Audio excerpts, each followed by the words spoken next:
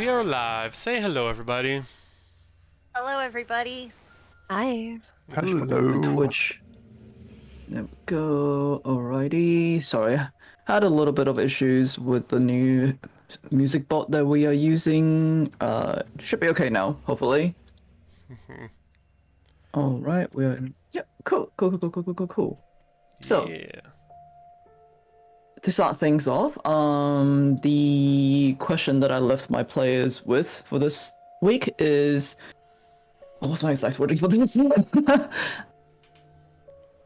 It is to describe the first time your character did something significant that became like a defining moment for them, that maybe then went on to sort of influence the way that they are now.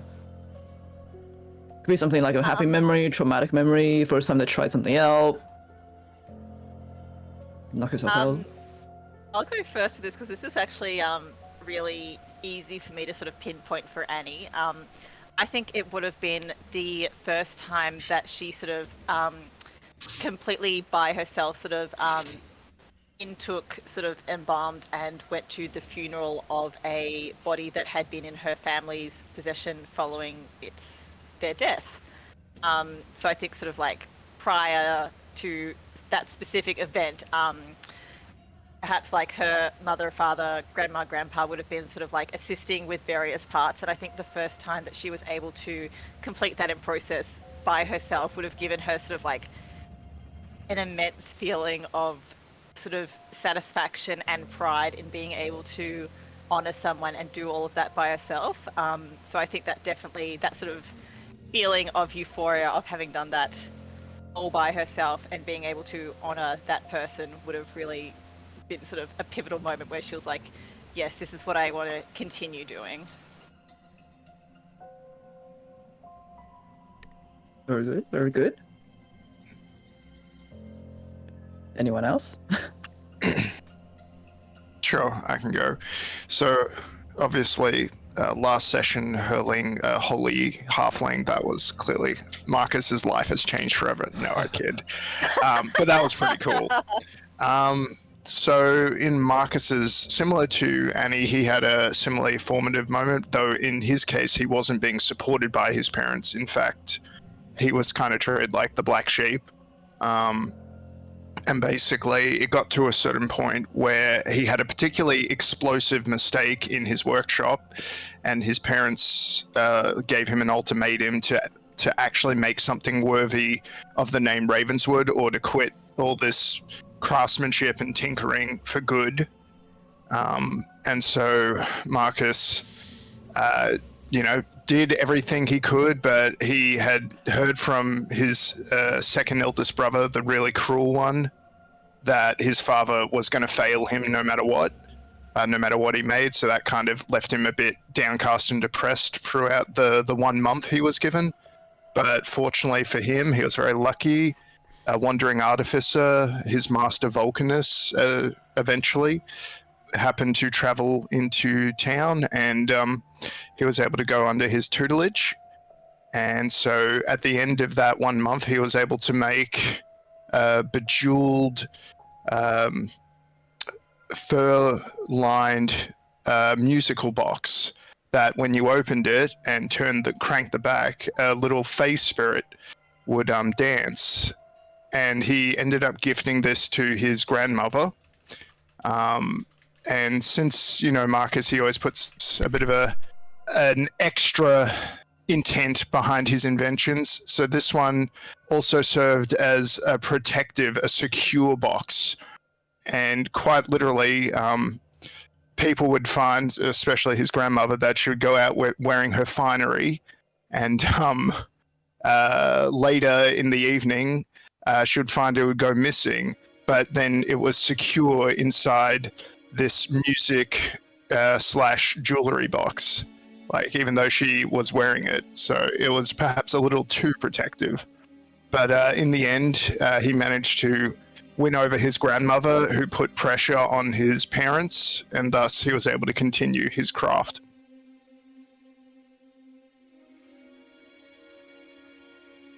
Fur-lined music box. Sorry, I actually meant felt lined, but fur is also pretty cool. I'm like, that's very interesting. I like the idea Sorry. of a fur-lined box. It sounds great. Kind of makes me think of like the inverse of that Book of Beasts from Harry Potter, where it's like fur Yeah, on exactly. the outside, but it's fur on the inside. The inside. Sure, let's go with that. Alrighty. It Anyone was else? before, like, Marcus was creative before his time. Like, no one they didn't get it. They didn't get it. I'll go next, I guess. So I think I've told the story a little bit about how Deuce escaped captors when he was like in his sort of early to mid-teens sort of thing, and how he sort of attributed that was the sort of the start of his good luck. So immediately sort of following that was was the moment after, I guess, that he sort of got confirmation of his continued luck. So after having liberated himself from those unknown captors at the time, he found himself alone, sort of dirty and penniless in the city of Shir-Talar, which is just west of the Chandlewood. It's a big metropolis type of city, and not knowing where to go, he wandered around, sort of asking for help, but everyone kind of ignored, little Deuce, just mistaking him, well, not mistaking him for sort of a vagrant, because he didn't have anywhere else to live. But as he walked through the city, he finally, a wondrous sight sort of came to him. It was this glimmering jeweled door of what was known as the Lucky Lemur Gambling Hall. So, having just escaped what he thought was certain death by sacrifice, he figured, he might as well push his luck. He pulled together a few successful pickpockets to, get a few coins in his hands, and then managed to translate that lifted coin in very short order into a larger purse, playing throughout the night an unorthodox strategy in a game that he had been familiar playing with in his youth, but didn't expect to see in a gambling hall, which was dominoes. And yeah. Moral of the story is, when you're down on your luck, gamble. Only if you're a halfling with extreme luck, yeah. All Face right. those losses. What could go wrong? Christy, Emma. Christy, go. I'm happy. Okay. I'm just really kind of going on a fly here. I don't know. Probably when Bree was young, maybe. I'm just imagining it. Okay.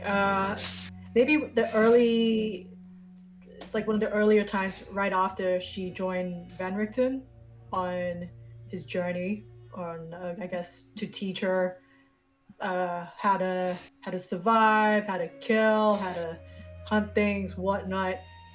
But it's like, like in like one of those games where in RPG where they're like, oh, we're gonna teach you how to hunt a deer. Look at that over there, and it's like It's a fishing mini game. it's probably one of those moments. But I think Bree would have probably be like, oh yeah, she found the deer tracks really quickly, but instead of just instead of straight right killing the deer or whatever level 1 creature back in the day, okay, in that area, she probably waited it out and noticed some edible rare fruits or plantation that the deer was like holding, and she took that back instead of the deer, and say, hey, this is what I found instead. And I think she could probably, I don't know if this is OC, who the fuck knows, whatever, my time. I assume maybe Van Richten would be like, kind of like, he would have like a surprise Pikachu face, like, oh, but then he would try to act cool to be like, yeah, okay. you picked it up really quickly, but I guess that moment is I think, when he acknowledges that, he pretty much tells her there's always a choice, whether you could take your life then or there or not, and he can really, I guess, see what alignment, or like how she is as a spirit. And I think for Bree, it was that moment of like, oh, I guess he's kind of proud of me. Cool, I think I did something right. So that kind of directs her to be like, okay, we don't hunt unless it's necessary, kind of thing. Yeah, I don't know. Yo. That's it for me. I can't think of anything. Yeah, no, that's good. That's good. I don't know how he's written, like, in general. Like, so I just heard there was a moment like, oh, he could be like a cool uncle. Like, oh, okay, damn, she got that in less than 5 minutes. All right, now. I mean, I think there would have been like a little bit of like a slight hesitation in thinking that you might not be able to kill if the time were to come to it. But then, like, you know, after you sort of like explained why you did, he may have seen things a little bit differently. Yeah. There would probably still be that wariness about not being able to pull the trigger if you know, the time were to come down to it. But it's like, oh, okay, maybe she's a little bit different compared to all the other ones I've tutored before. Well, no, he wouldn't have tutored anyone apart from his. Yeah, I thought it'd be something different. We never really discussed the training sensei-ish period. Your Karate Kid period. Yeah, the training montage. But there you go. Okay, good. Emma? Yeah, so I think the first that I'll talk about is when Desire first chose her tiefling virtue name, because she wasn't born a tiefling. That was not the name that she used for the longest time. I thought we knew that. Did we know that? I didn't know that. I don't. I think it's been alluded to. It's been danced around. So Desire's ancestor made a pact with Glacier, and certain of his descendants followed that more strongly than others until the inherited tiefling traits became weaker and weaker through the generations. Some people just had a slight tint to their skin or a very small single horn until around the time of Desire and her parents, where because they weren't following the pact, they didn't look like tieflings at all. And because of their because the family no longer was serving this fiend, she withdrew her favor and they fell on extremely hard times. But Desire, perhaps like her original ancestor, wanted more out of life, and she worked her way through society, masquerading as a noble character until she was able to secure a legitimate noble marriage. But that didn't go so well, and when she realized that she was never going to be able to live the kind of life, have the kind of freedom that she wanted in that marriage, she chose to enact the part of the vow that said, "Till death do us part." And it was at that point that that ancestral pact was reactivated. Glacier saw a will in her to do whatever it took to achieve her ambitions. and returned her favor on the Montbank family once more. And that's when Desire chose her virtue name, because it was the first time that she had met someone, I suppose, who saw and valued that part of her.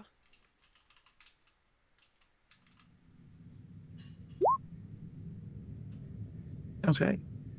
Give me one second. Oh. Did I roll something by accident? Hold on. Ah, okay. Nope. Alrighty. In that case. Alright. In that case, I am going to jump straight into the recap from last week, and this one is not very long because we only really had half a game last week. So, after taking a long rest in the ruins of Argynvostholt, you spend some time identifying your loot, especially the holy symbol of Ravenkind, which eventually went to Deuce. You spend some time exploring the rest of the ruins, finding old traps, unearthing helpful potions, falling through rotten floorboards, and getting stuck behind bar doors. Finding your way back into the Dragon's Foyer, Annie noticed that the door to the spider's room is now hanging wide open, webs trailing through the doorways. Before you can investigate, however, you are approached by 3 silhouettes in the castle's main entrance. These 3 turn out to be vampire spawns of high intelligence and skills, donned in armor decorated with the Zarovich crest. As battle ensues in the lobby with the 3 vampire spawns, spiders, and all of you trading combat, blows, and spells, at the peak of combat, Deuce activates the holy symbol of Ravenkind for the very first time, bathing the lobby in a blinding sunlight, burning the vampire spawns. And as those 3 are taken down, Bree also kills the last giant spider, continuing her weird streak of bad luck as she gets splattered by the spider's guts. However, heavily wounded, covered in viscera, I think you guys decided to take a long rest. I don't know if we said that in game, but I'm assuming you guys are going to take a long rest. Yeah, we decided to go to one of the old Yeah. rooms, on the, I think, first or second floor, and long rest there. Well, So Marcus and Desire went to the room, and everyone else who doesn't understand the concept of privacy. also went into the room. Yep. Yeah, hold on. Oh, we don't have the map. Okay, never mind. Oh, okay, don't worry. If there was more than one room, sure. There was. Nope. No. I'll put you guys back on the map now. Here we go. Okay, so you decide that you're going to take a long rest before heading back to Vallaki. A very tiring day of one combat. Mm-hmm.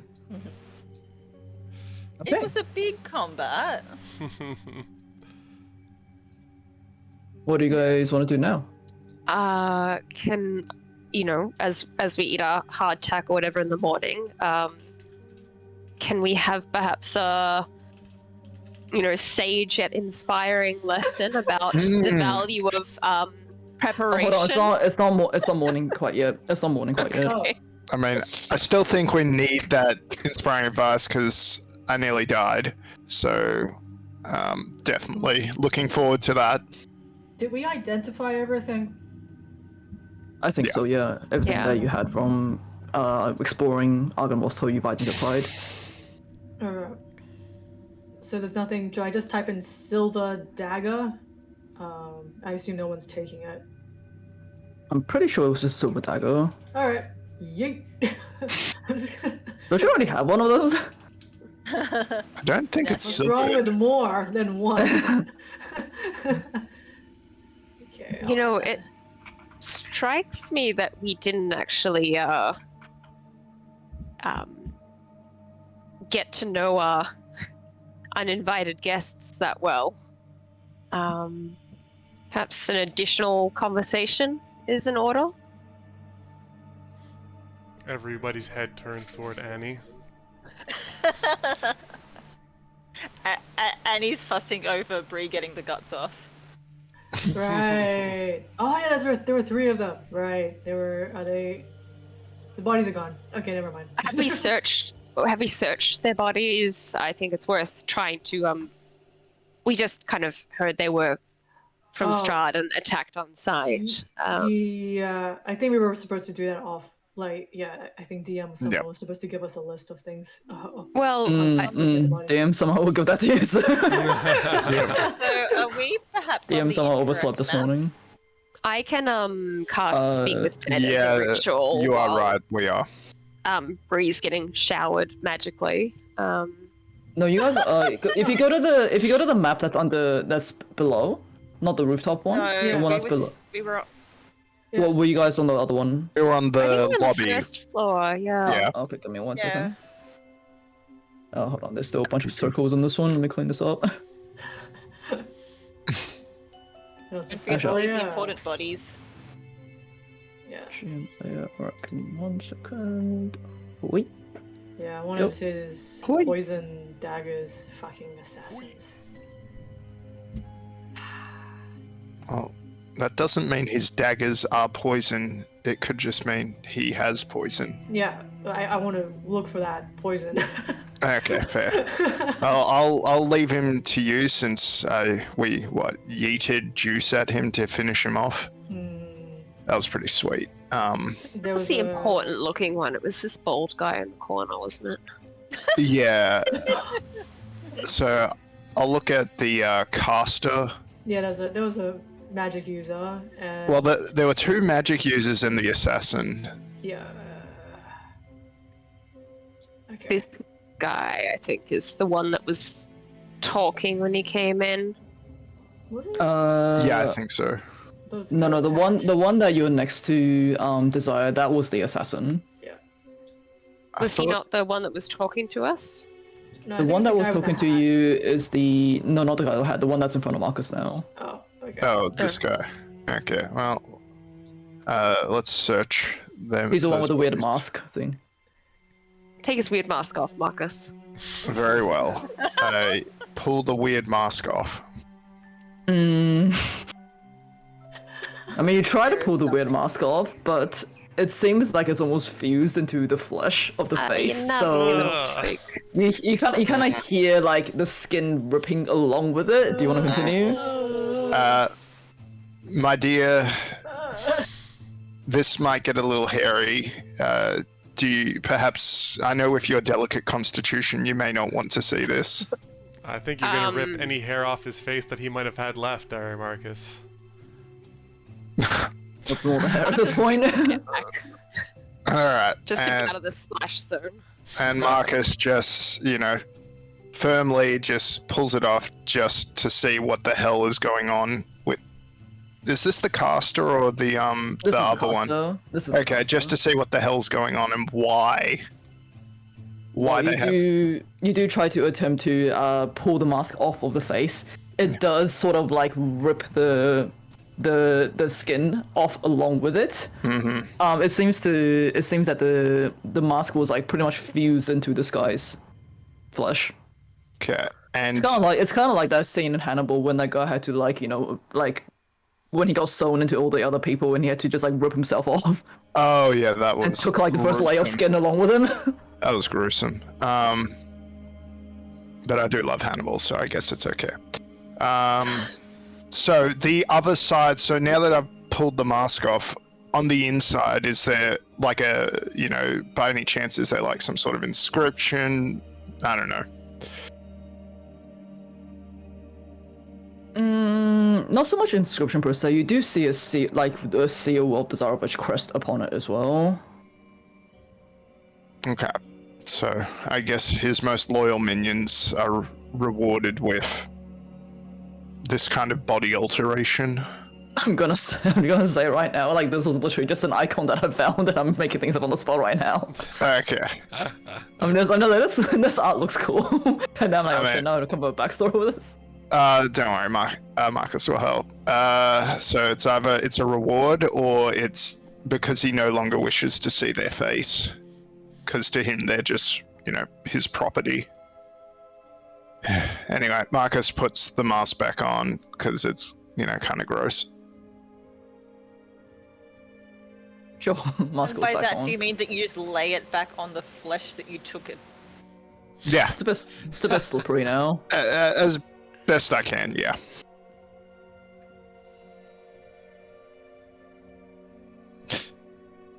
Have you looked through his pockets? Or just under his... I assumed. mask? Sorry, I thought we were doing the list off camera, Oh, but my yeah, bad. I looked through the pockets, pat it down, all that stuff for both of the bodies. Okay. You do find several items that I will give to you off camera. Yeah, that's fine. It won't be anything. It won't be anything too game breaking right now. So even if we don't equip it at the moment, it's not going to be like dire. Okay, but later it'll be game breaking, right? When I need it to be game breaking, it will be. You find 3 bronze pieces and that's it. Couple pieces and that's it. Jesus. Oh, okay, guys, we're rich. Which one was the one that Marcus just defaced? The kind of like leader of the. Faced. He faced quite literally. I think he was the. He was. Yeah, It took me a second. That was good. he was the one that was talking to you, like was the kind of like the mouthpiece. Yeah, no, that kind of deface, like literally deface. E-face. Remove face. I mean both technically, but yeah. Okay. Specifics of Speak with Dead again. I can cast it as a ritual, I believe. If you want to save yeah, your I've still got- spell slot. No. It was just more if it still had considered was having a mouth. Was my concern. It's got a mouth. Just, none of the decorative parts.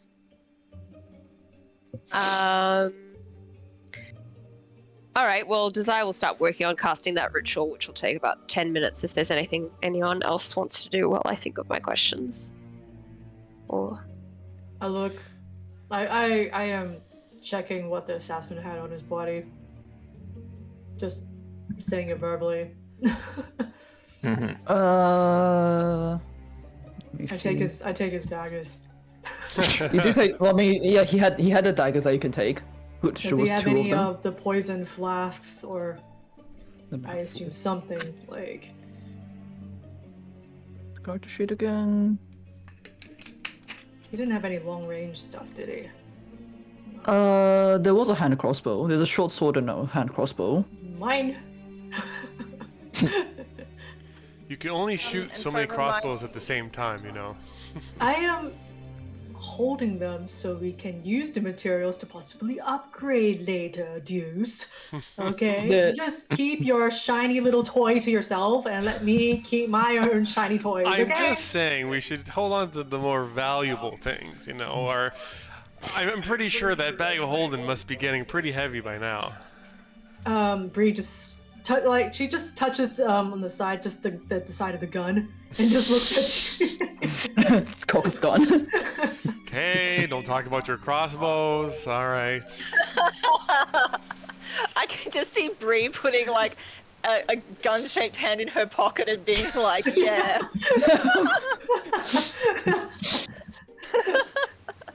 Okay, so you find obviously you have the weapons that this guy left behind. You don't seem to find any sort of like a poison flask or anything like that. It seems that the sword that daggers I had was already pre-poisoned. You do, however, find Pre-poisoned. you do, however, find what appears to be a antique candle holder. Doesn't have a candle in it, but it's an antique candle holder. Is it So on made those of like silver? little tray. It does seem to be made of silver, Whoa! or at least metal, at least some form of like metal. But it is like it might take a bit of buffing to figure out exactly what material this is made of. It's one of those like little trays with like the ring at the end that you can hold on to. Why the fuck was Deuce. he carrying this with him? It's so weird. Deuce's nose in the air. It smells like silver.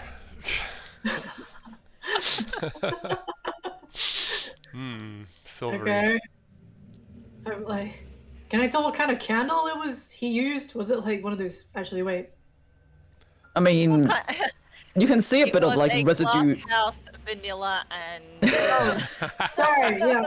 I'm just trying. Wait, flashbacking. How did the people teleport around in Ravenloft? Was it with stones? It was the It was glowing stones, that one. firestone, something. Okay, Yeah, something was Firestone. wrong, right? Okay, it was something. Sorry. Yeah, my brain is befuddled. Okay. Didn't use. I'm like, how the fuck? Maybe he could have used this to teleport, but maybe he just used it because. Yeah, I don't know. Bree just tucks it into a little satchel or something. We do yeah. need to do a better job of keeping at least one of Strahd's lackeys alive. I feel like there's something we could glean or learn or figure out the next time this happens. I don't think this will be the last time. So maybe the next time we'll not kill everyone. Ooh, then I look over. Whoops. I assume Desire is doing the ritual thingy, like Mhm. with Annie in the back. And I was just like, oh, Bree yells over to the side. Oh, do you think you could, change your image to make it a bit more persuasive for some answers? I don't know. Yes, that's a good idea. Or Or can you do that? I can't you remember. know, I can do that. Desire and I can both do it. Yeah. Okay. Yeah. Also, we I should write a will look- list of questions. Like, Right. why would they what's be his name? asking some of these things though? What's the jealous one? The wife? Uh, The wife? the bride that's jealous. There's Valenta, the crazy one. Ludmilla, the even more crazy one, but like in a calm way. And then there's Anastasia, Anna. That's the one who's the jealous one. the diplomat. Yes. Anastasia of House Kavalova. Do the dead like care other than who they're talking to? Like when you do this ritual? We've never really had a dead body kind of say, "Who are you and why are you asking me this?" Yeah. They're Yeah. generally talking to fairly me? forthcoming. I feel if we trick them, if they see what they see, they hear what they hear, they'll answer based on that. I don't think they have the capacity more than that from our previous experiences. Mm-hmm. I don't think speaking with the it's very simple like responses anyway. So they have to. I'm pretty sure they just have to tell you what they knew in life. I'm just kind of curious. How did they know we were here, and how did they get here? I would presume Strahd has his eye on us, especially since we sent him a giant message and Marcus points to the shining beacon.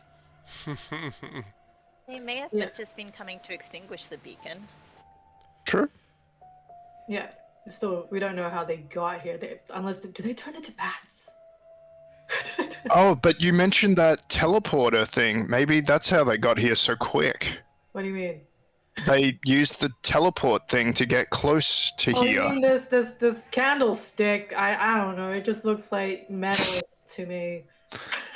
I mean, it looks metal to you. To me, it looks like a beautiful piece of art, Okay, eventually. Have a look. Is there any magic to this thing? Here, and Bree passes it to him.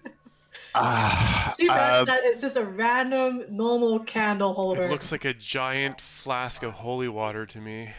To me, it looks like a potential spell focus for, the future.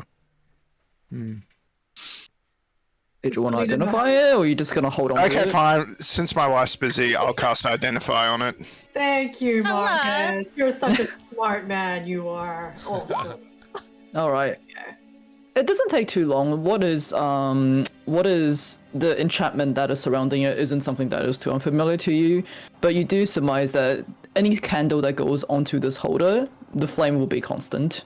Can't go out naturally unless the holder of the candle holder chooses to put it out. Oh. So, So where's it's- the teleport to, Marcus? And is it made of silver, Marcus? Okay. So the silver thing, I Oh assume. yes, it is made of silver. Okay, easy done. Mr. Wildura, it is made of silver. And as for the teleporting, It appears this is not a teleporter. This is more a visual aid. Candle holder. An ever-burning candle holder, Oh my goodness. Miss Willow. So you see, Marcus pulls out his torch that is also ever-glowing. Wait, does the ever-burning generate heat, or is it just light? The Well, it's a honey candle. It's a candle. It does generate heat, yeah. It's Okay. acts the same as a candle would. but it just So doesn't go out. Marcus, produces a candle, puts it in the thing or whatever, if it has a candle or not, I forget, and It does lights it.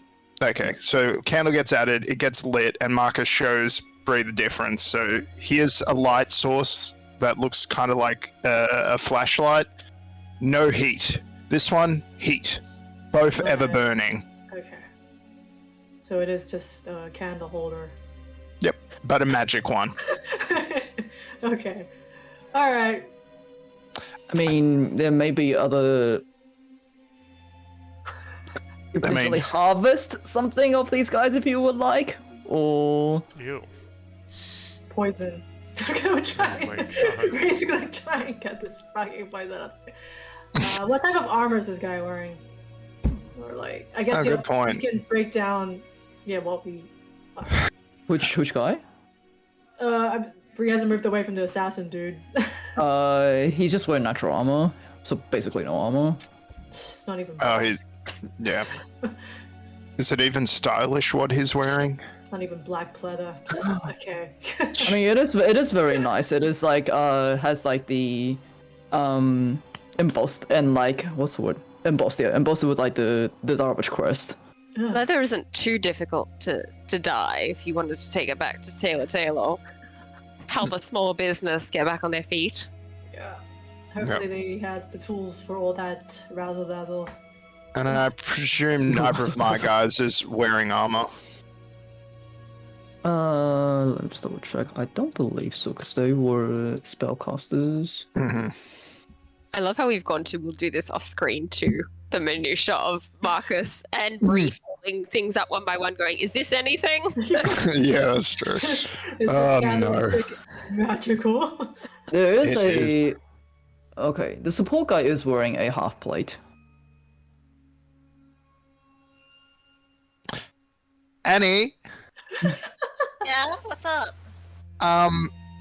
you might have a personal issue with looting from, the dead, but this guy, But I don't. You ain't get but I don't, and I can remake this in a suitable Kellenbor image. But what kind of armor do you wear right now? Oh, me, think it's I'm wearing chainmail? armor that is on my body, Strahd.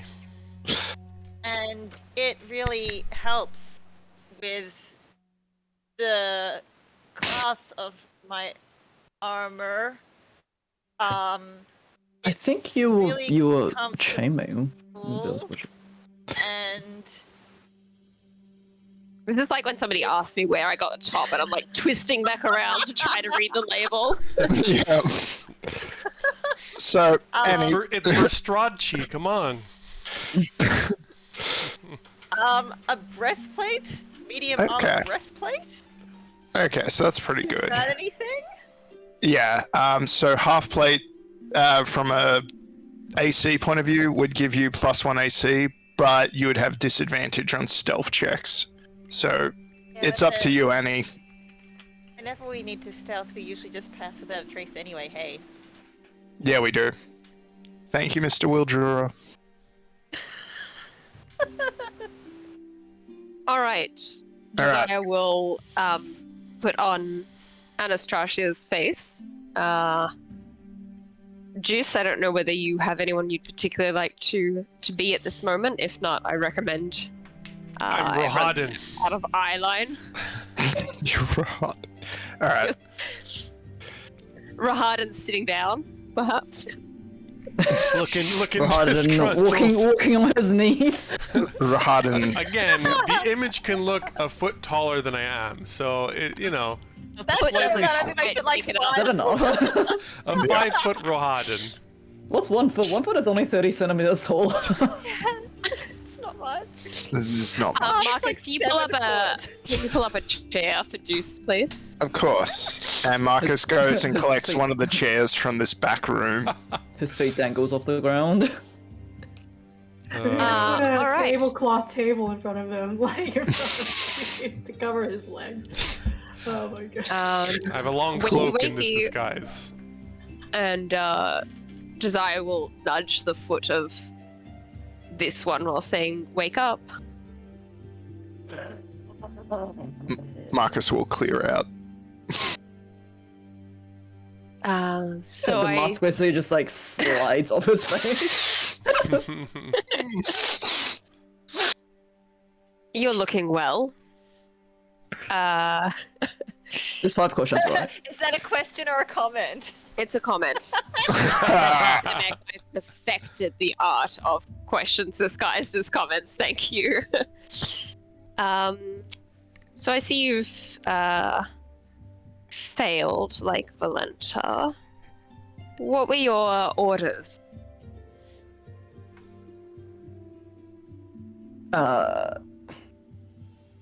Seek out those who relight the beacon and destroy.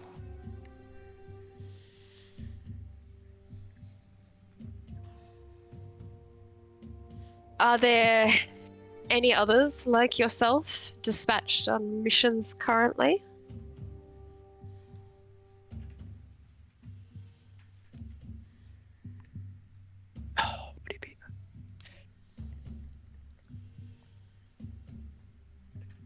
Can you just say that again? Are there any others like yourselves dispatched on missions currently?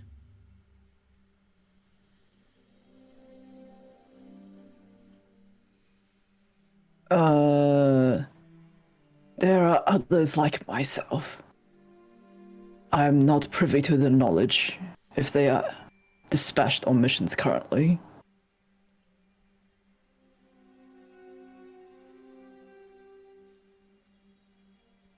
Sorry, just checking with Juice under, with a little message under my breath. Do we know how they traveled here? I don't think so. How did you travel here?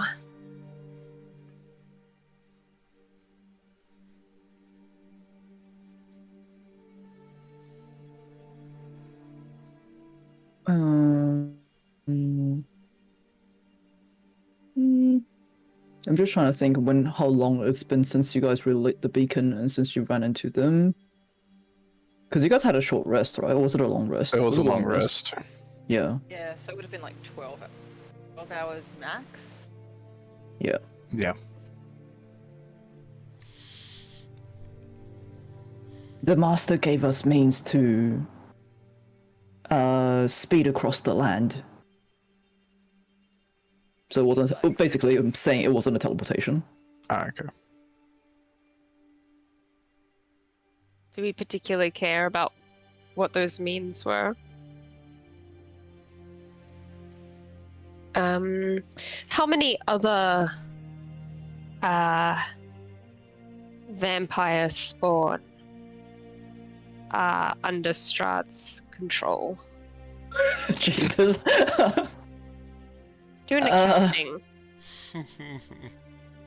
Oh gosh, I don't think there's an exact number because it would just keep like, it's really ever changing depending on who he has under the control right now.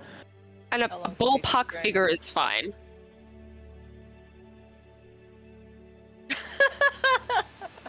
How many are in your class? Around 100? I don't know. Jeez, okay. I'm just trying to get a sense We of. do not know an exact number. Oh, I thought that was his character voice.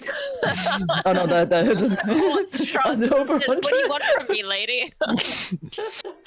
I don't think they. Yeah, because vampire spawns are basically like the minions of Strahd. It's like he can literally make more if he were to run out. So it's not like I always have 100 people on standby sort of thing. I know, but I feel like also the economy of bodies in Barovia is not necessarily being replenished that often. Oh, there's a lot of bodies in Barovia.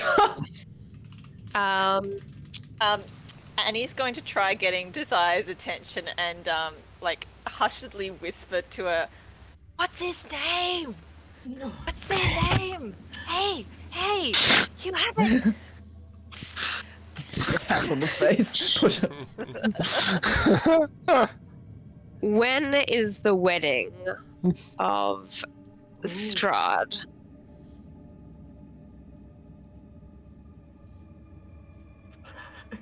Check schedule book. Let me pull out my Google Doc. On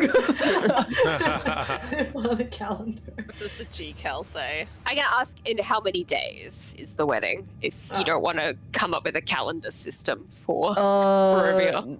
No, I would say.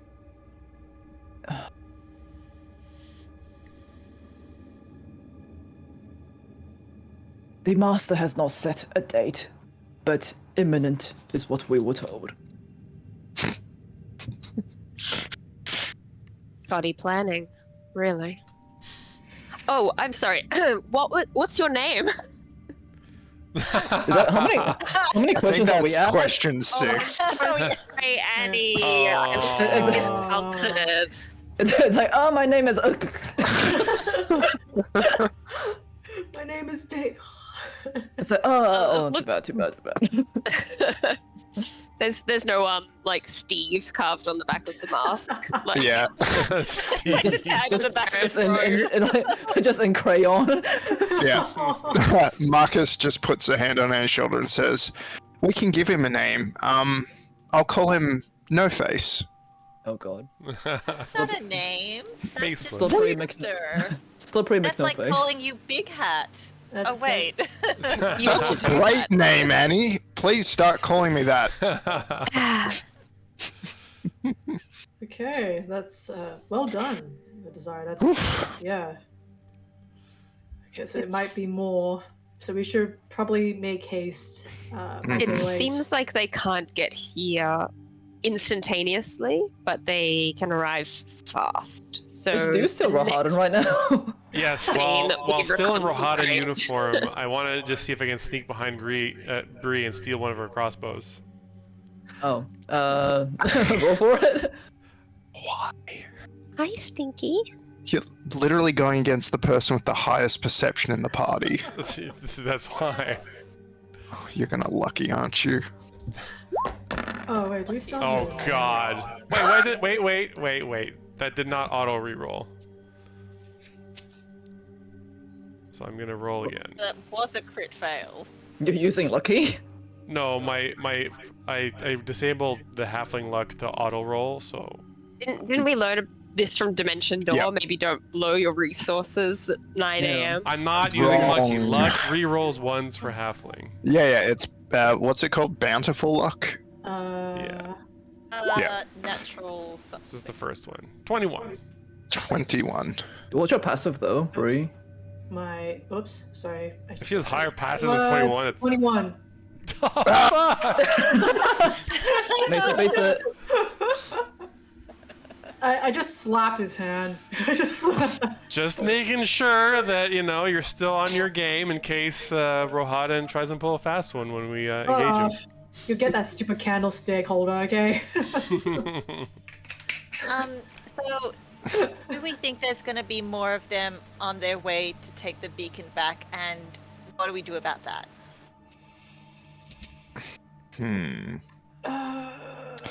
Where are we on the map again?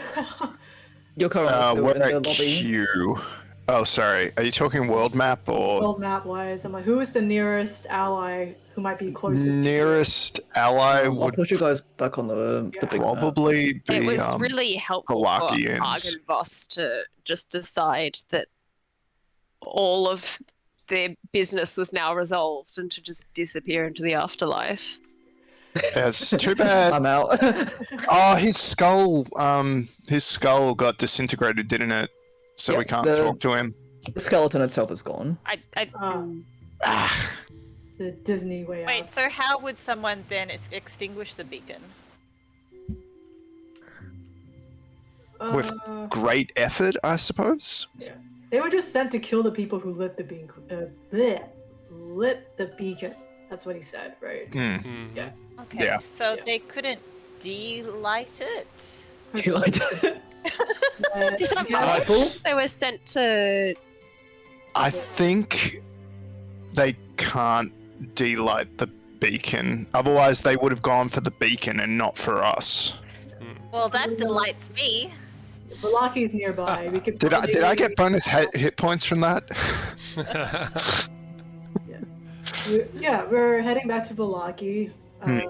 We can ask the bartending people to keep an eye on it when they have time. But just keep an eye on the beacon. Or just fly over when they, or one of their relatives to fly over. Yeah, so we could station some of the Order of the Feather at Argynvostholt. We could set up a roost in the beacon tower, Or at least just let Oh, them there was know. already some Yeah. roost there. but one for Something- ravens, not dragons, I suppose. There were ravens in the tower as well.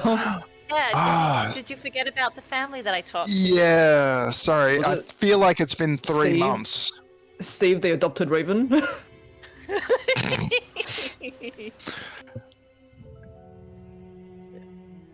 We have options. That could be an option. Could be an Okay, option. good. So,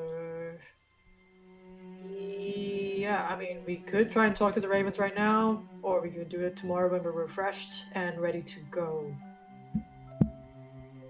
Yeah, I can't talk to animals. I can only pet them. I can only pet.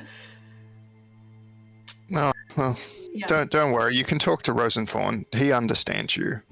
cool. But yeah, we have options. We can always talk to the Order of the Feather when we reach Velaki.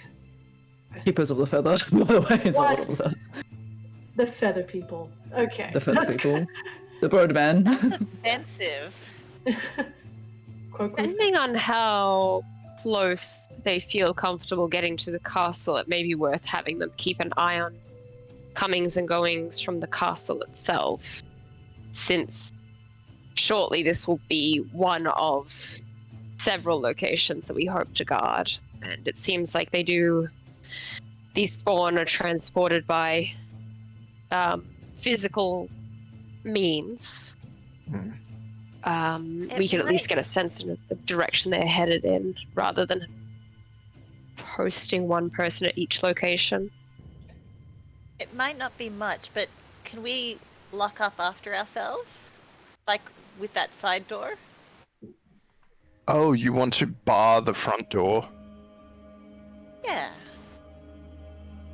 Isn't there a That's gigantic doable. hole in the spider room? Oh, yeah, but who's there going is. in through there? I mean, Walls will keep that secure. Balls Right, are dead. Balls are dead. We killed the Pauls. No, there's more walls. The small paws or the big paws?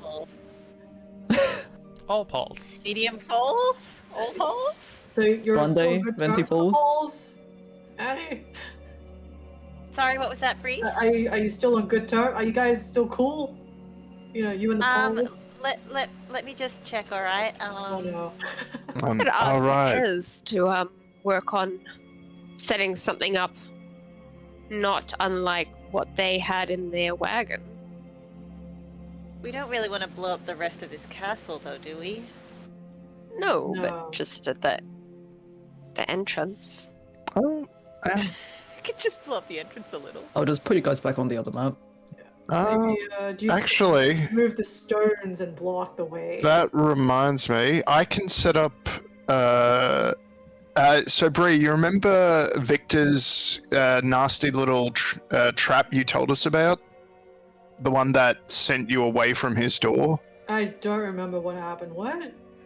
His door had a I glyph know. of warding on it. Well, Annie will remember what happened. Oh, yeah. Yeah, I recall.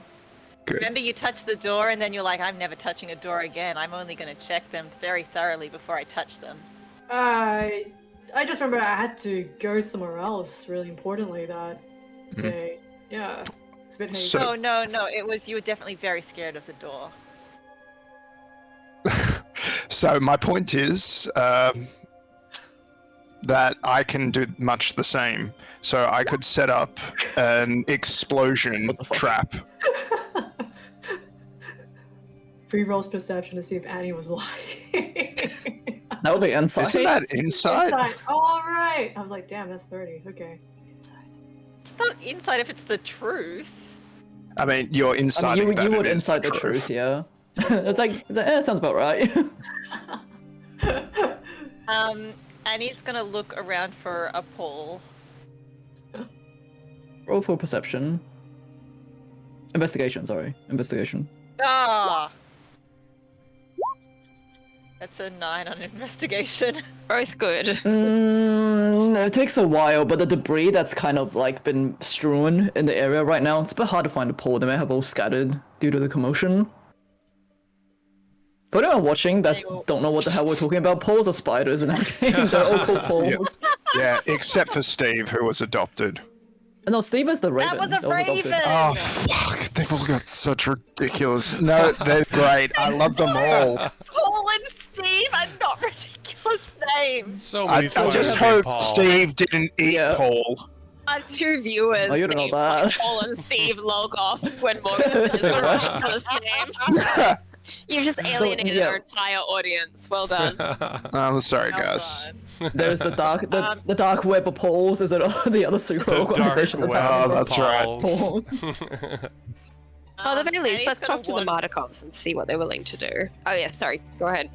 Talk to the Annie's gonna spiders. wander off into the web room to try and find some more Pauls. Wait, hold up. Did we clear that, or are you just gonna walk into a room full of? She's just gonna wander. Yeah, she's gonna find a Just Paul. walk into the It is- unknown. Yeah, it is difficult terrain in there, by the way. So you're kind of like, oh god, everything is stuck to me. Yeah. We don't know if we killed all those spiders. We'll know soon. All right, what's everyone else doing? Not going in there. I'm not going. Just to, is this pre or post long rest? I lost track. This is pretty long rest. This is still pretty long rest. rest. We haven't gone This to is kind sleep of- yet. Yeah, so you guys are still pretty like battered and bruised, and like this is kind of like it's almost middle of the night now. How long has it been? Since the Since- combat? Not that long. Like, Just If you think about it, this is literally half an just hour? happened. oh. So we Give or got up. take almost half an hour, I would say. Had a round of combat, and now we're going back to bed. Pretty much, yeah. We're Okay, fatigued alright. from the one combat. Annie, come back. We can Oop, do this wrong tomorrow one. when there's light. Yoink. What? Yeah, let's do it when it's morning, when we can see things. Okay, there's nothing. We can't see Yeah. Is it anything. right now? 3 a.m. Like, you Yeah, it's should always pretty- know what time it is. Isn't that I one do. of your That's things? why I'm asking the ether. Oh my DM. It's almost like it will probably be about like 10-11 p.m.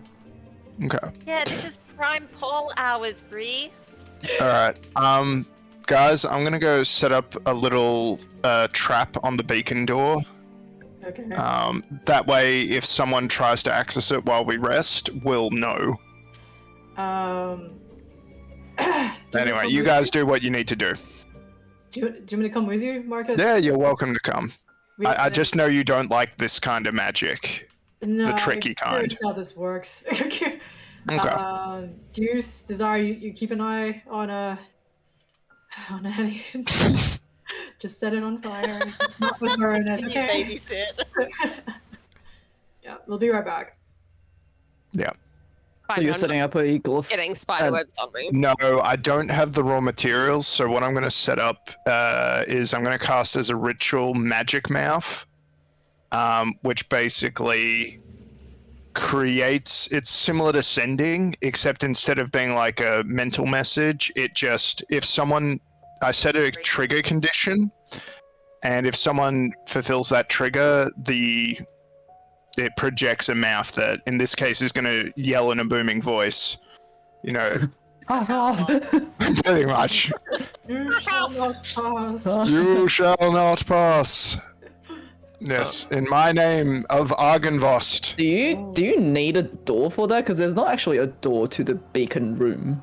Then I'll just set it up on the the Wall entrance. or whatever. Okay, The cool. like the floor, when Actually. something passes the floor. Yep. Something like that. Let me just put the spell in the thing. Anyway, so yeah, that will take me 10 minutes. Okay. And do we have I forget, do we have something that belonged to Irina again? There you go. I don't know. Look in your giant bag of holding.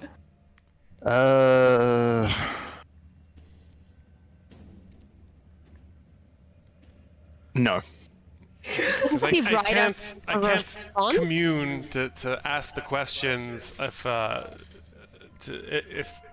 they're likely to be married in the next 7 days, but I could scry on Irina since we're gonna take a rest anyway, or try to, and see if she looks like she's prepping anything or who's around her or anything like that. And if we're gonna take a rest anyway, I might as well take some time with this uber-powered pendant now. I feel like it Yeah. might be a good time. Don't you need an item to scry on someone? She helped make this potion when she and I were spent most evenings crafting together. It's about as close as I have does to that something count? of hers. Well, I don't need an item of hers. An item of hers will just lower the save modifier, essentially. Did she not return any of our letters? When Letters? no, I don't No. remember. no, that's fine. I don't think we got. No, but besides the crafting things that she made, I have nothing of hers. I mean, we have the. So she was in the black carriage with us, wasn't she? And Oh, didn't she raise? She was looking after Waffles for quite some time. I still don't think any of those things are necessarily possession. I mean, she Yeah, I don't think wore the it's technically blanket, but she still- didn't own it. Mm-hmm. Yeah, it's like Waffles is still technically under your possession. She just helped look after it. Okay. Done. Well, I was thinking we'd check Waffles and see whether it has any, maybe in her time in the tower she made him a little collar, some kind of trinket. That was me. I made him a collar. In any case, Sorry. I would say we know the target well, which means they get it's still a significant. It's -5. Okay. So Good luck. all right. I can do that now or wait until everybody's done. Whatever. What is everyone else still doing? Oh, Well, what I'm you done. and I do, Juice, depends on how Annie's going. So let's just ping a little message and say everything still good in the dark room full of spiderwebs. Oh, yep. Everything's going great.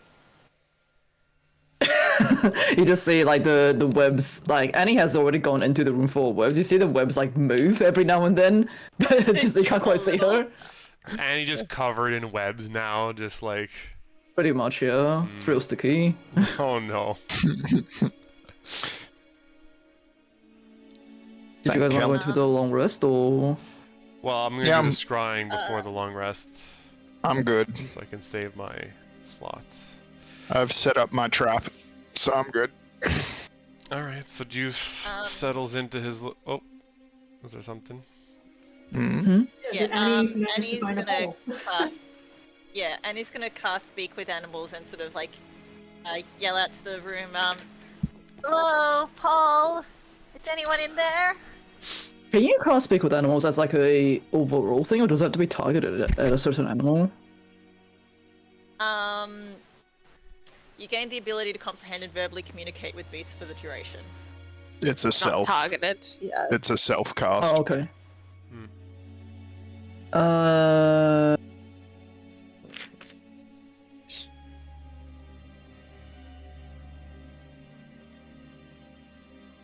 Okay, you call into the web room.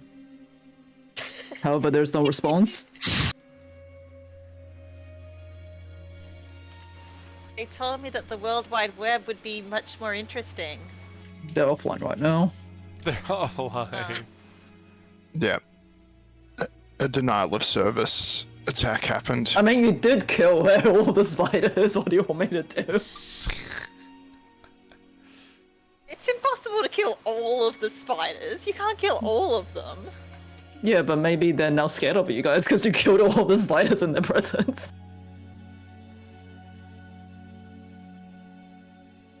And he's gonna go over to this fireplace and try and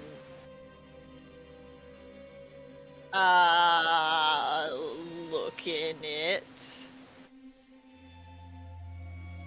It is a fireplace. This has not been, obviously has not been lit for a very, very long time.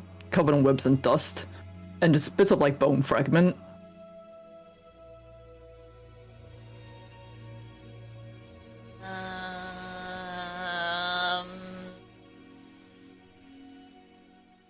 I'll give you another investigation check. Give me another investigation check. It's a 13. Do you have enough energy left to find animals and plants? It takes a little while of you unearthing, rooting around in the fireplace.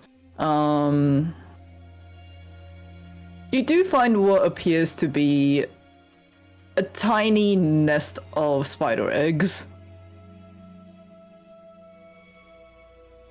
Hello, babies. You're gonna be not- so big and strong one day. I'm so excited for you. Obviously, there's a respawn. This is very Charlotte's Web. And he takes all the spider eggs and hatches them. Oh god. Like, actually, she might. Is your mom around? Wait, they're eggs, they can't They're respawn. not born. They're not born. I totally believe Annie still walks up to the eggs and asks the question, though. I completely believe it. Do spider eggs need to be warm to hatch, or is it Miles? No idea.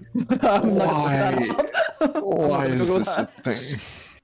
Because you could prestidigitate them to like the perfect like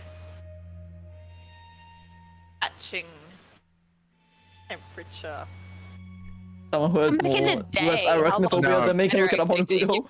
No. No. You don't know spider eggs don't hatch depending on warmth? Well, spiders are not warm-blooded creatures, so I assume no. Spider eggs typically hatch in 2 to 3 weeks, which means another 40 sessions. So really be committed to this bit if you want it. So by the end of the session, you can have your own army of giant spiders. 2 to 3 weeks in game time is going to take us another If that's episode 4 100. years. that's only if they were like just laid. Okay. Yeah, no, Annie is going to burn a locate animals or plants to find specific kind of beast or plant, concentrating on the voice of nature. Okay. Annie is going to use that to try and find sort of the next most important matriarch / patriarch within this spider colony.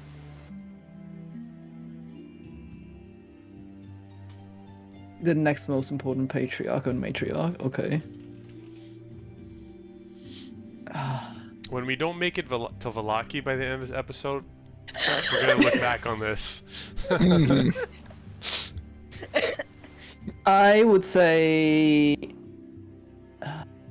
all of the giant spiders have unfortunately been destroyed. The matriarch that was part of the clan was the mother to all of these eggs. However, there is no one else. There's no other giant spiders left in this building, essentially. There's just regular spiders. You may be able to find a regular spider, but they're obviously like they've kind of scattered given the the chaos that happened in this foyer.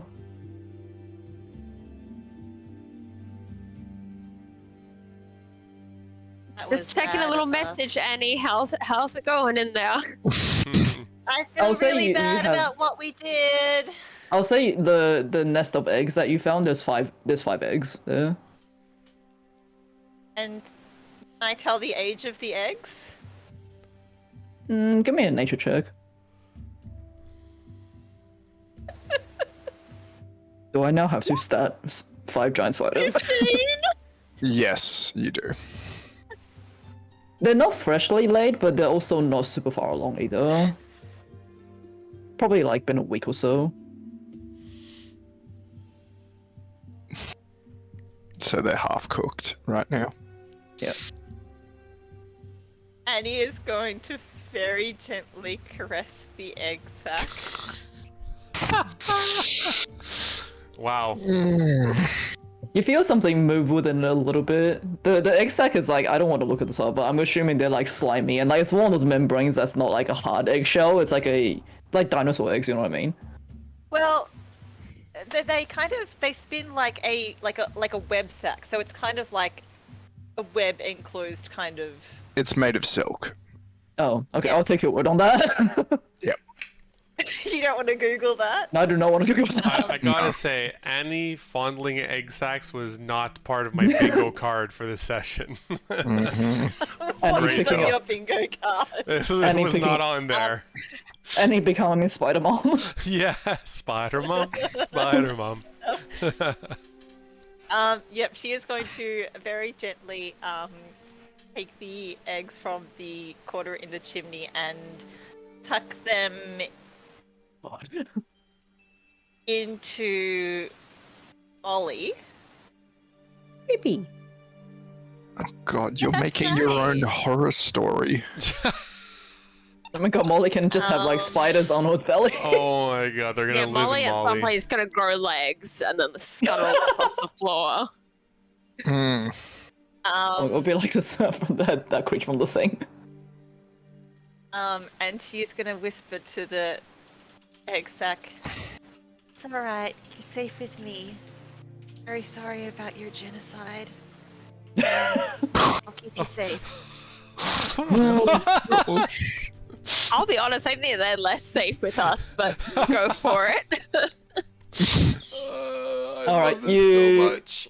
You stuff the 5 spider eggs into Molly's seams. She looks very bulbous right now. Oh, I open Molly up and see if there's anything else inside of her that I can fish out to help make some space. Ooh, question. You find a lot of like bits and pieces of like old bone fragments that you've seen sort of litter the floors of this web room. There is tiny bit of like squelchy flesh that looks a little bit similar to the one that Marcus just pulled off the vampire spawn's face. Molly. Yep, Molly, how about you take care of this for now, hey? Also, a One of you cockroach. moms A together? cockroach crawls across your hand. Oh, hi, friend. Let's go take a long nap. Speak with animals still on. Is that cockroach gonna be like, "What's up"? It's like, yo. Yes. Yeah. Yeah. Hey, friend, where'd you come from? What's your I've been watching name? all the stuff in the castle, Oh, but you no. only care about spiders, lady. So whatever, scuttles off. Now I have to come up with another network of cockroaches. Are you seriously asking what his name is? No, I'll spare you that. Annie will go to rejoin the crew and we can go into our long rest. Are you telling him, bro? You just picked up 5 giant spider eggs? Absolutely not. Oh, okay. Go, Annie.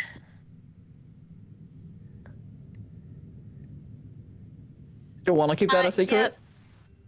Yeah, I said Did absolutely you find? yes. Did you find any spiders? You seemed no, so I down when didn't. I touched base. I found a cockroach. You want to see? Nope. I mean, Yeah. you can roll. Is Annie as devastated looking as You can roll she might insight. be? You can roll insight Uh-huh. if you feel like she's not quite telling the full truth. 11.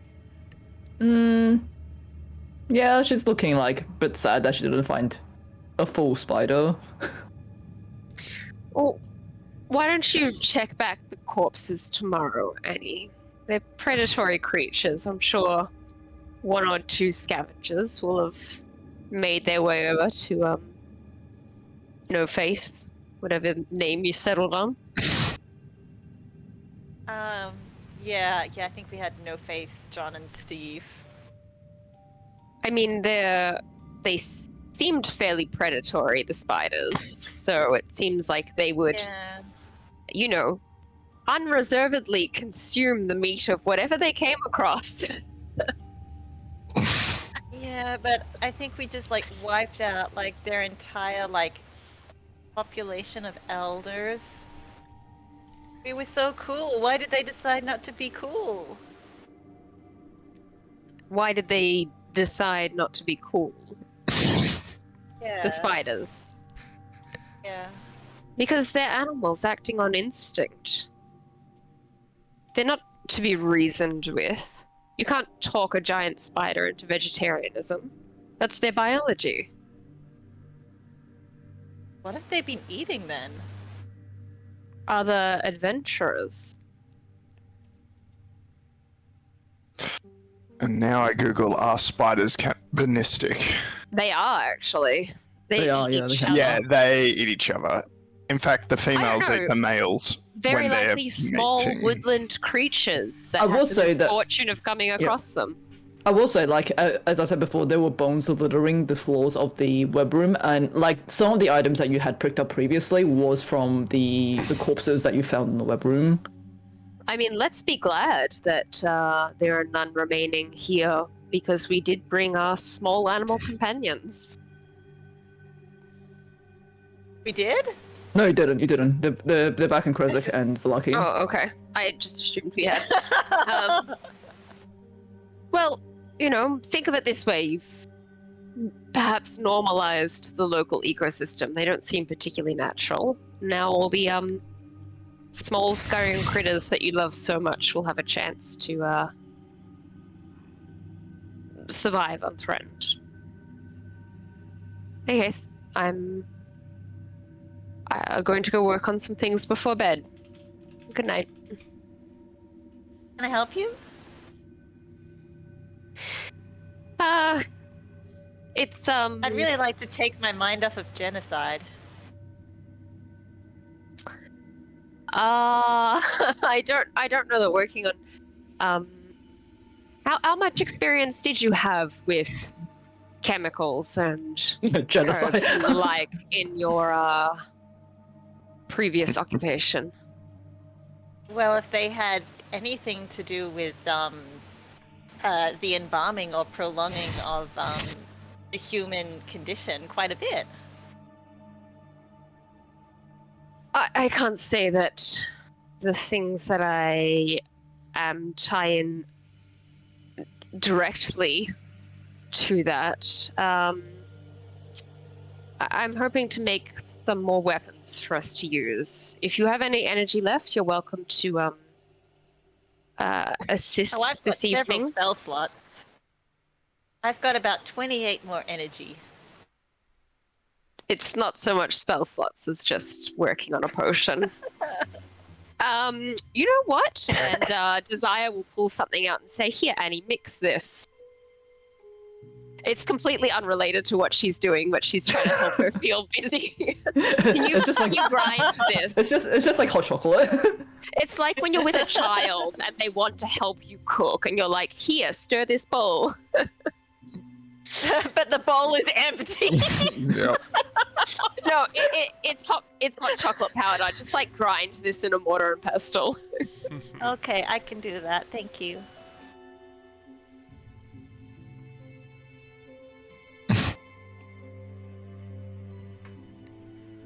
Okay.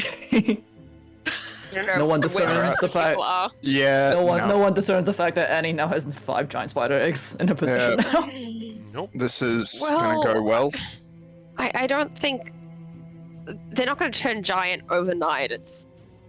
And he's more worried about Snuffles and Waffles, to be honest. But we don't know, so we don't know. Ignorance is bliss, guys. We'll cross that bridge when we come And to he doesn't know that each of us has a potion of invulnerability, and she doesn't. So we all have our secrets. Okay. 3 is going to sleep.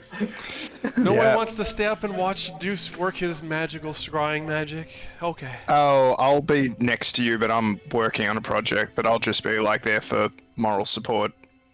All right. Well, Deuce using the holy symbol of Ravenkind this time as the center, with some like dominoes twirling around it, tries to open up a little screen to try and scry in on Irina to see what she might be up to. So Alright, what do I have to roll for? it is a wisdom save, and the DC. So 14 plus 5 is 19. Oh, shit. 19 DC. 'Cause we don't have. It would be Wisdom. higher if we had something belonging to her, but I don't think we do. Oh, so this is for Not Nice. even a chance. Alright, so scrying is you see the entire scene, right? Yes, so you can see and hear a creature that you choose on the same plane of existence, makes a saving throw, and then, yeah, that's it. Essentially, like an invisible sensor appears within 10 feet. Yeah, it's like pretty much a camera, security camera. Yeah, exactly. Alright, and they can't sense it. No one in the room can sense it, I don't think. They have true Can they? sight. Yeah, true sight, or they just happen to be casting detect invisibility at that exact moment. Did I restart them already? Yes, I did.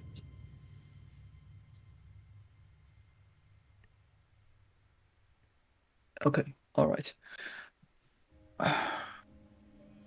The scene that you're looking upon right now, Irina is sitting in a dining room by herself. There's a very lavish meal laid out in front of her. She's kind of picking at it. Does she look enthused about eating? No, not at all. You do see that she has her cheeks have like sunken in quite a bit. Her skin is a bit sallow, kind of like she hasn't been looking after herself properly. Oh no. Are there any bite marks And- on her? Not that you can see. At this point, the door to the dining room opens, and Ludmilla, one of the brides, strides in.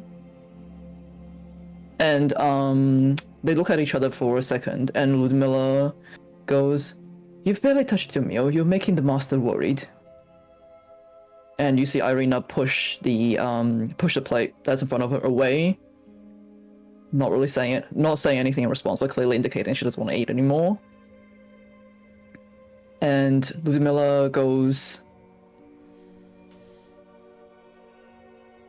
Ludmilla at this point goes, you best ensure you do not, you best ensure that you're in your top form. Anastasia will be back soon with several wedding dresses for you to try on. And she leaves the room. Ooh.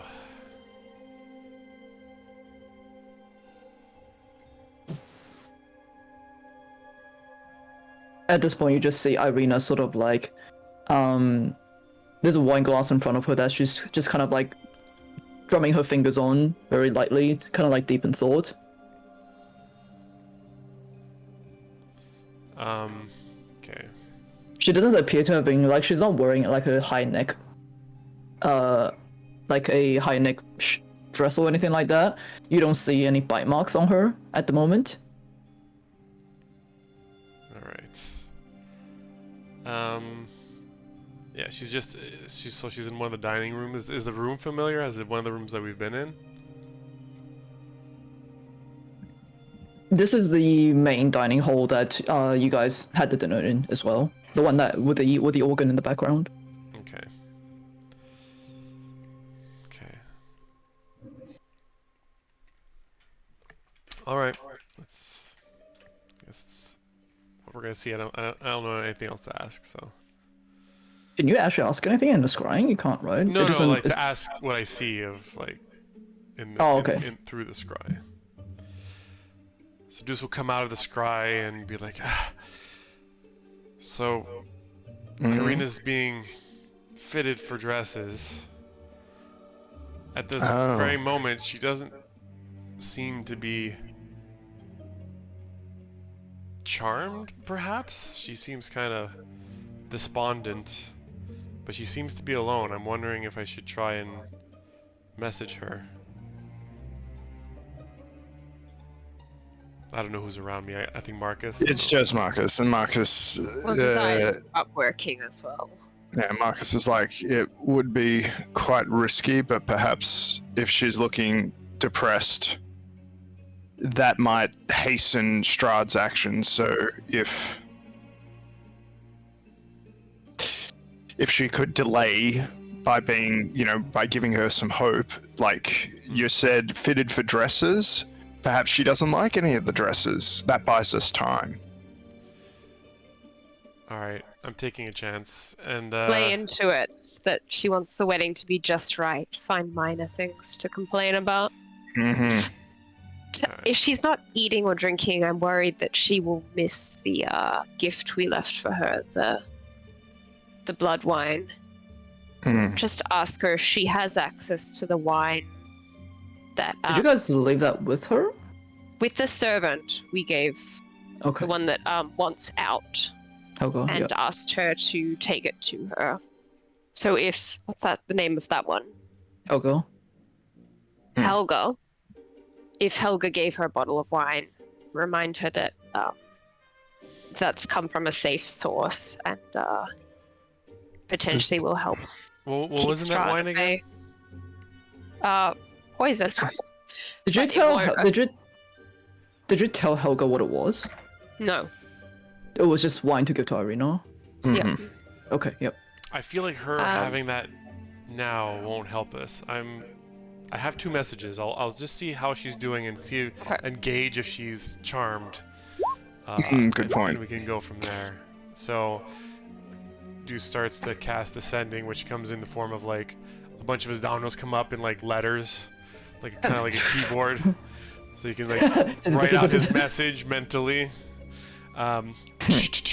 Sounds like a typing like a typewriter. He's gonna say, Irina, it's Deuce. Are you okay and with us? And what with us? And with us, like Okay. Yeah. with us. When does Strahd intend to marry? Hang in there. What are we at? You have 8 words left. 25. Yeah. 20 words left. 25.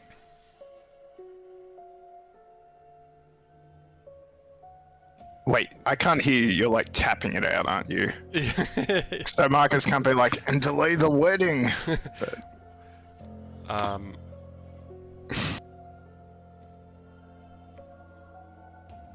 I'll message again. Please respond. Nice.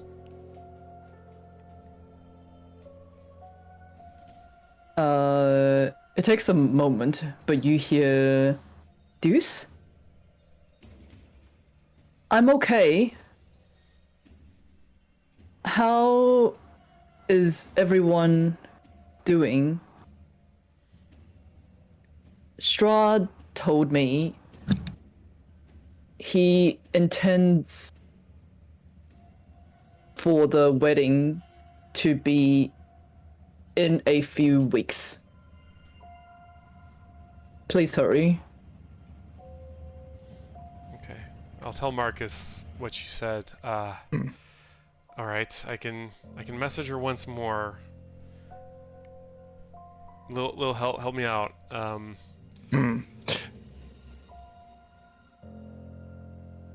Okay.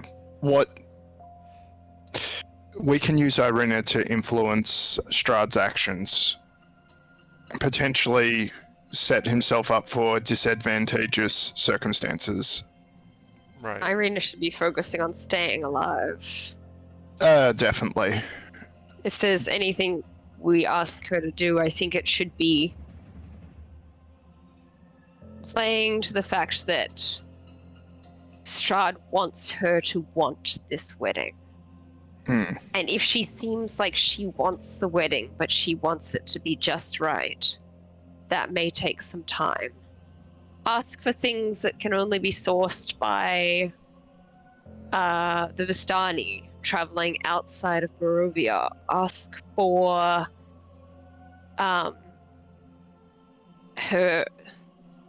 ask for us to be invited. Ask for anything that she can do that makes it seem like she wants it, but she won't rush down the aisle until it's right. I'm one of those really picky brides. Yes. Bridezilla. I was That's just the gonna word. say. I only have 25 words, but okay. I'll try to get the essence. Alright. But, before you start, Yes. could you also please do it in a wonderful accent? No.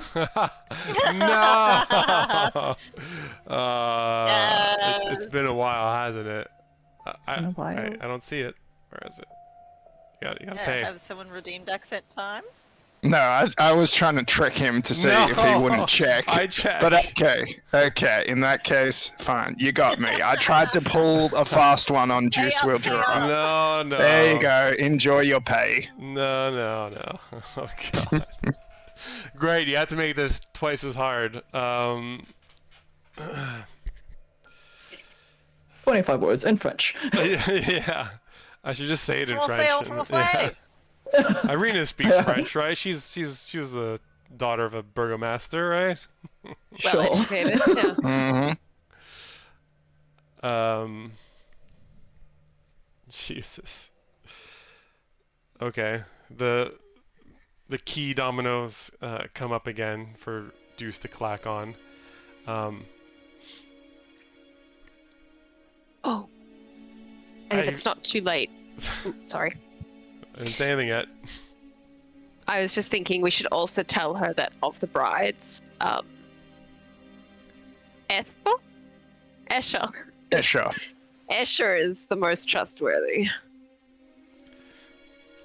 I don't know that I can fit that in, but Escher's cool. all right. Sorry. Irina. It's like 5 words. It's one word. Try to delay Strahd.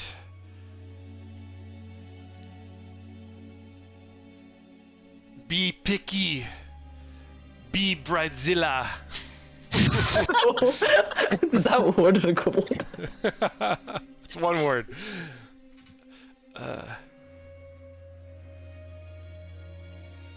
Try convincing him we deserve invite. I don't think that was ever not in the question, but okay.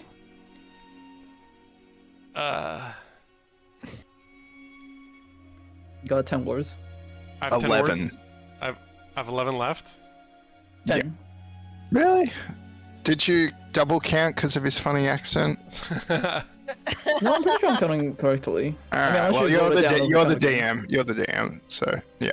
So you did just say, is Irina 3 words? No, as in like, because Unless you wrote down what you said, or we can go back on the stream later. No, it's Okay, fine. okay, it's fine. I think it's okay. Seriously. Wine scent. Safe. Wait, say again. What did you say? What? Wine scent. Safe. Okay. Versus Strahd.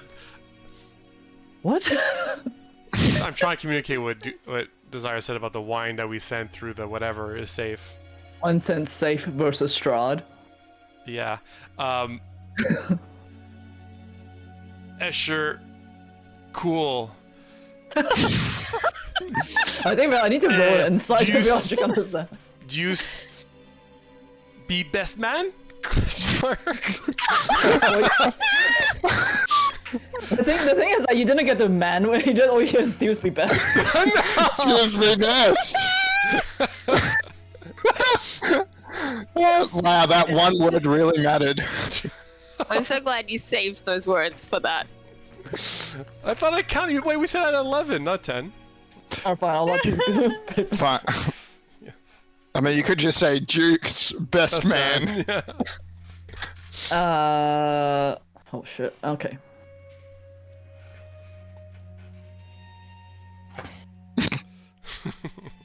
Well worth that accent time.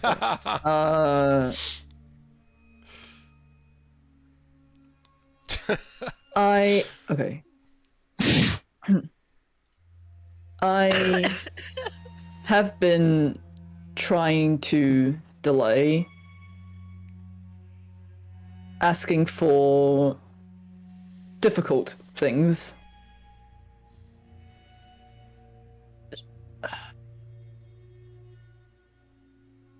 You are, you are to be invited.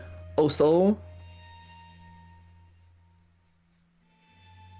Strahd seems busy chasing an escaped prisoner. God. That legend! Absolute madman. What a beast. Last 3 words.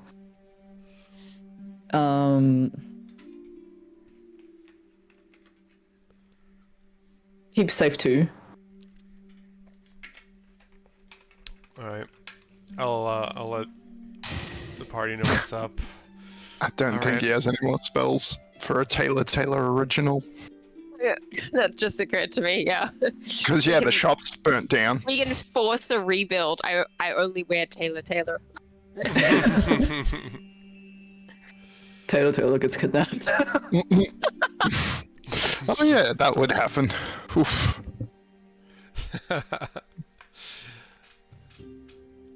Yes, so the message is sent.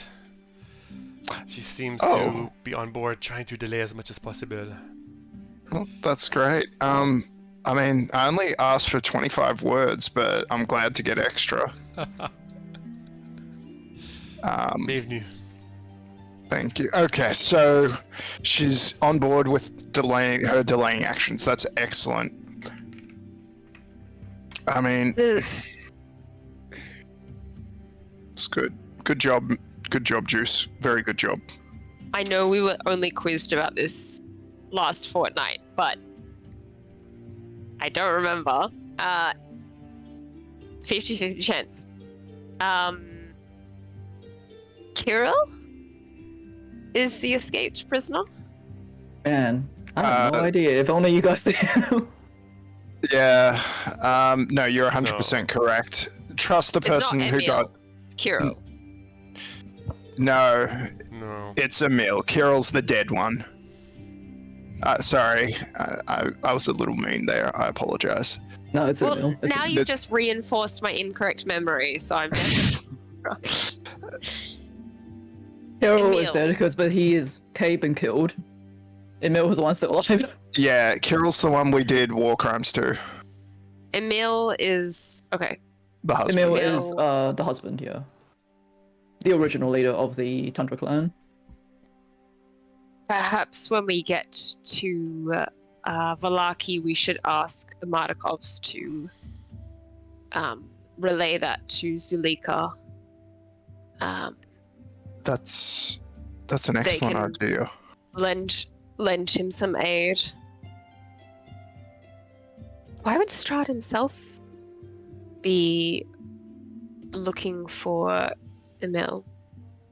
If Do we he, ever have a clear sense of why it was of such importance to him to take him as prisoner? it was part of the power struggle, so I think it was something to do with Kirill asking Strahd to do it. Oh my god, it's so long. But yeah, I think Kirill asked Strahd to help him in his power struggle, so that's why Emil got taken prisoner. And in return, Strahd got a loyal pack of werewolves. Still, it's not much gain for Strahd now to go after him. Perhaps because I mean, they are allies. Yeah, sorry. I mean, I would say from the message, it's not like it doesn't necessarily mean Strahd himself is going out there looking for Emil. It could just mean that he's organizing the forces to do so. He might not be doing the legwork himself, is what I'm saying. Then advising, yes, sending a raven to Zulika as soon as possible to help them hide him, at least have warning. Yeah, Sounds fairly urgent. that's an excellent idea. Annie, oh, is she asleep? She's with Desire. Oh, that's right. You're making hot chocolate powder. Oh, Annie, thank you so much. How did She's you been know? concentrating very hard in the corner this whole time. Annie, thank you so much. How did you know I wanted a cup of cocoa? Everyone wants a cup of cocoa. Excellent. Well, thank you. But could you go ask one of the Steves or what? They're all R's, aren't they? Rabby or Robbie. You mean the ravens upstairs? Indeed. Could you ask one to go ahead to the Martikos and what did you say? Okay, but Send a message to Zuleika. Yeah. you know that these are just wild ravens upstairs, right? I am aware, but I do believe You can't the just tell an Martikovs animal to can. go take a message. Yeah, that's a different spell. Oh yeah, it's some beast messenger. I mean, you can talk to the Like, ravens and I see if you can can convince them try to yeah. They don't know who the Martikovs are, or I don't know if they know where Barovia is. Like, if you want, I can try and swing that. But, like, let me know. I'm just letting you know that not all ravens are magic spy ravens. Not The all best we ravens could know do each is other, write Marcus. Oh my a god. note on its Yeah. Oh my god. Oh my god. like Oh, traditional I hate kind of that you're carrier the one pigeon style, bringing but- logic into this. But yes, carry a raven style. Do you want me to go and try that? Do you want us to do a scene on me convincing ravens and describing where and who the Martikovs are? We're going to get to Valaki. What it would take us a day from this overnight. Yeah. Yeah, but this will just mean the message will get to Valaki before you guys will. We could try. I mean, I'm happy to we can just like expedite it if you want to roll a persuasion. If you want to go up to the tower and roll persuasion. Is this what you want, Marcus? If it means Emil and Zuleika live when they otherwise would have died, then yes. Okay, but just so you know that not all ravens. Agreed. Indeed. And hopefully we luck out and one of the ravens happens to know or has been to the Blue Water Inn. We may be very lucky indeed. Oh yeah, So that's where my usual. you're That's my usual spot. The Blue Water Inn. So to be clear, what you're trying to say is go to where a lot of other ravens congregate and. In Valaki, yeah. Okay, so rather than go to the werewolves, yeah, I think that's probably smarter. Yeah. And just like tie a note around its leg. Yeah, because hopefully Muriel or one of the Martikovs will be in their were raven form and they'll notice them. All right, good luck. All right, Annie, I'll get you to roll persuasion. Persuasion, animal handling, insight. Well, I will say you don't need Sleight animal of handling because hand. you already have speak with animals on. So this is more like persuading the ravens to go and do this for you because like they very much have their own would've- agents. They don't have to do it. It would have worn off because it's only 10 minutes and she's been helping Desire, but I have enough spell You can slots to cast it again and wait. Well, I Yeah, can just Yep. I can cast it again, or I can do it by ritual as well. yeah. That's all right. We'll just say you can easily And- do that. Okay, and Marcus, flash of genius as you with the not all 20 ravens. Persuasion. Yeah. There you I think go. that's gonna be Enjoy. negative. Enjoy. All right, so roll persuasion for me. It's 22 with a +5 from Marcus for 22. Not all Oh, sorry, I didn't ravens. scroll down. Okay, so you guys see Annie head up to the tower. About 5 minutes pass, and then you hear a "You shall not pass." Forgot about that. Whoops. Sorry, forgot about that. I'll turn it off.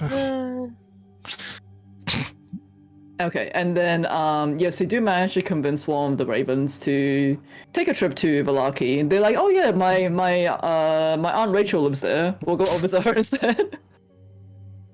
And they manage to take they manage. What's the message exactly? God, how it would be like a very small amount, so maybe like I don't know, about 25 words or less. Maybe just please warn Zuleika and what's the name of their clan? Tundra clan? Yep. Tundra, that Emil has escaped Ravenloft. Strahd is looking for him. Okay.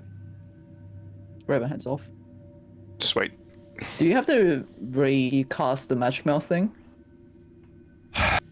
Yes, I do. It's a ritual, so it's fine. All right, you recast magic mouth. You're like, oh fuck, sorry, I forgot. Yeah, sorry, Annie, I forgot about that. It scared the crap out of me. Well, at least we know it works. And Marcus is like very apologetic. Off screen, I'll talk to you, Lisa, about the progress that we might be able to make over the next couple of sessions on the items that the magical things that with the ingredients from the abbot and the unicorn, just to kind of work on that. Okay. Otherwise, long rest. Mm-hmm. Morgan, to recharge my staff, how do I do that? On your That'll be character dawn? sheet. Well, yeah, it's gonna Be hit long dawn. rest. If you go to the Staff of Power, it should have like a little thing that says you regain X number of charges, and you click the button for that on the description in the item. Sweet. Nice, 11. Okay, cool. Okay, so It all of you. doesn't. Sorry, it's. No, I no. clicked that, but it doesn't actually. I think add you need charge to. back. Yeah, it doesn't automate it, so you'll have to do it manually, unfortunately. All right, I got it. Right, so all of you guys are heading into a long rest. So triumphant, but battered and bruised, you all huddle together and fall into a uneasy rest. Bree. In your sleep, you see what appears to be this hazy light, just like Eyes, isn't it? yeah, sure, it's pies. Yeah, Nightmare. just barely tinting the darkness, originating from the small pinpoint that you see in the distance. This amber light, it just like pulsates around this point. You feel quite uneasy. Did you want to walk closer to it? Want to stay where you are? I'll walk closer to it. Does it feel warm or like cold? So as you reach closer, this time this light feels different to what you remember it to be in your usual dreams. It's warm, it's bright, it's weirdly welcoming. you see that this amber hue has been like taken over by this bright, brilliant white, with like streaks of silver that's like periodically like dancing into your vision. You hear the beating of wings from what seems to be a very large creature. The fucking And you rabbit again is the fucking rabbit. and you feel an urge. You feel drawn to ascend the tower and find the beacon. It's a tower now. It's a tower. Well, it's like the tower where the beacon is. It's In Arkansas real told. reality? Okay, like in what I'm seeing right now, do I see the tower right now or no? Yeah, you look to be you're in Argynvostold. Okay. As you walked closer towards this pinpoint of light, your vision fades into the base of the staircase that you remember that leads up to the Okay. beacon. This makes sense now. Okay. I was like, do I see the thing that's fluttering about? Do I have my weapons on me? You look down, yeah, you seem to have your weapons on you. Sword. You don't. Sword. You draw your sword. Freaking abbots. Freaking dragons. Ugh. Okay, she just slowly, quietly walks up the tower. Okay. So you climb the staircase of the tower. This brilliant light, it seems to continue to pull you in. At the precipice that opens into the beacon's room, you see a huge reptilian figure. Its back is towards you, but you see like the silver scales seem to shimmer in the light, like particles, like morning dew on leaves almost. And it turns, and you lock eyes with the spirit of Argynvost in all its glory. And a deep, Like, what the fuck? Okay. and a deep voice rumbles into your mind. You hear, "The afflicted one. What troubles your mind, my child? Why have you sought out my light?"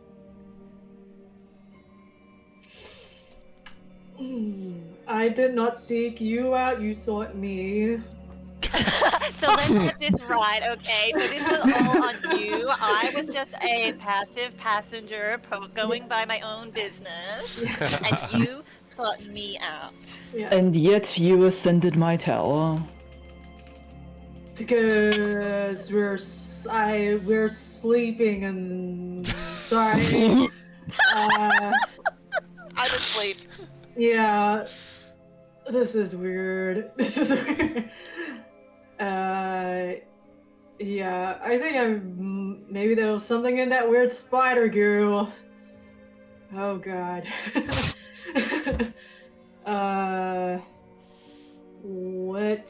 Why are you here?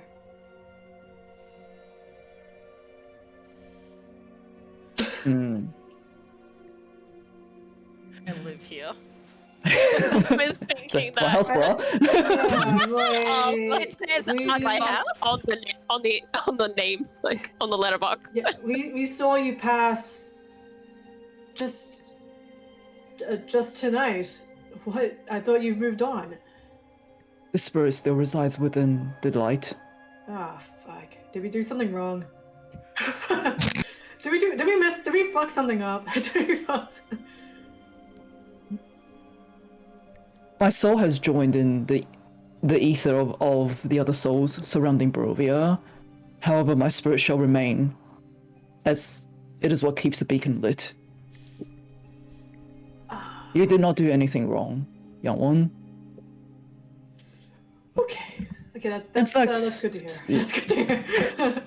Bree just like I guess she sits on the floor and puts her weapons down. Like okay, so what's up? So what's up? You seem troubled out of all of your friends. Especially in the fight that I witnessed in my chambers. I just stabbed it. It fell on me. Okay, it was just not within my calculation. I thought it had a better grip, but Yeah, just having a. Do you feel like your skills are slipping?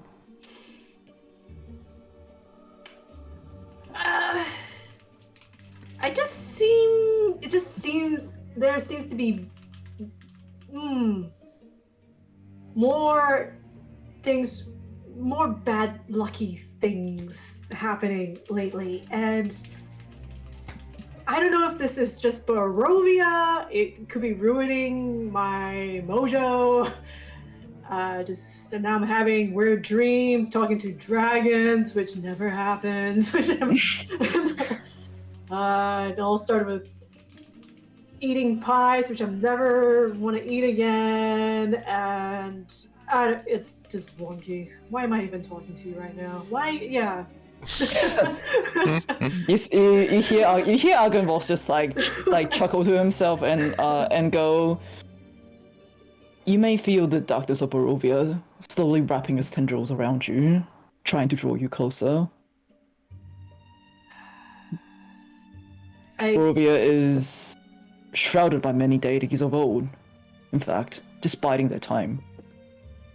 Waiting for someone to further their own agendas, to take on as a champion.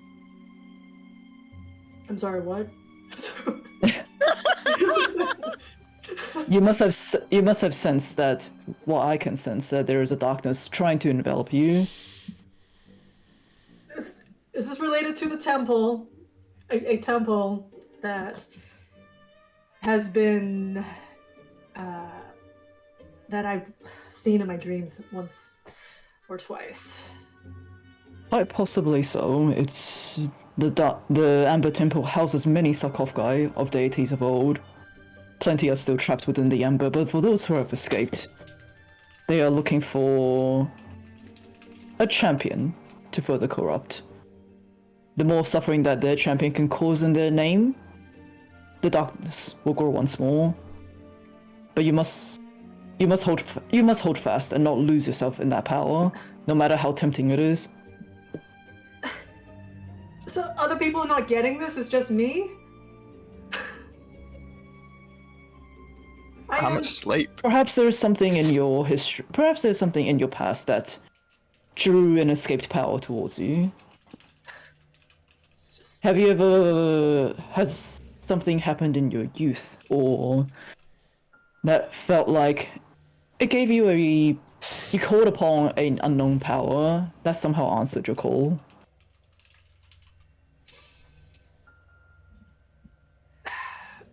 Maybe. But I've been trying to not think about it. I think it has helped in particular situations, but it's unknown. It's unknown being or self, just not having any knowledge. Peeking into the shadows, if you would call it like that, it kind of scares me. But These dark powers... This is how these dark powers draw in their victims, or so to speak. It gives them incredible strength and power they've not known before at the very start, but the more closer you connect yourself with it, the more it shall ask of you. And now that you are in Barovia, within closer towards where these sarcophagi live, and closer to where these deities originated, it's no wonder you are feeling out of your game, so to speak. just off your game. Bad day, okay? You don't have to sing or something. Like, just. Yeah. You may need to focus on drawing your power from other sources instead. Harnessing the energy of hope instead of despair.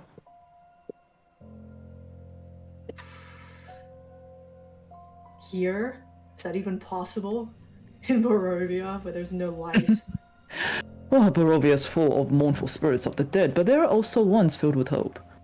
Oh, Oh, don't give me that. You've just been lured into like a conversion speech. Don't give me that. Find I mean, God, you Bree. certainly, you certainly do not, you certainly do not have to if you wish to continue down your current path. But there are those floating in the ether that do wish to help. And Like yourself? Like yourself? my knights are included, along with several others that have passed under the thumb of the devil himself. But those who still wish to break free of the cycle, those who hope to lift Barovia out of the stemmer plane, so that all of the souls floating in this ether can finally move on. There are those that have passed that still wish to help, and I can call to them, if that is what you desire. They're right. Like, they're cool. Not like douchebags, like in a particular castle far, far away. Who are we talking about? We're talking about Strahd's crew. Or Oh. hags. No, these will be people who actively still want to defeat the devil. They will be allies in a sense. Oh yeah, the more the merrier. I think we need all the help we can get. Especially, do they know how to use magic? 'Cause I hate magic. Like, any bit of things that could help me pass magical doors would be great. I'm not sure about magical doors in particular, but you can certainly harness their energy to call upon powers you've not had before.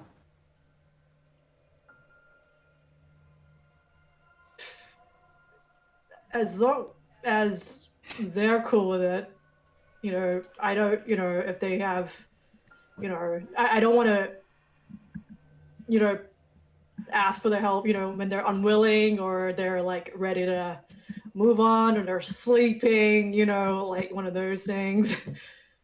Those who I call upon will be the ones that are happy to lend aid.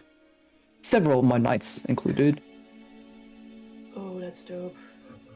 Okay. Yeah. When if we defeat Strahd and lift this curse, would they be set free? Kind of thing. Correct. Well, all of Barovia will be set free. All of the souls that are trapped within this never-ending cycle of reincarnation will finally move on. For Barovia will be lifted out of the demi-plane of dread. That's pretty cool. Okay, so they're like JoJo stands of some sort, right? I do not know what that is. As long as it's a mutual, like, if they're cool with it, if you're cool with it, and they're not, gonna use me in some creepy. Oh, not stalking my dreams. Okay, that's why I'm having a bit paranoid right now because this place has just been. I can't wait to leave and get some decent sleep. But yeah, boundaries. That stuff. I'm certain you can set that with them yourself.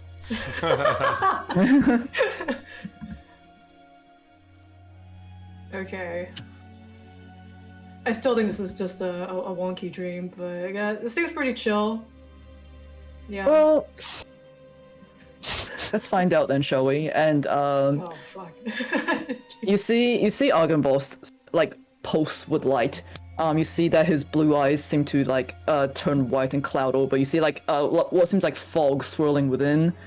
And you hear voices, more voices, whispering in your just whispering in your mind. Oh no. And it seems like it's coming from all around you, kind of like surround sound style.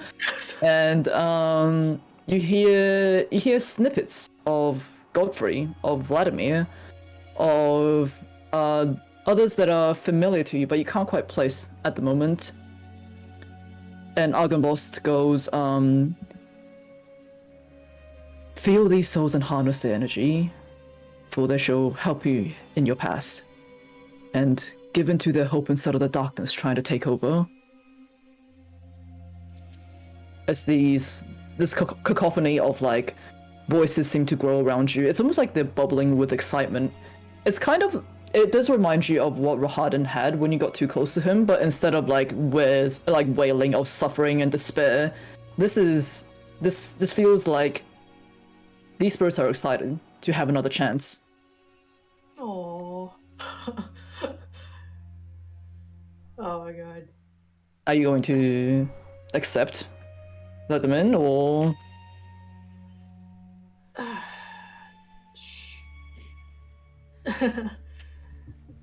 Bree just raises her hand like, yes, let's give it a shot. Why the fuck not? Argynvost laughs and goes, well, the path ahead of you is not going to be an easy one, especially for you.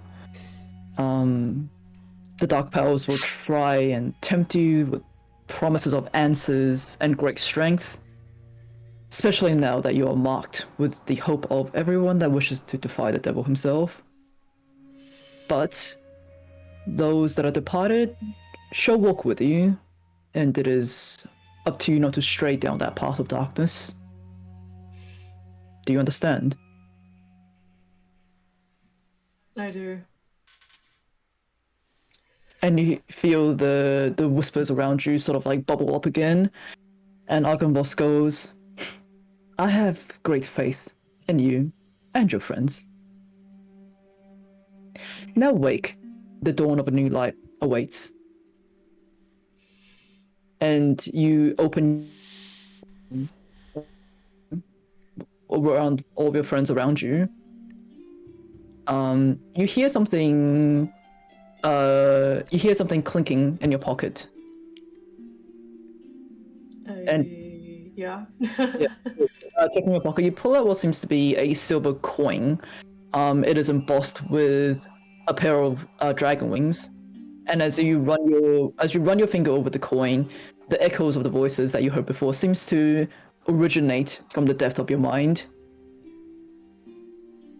Does it have a name on it, like Barry? Barry. John? John. No, it does not have a. It is just embossed with the wings of a dragon. Okay. But congratulations, you are now officially changed your subclass. See what you wanted. Yay! So for those who are unaware, Bree has changed her subclass from Scout to Phantom, which is in Tasha's Cauldron of Everything, if anyone wants to look that up. Yeah. Oh, Cool. so I got a full night's rest. Yes. Everyone got a full night's rest. Nice. Yeah. I wanted to ask him one question about the beacon, but it's okay. maybe the guys know. Yeah. Okay. Thank you, DM Summer. Okay, so you'll gain the benefits of a full rest. And Yay, Slap! Can we leave this place? Can we leave? Yes. and before you know it, it is now dawn again. And I think we'll go on break on our side as well. Oh. Sounds like a plan. I need to update Okay. the character sheet. Shit. So we're gonna take our break. We'll be back in roughly 30 minutes. So we'll see everyone then. Okay. Bye.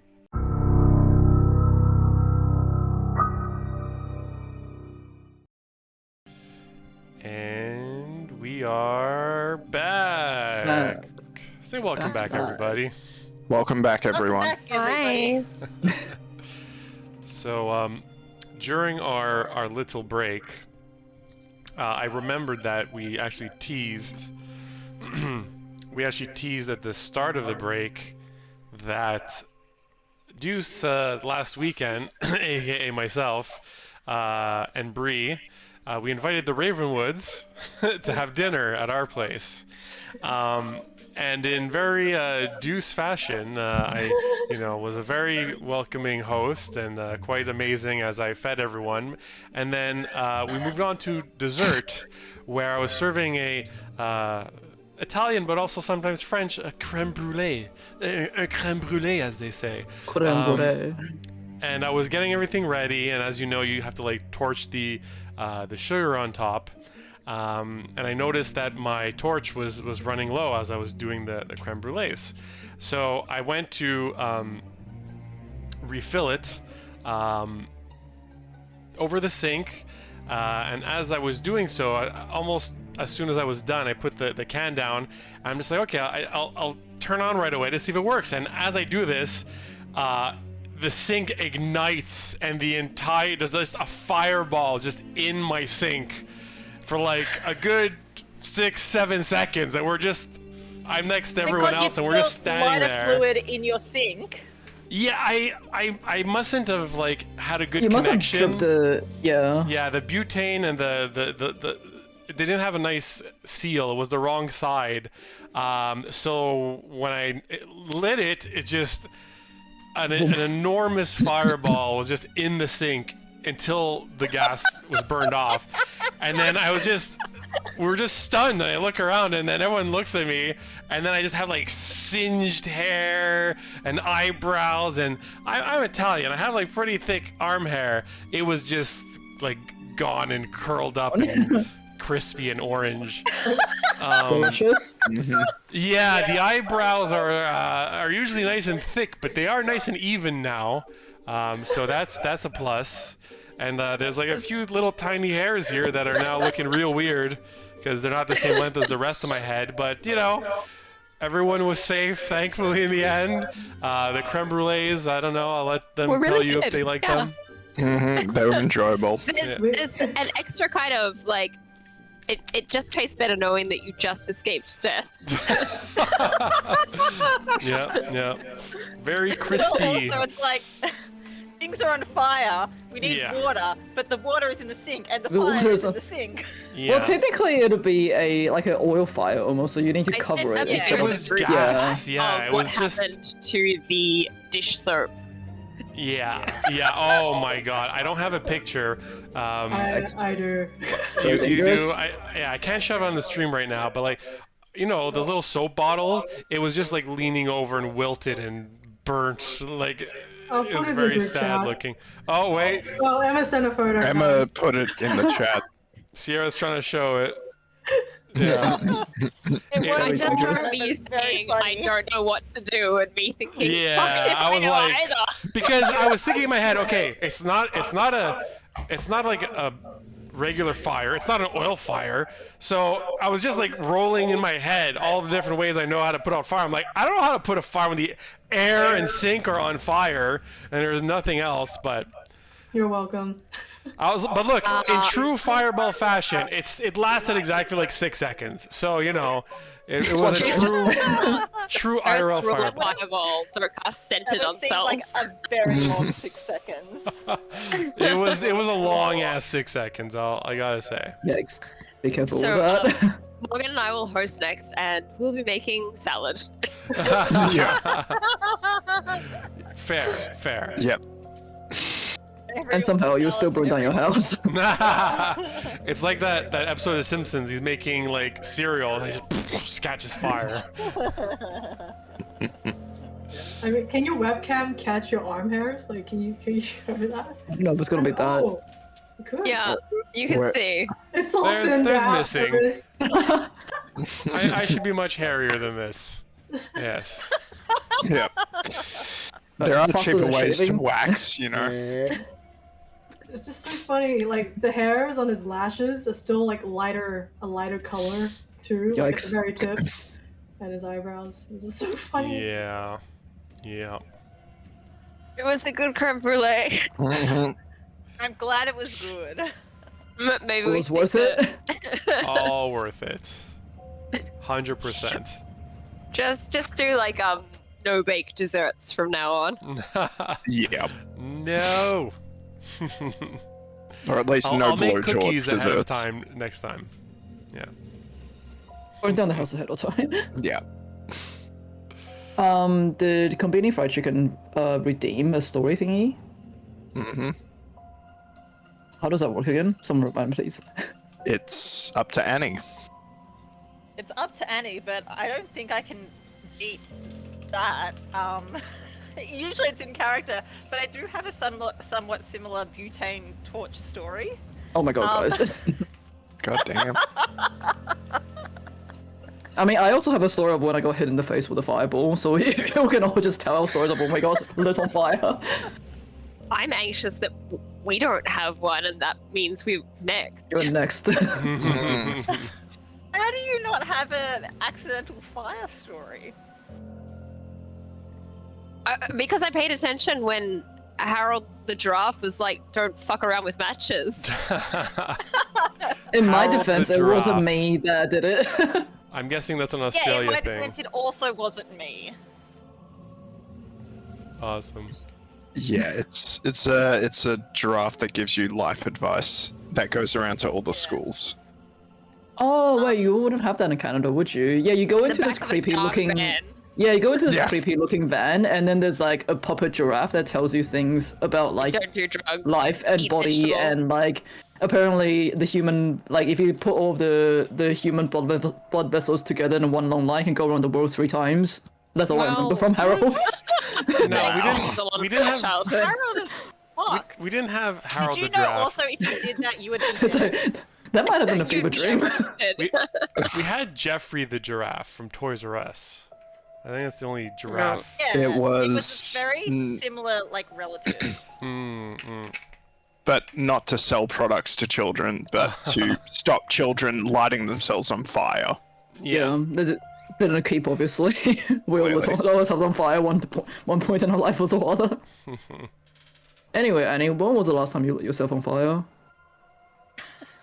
Well, as I said, it wasn't me, and I don't know if our good friend Sachet Cat is still in the chat, but we went to a boozy, bottomless, hot chocolate high tea a couple of months back, and it was awful. Would not recommend. But essentially, we kept getting these sort of like mildly alcoholic flavored hot chocolates. And we could, the people would come around to the tables and they'd have them pre-done, like, oh, do you want some hot chocolate, like mint, like Bailey's, whatever flavor. And they had these toppings that we could put on the hot chocolate. So some of them were like coconut sprinkles, like wafers, and one of them you could get like a toasted marshmallow. So we were all really keen for the toasted marshmallow. So we're like, oh yes, toasted marshmallow, please. So they'd like tweezer a marshmallow, put it in the hot chocolate, and they would like butane torch it to toast it up a bit. Except we had this really sort of woeful server who was having a lot of trouble getting the butane torch, like clicking it on to start. And so they were just kind of like shaking it and started waving it around, trying to get it to work. And we're just sitting there like, please, no, can you not be doing this at our table? And they eventually went and got another one, but after that we'll be like, no, we're not risking the safety of like someone waving around a flammable torch just for some toasted marshmallow. My God. Wow. You've actually just reminded me that Morgan and I do have a fireball story, which is when we went for fondue. And they bring out the little gas thing, and we're watching it. I don't know if Luca's watching the chat at the moment, but this is Luca, and yeah, we watched the fire on this little like fondue warmer get higher and higher around the side of the pot, and we're like, is it supposed to be that big? Are we And then supposed to be eventually concerned? it's just like this big fireball surrounding the cheese. Yeah, the fondue pot, and the people had to, the waiter had to come and just like put the retardant blanket on it to just kill the fire. The problem was it just pushed all the fire sideways Yes. towards where we were Oh sitting. no. Oh, that's right. God damn. So again, our recommendation would probably be cold salads if you don't know how well trained your waitstaff are in gas equipment. How to train your wait staff. To not set your customers on fire. Yes. essential training. Please. Anyways, the last time I was set on fire, this was like, oh gosh, this has been so long ago. This would have been like probably in the early 2010s, I think. Like me and Mark, the photographer, we were Was it for testing cosplay? It was for cosplay. for cosplay. It was for cosplay. Was it was for for cosplay. Kay's core? Like It was exactly. It was for I Kay. fucking It was for Kay. Kay and Lisa, Cora, and Mako, she from Avatar. So like we were trying to do ways of firebending, and the system we had came up with was basically rubbing alcohol in a spray bottle with like a wire tied to the nozzle, and on the wire is a lit candle. So what you would do is like you hit the spray bottle, and the rubbing alcohol hits the fire, and it creates like a warm fireball. So we were testing that, and then Mark, for some fucking reason, decided, well, I was standing like face to face with him, so he was wondering if it was working, and then he hit the spray bottle, and the fireball basically just hits me in the face. Jeez. Kids, do not try my this God. at home. Don't You've try that got at home. photo- It worked really well, You've got but Photoshop now. You don't have to resort to what we did in the early days of cosplay. Yeah. Oh. so in my defense, that wasn't me, and I did get my eyebrows singed, but like thankfully I was wearing my glasses, so nothing worse happened. But that was fun. I That don't was the know last whether time I got that's set on still fire. in your defense because you were still like, let's play with lighter fluid for this photo shoot. Yeah, but if I were to be the one playing it, I would not be facing my friend when I hit the spray. Oh my god. Okay. So You dear weren't in viewer, your I circle, hope you Robert. learned some kind of No, lesson. I was from this. helping out. It would have been too good. So yeah, the lesson is Photoshop your fire effects the next time. You don't need to do a real one. Especially not where we were shooting, which was like a abandoned building and probably very flammable if something Oh, was to get on jeez. At something. least Okay. it wasn't a dried grassland. Have we set things on fire doing on dried grassland before? I don't think we have. Do you want to admit this on this recorded stream? Strangely enough, I have not set things on fire that much for shoots. I don't What think. do you mean, strangely enough? I feel like I would be the type to set a lot of things on fire for like shoots, but Let's not play yeah. D&D. Let's get back to real fireballs. Yeah. The last time I for set something on fire for a Fireballs shoot. and- I mean, we have lit tons of candles for shoots, but yeah. And I Nothing was set on know fire. I've lit cigarettes for shoots and cigars and stuff as part of my being the Did you assistant. listen to Harold at all? Jeez, Morgan. Well, I You're listened the to Harold told me that if he were to take all of the human blood vessels together, it goes on roaring lines. You would be All right. dead.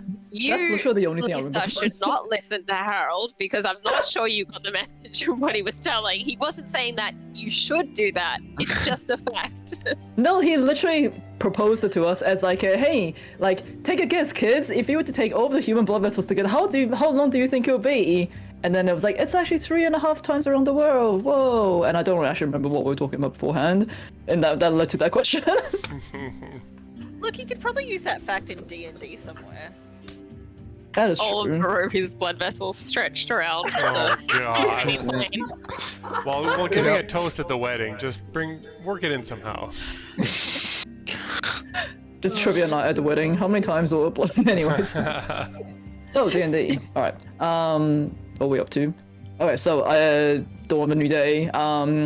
It is probably gonna be like early morning-ish, considering you guys went to sleep at around like midnight. What do you want to do? Speech. An inspiring speech to start the morning that involves a story of some kind, perhaps.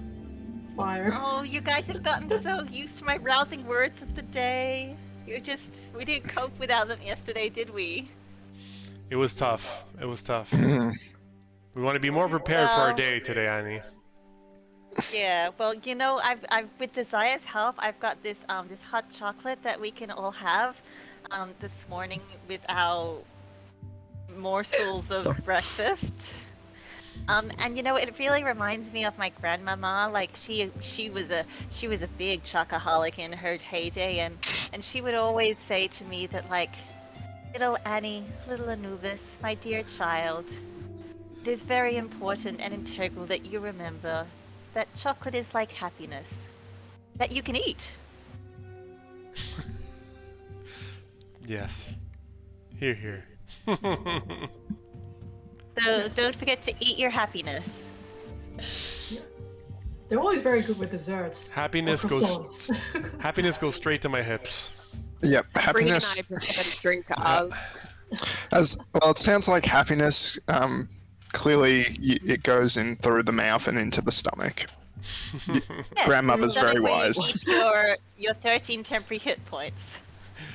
Way 13.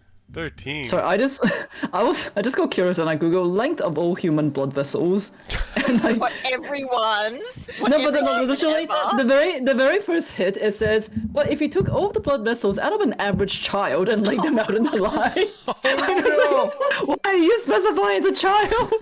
Well, now you know how further to torture the children of Barovia if you have any lack of ideas.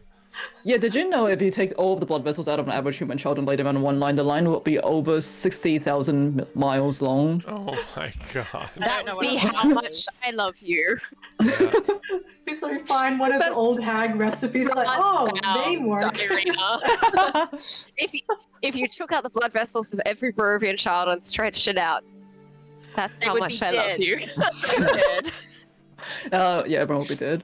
Anyway, I don't know why they had to specify it was for a child, but because it's shorter, I guess. Average Anyways, child. an average child. Would it really be that much different though? Apparently for an adult it was 100,000 miles. Yes, but between like a less than average and a more than average child. Well, what's a more than the average child? You still kind of have the same amount of blood vessels, even if you're more than An average. average child. If we don't make it to Velaki by today, So 3 hours later, but what is an average child? Well, like, are we talking about like an average 6-year-old or like an average 12-year-old? There's only one way to find out, Annie. Yeah, we'll just take out all of their blood vessels and we'll measure it all. Anyway, Oh, Lord. This has been caught, chat. Lucky. This clip presented to you out of context by the Mist-Fortunate. Yep. no, it's in context. We're talking about this out of context about this. oh, No, but I Definitely. just created a clip from which the whole previous part will be cut out. We're Good. arguing about how many miles of veins a child has. And this part will also be cut out. See, Harold was right. Anyway, are you guys going to Velaki? Harold's Yes, a we're going to monster. I Velaki. guess not. Yeah, let's go to Velaki. How many? yeah. How much of a child's No. system is the No. distance between here and Velaki? I need to know first. No. It's about 3.5. No, it will not be 3.5. It'll probably only be about like a quarter of a child if you think about it that way. Probably less than a quarter. Are we talking as the crow flies or following the main path? Actually, no. I think it'll be because if one child blood vessel can go around the world that many times already, it's only about like a few hours to Velaki. So probably like an appendage of a child is more than enough. The resurrection of this topic brought to you by Juice Save the Children, Waldura. So now I understand why you're so interested in that orphanage, Mr. Wildura. We now only measure distances and how many kids it takes. Oh god! All right, let's get on the freaking road, shall we? Hashtag Strahd. Oh lord. All right. Alright. Do you guys have anything you want to do on the way to Velaki? Because if not, I'm gonna expedite it. I don't. Fast forward. Yeah, I think we can Dice take rolls. time to drive this. Oh yeah, you guys have to do your Oh, yeah, that's hag right. rolls. I'm just gonna pop what you rolls? Foretelling rolls, hag rolls, same I diff. was just like, hag rolls, excuse me. So when you Oh, roll a fuck. hag's arteries and Damn. Let's. Damn. Oh wait, Lisa got it. Yeah. 18 and 17 Fuck. for nat 20 Yeah. for DM. Damn. Our rolls this time is really different. Okay. That's kind of terrifying. I mean, you still got really high as well. Yeah. I don't think we rolled this Yeah, but high. a nat 20. Yeah. Sheesh. That's alright, Okay. we just do lots of role play today. No, they just hold on to it till we actually get on to combat. Yeah. Time jump to Well, no, it's Velaki. for the rest Alright, fast for forward. the rest of the day. Okay, so you take your cart, and you arrive back at the gates of Velaki. You see that there are less guards than what you remember when you first visited, and the banners and the flags that used to depict the Valakovic's crest are all have all been taken down, but it doesn't seem to have been replaced by anything else either. The gates look a bit barren, to be honest. What do you guys want to do, All will Malaki? be well town. Yeah, Yeah. it's where Yeah. our good friend Blinksky is, so I'm going immediately. Oh, So this okay, is- so the next half hour of stream time will just feed that. Yes. So just a quick check before we go in. Stella and Victor, they are in Barovia. Barovia? Mm. Okay. Mm. We don't know where. I got this before stream. The Walker boys? No. The one who shaved Bree. Oh, Ernest. That's Ernest. Ernest, we don't know Lovely where he conversation is. there. this is As weird. opposed to the one that shaved Deuce. That You saw was shave mine. too? That was Cheers. Marcus. I'm right here, Annie. I'm right here. So it is just. Oh, we should talk to the Baron's wife because why does she have the same surname as somebody that we found in the crypt, right? Well, she is also in Barovia. She's right also now. in Barovia. Why are we here again? Because it's a restock. Diamonds. Oh, okay. All right. Well, you Uh-oh. guys wanted to go On see. Father Lucian. Yeah, correct. And Yeah, Blinksky, and I don't know if you guys want the half-plate armor resized as well. That's also something that you can Yes. find a Also, if we blacksmith to can do. go explore Fiona Walker's house for clues. Again? Again. Well, because didn't she murder some people there, like before the remnants of her book club were found there? I think we did. Yeah, what- pretty wasn't narrow. She, What's his face? The snowman killed amongst all these other dead bodies, which were book club members. you guys Where did find. You guys did find some like dead members of the book club. There were also the skeletons in the. That was Yeah, buried in the they've been- ground. Oh, there. sorry, the captured book Sacrifices. club people were taken away. Yeah. Okay. Right, they freed like- them. Okay. All right, never mind. Oh, that was a while ago. Jeez. Yeah, like half a year, more than No, that. no, we just got the news that the book club members who were captured, like arrested, got freed. Escape. Days Yeah, ago. They yeah. escaped. Yeah, and they're in the Amber Temple. So I got As that far as you mixed know. up with my recollection of book club members being found dead in the basement Hmm. when Fiona escaped. Alright. Annie, do you want to come say hi to Blinksky? You know I do. Excellent. You guys can split up in here in this section if you want to hit a few different places at once. Yeah. Deuce is obviously having to go to the blacksmith and the orphanage, so if that's on anybody else's Actually, route. Annie might go. She might actually go check up on. Father got attacked by people. Man, Lucian. Father Lucian. You She'll can go certainly check up on my on father who got Lucian, attacked okay? by people, man.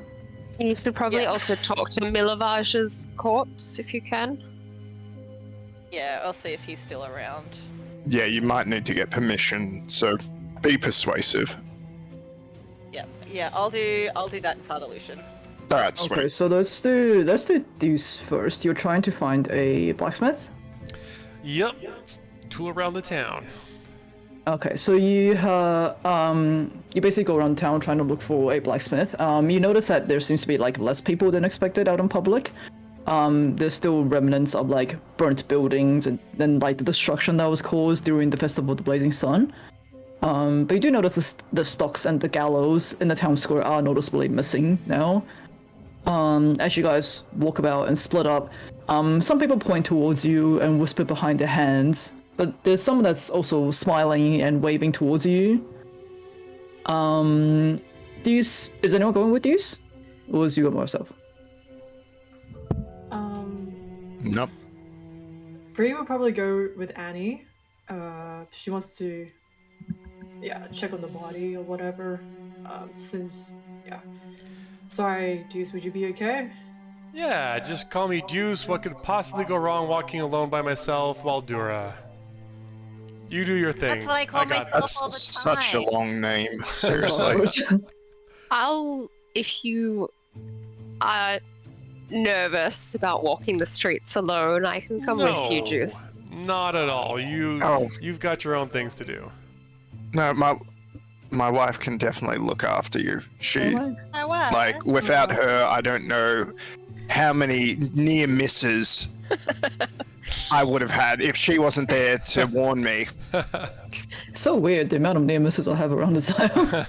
No, she's my lucky charm. Anyway, I'll head off. Adieu, everyone. Adieu to you. Oh, sorry. Meet back at the Blue Water Inn. If you'll be fine, Juice, I was planning on seeing Jenny, and I don't know how much time we'll have Oh, today. that's okay. You can go do that by yourself. All right. Alright, so it's not long before you find a blacksmith and leather worker, but the shop name is Thimdle's Armaments. And you go in and Thimdle, Thimdul. Thimdle. All right. Thimdle, and you go in, you see what appears to be this old grizzled veteran. He's wearing an eye patch on one eye, and his other one seems to be like, already kind of clouded over with cataracts. He's hammering away at a what is it called? Like steel that's been heated up. You must be Thimdle. I hear far and wide your reputation as the best blacksmith in all of Barovia. Is that right? Have I found myself at the right place? No, Thimdle died many years ago. The name's Rowley. Well, I'm sure his successor is as well learned as he was, and the reputation must proceed from there. I'm Deuce Waldura. A pleasure to make your acquaintance. What can I help you with, little one? You are very little, he says as he looks over the counter. Yes, a blessing and a curse, I must say. In this instance, I'm here because it seems I've acquired myself a lovely piece of half plate. However, as you so astutely made note of, I'm not your average size half plate wearer. But I would love to be able to customize and fit this in. And I was looking for one with skills such as yourself to be able to help me out with this. And is this something that, for a little bit of coin, we could do? You see, he takes off his glove. He takes off the gloves, puts the whatever he was working on back into the burner, and he goes, "Yep, bang it on the counter. Let's have a look." All right, well, Deuce will slap it on out there.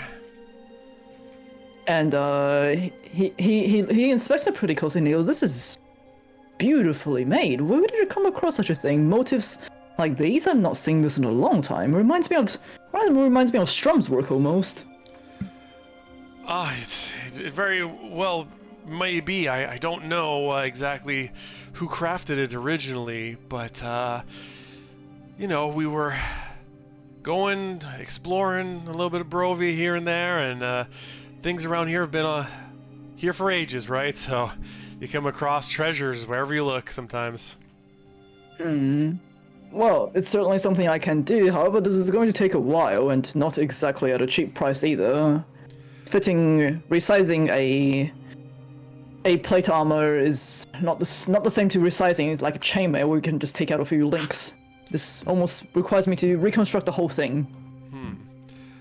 At least the metal is solid. I do have some time before I don't need it necessarily urgently, but there is a event at least at minimum a week from now, and maybe a little bit more than that.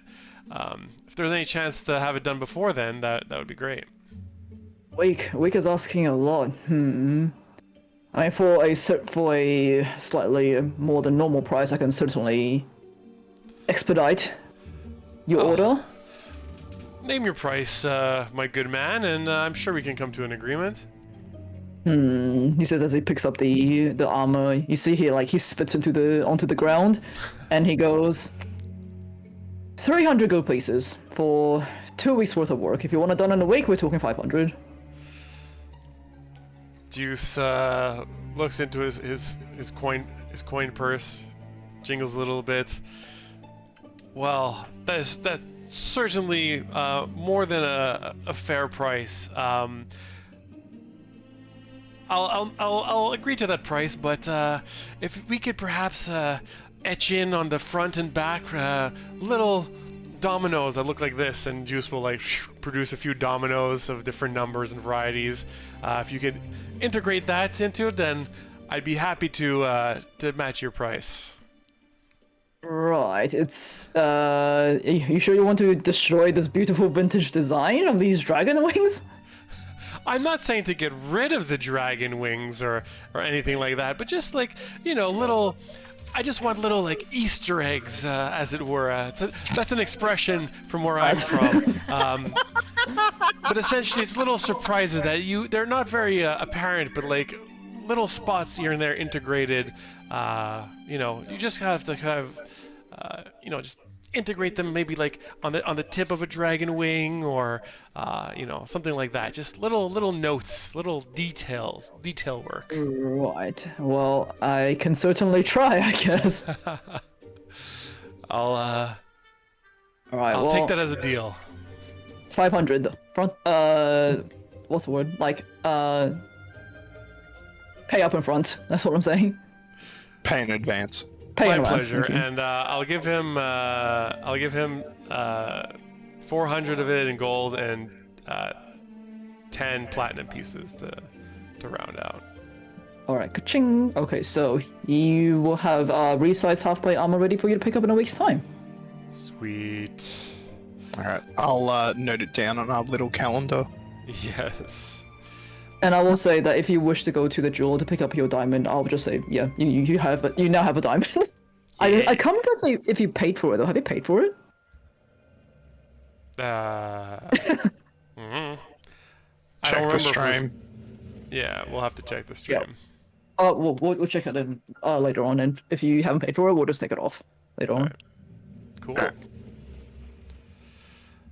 So let's do Blink Ski. Is Cool. it just Morgan that's going there? Yeah, apparently. Yeah.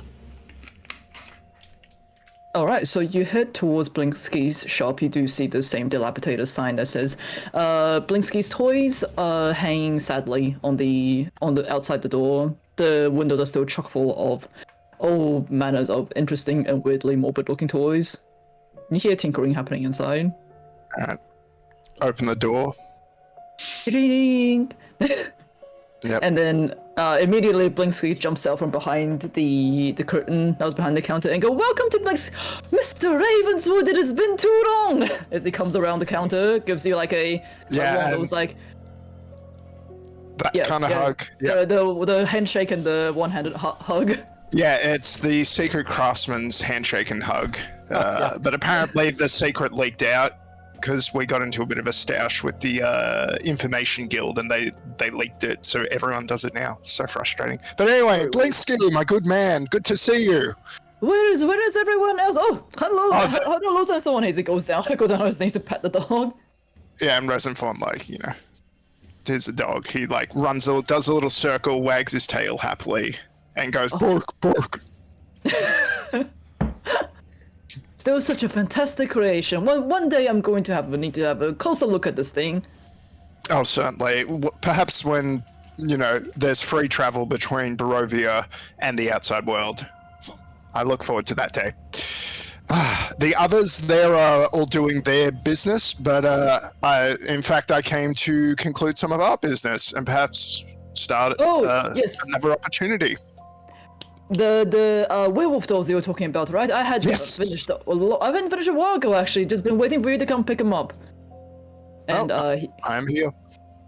He goes behind the counter and pulls out a big like wooden box, and inside you do see 5 very grotesque looking dolls that basically looks like werewolf bases, but like they have little bits and pieces that like indicate party members. So you know your one has a little hat and it has like a little smaller werewolf that goes along with it, and like Desire's ones has horns attached to it as well, and also it's in like this very like it's in like a red dress that looks like it was made from like some old curtains.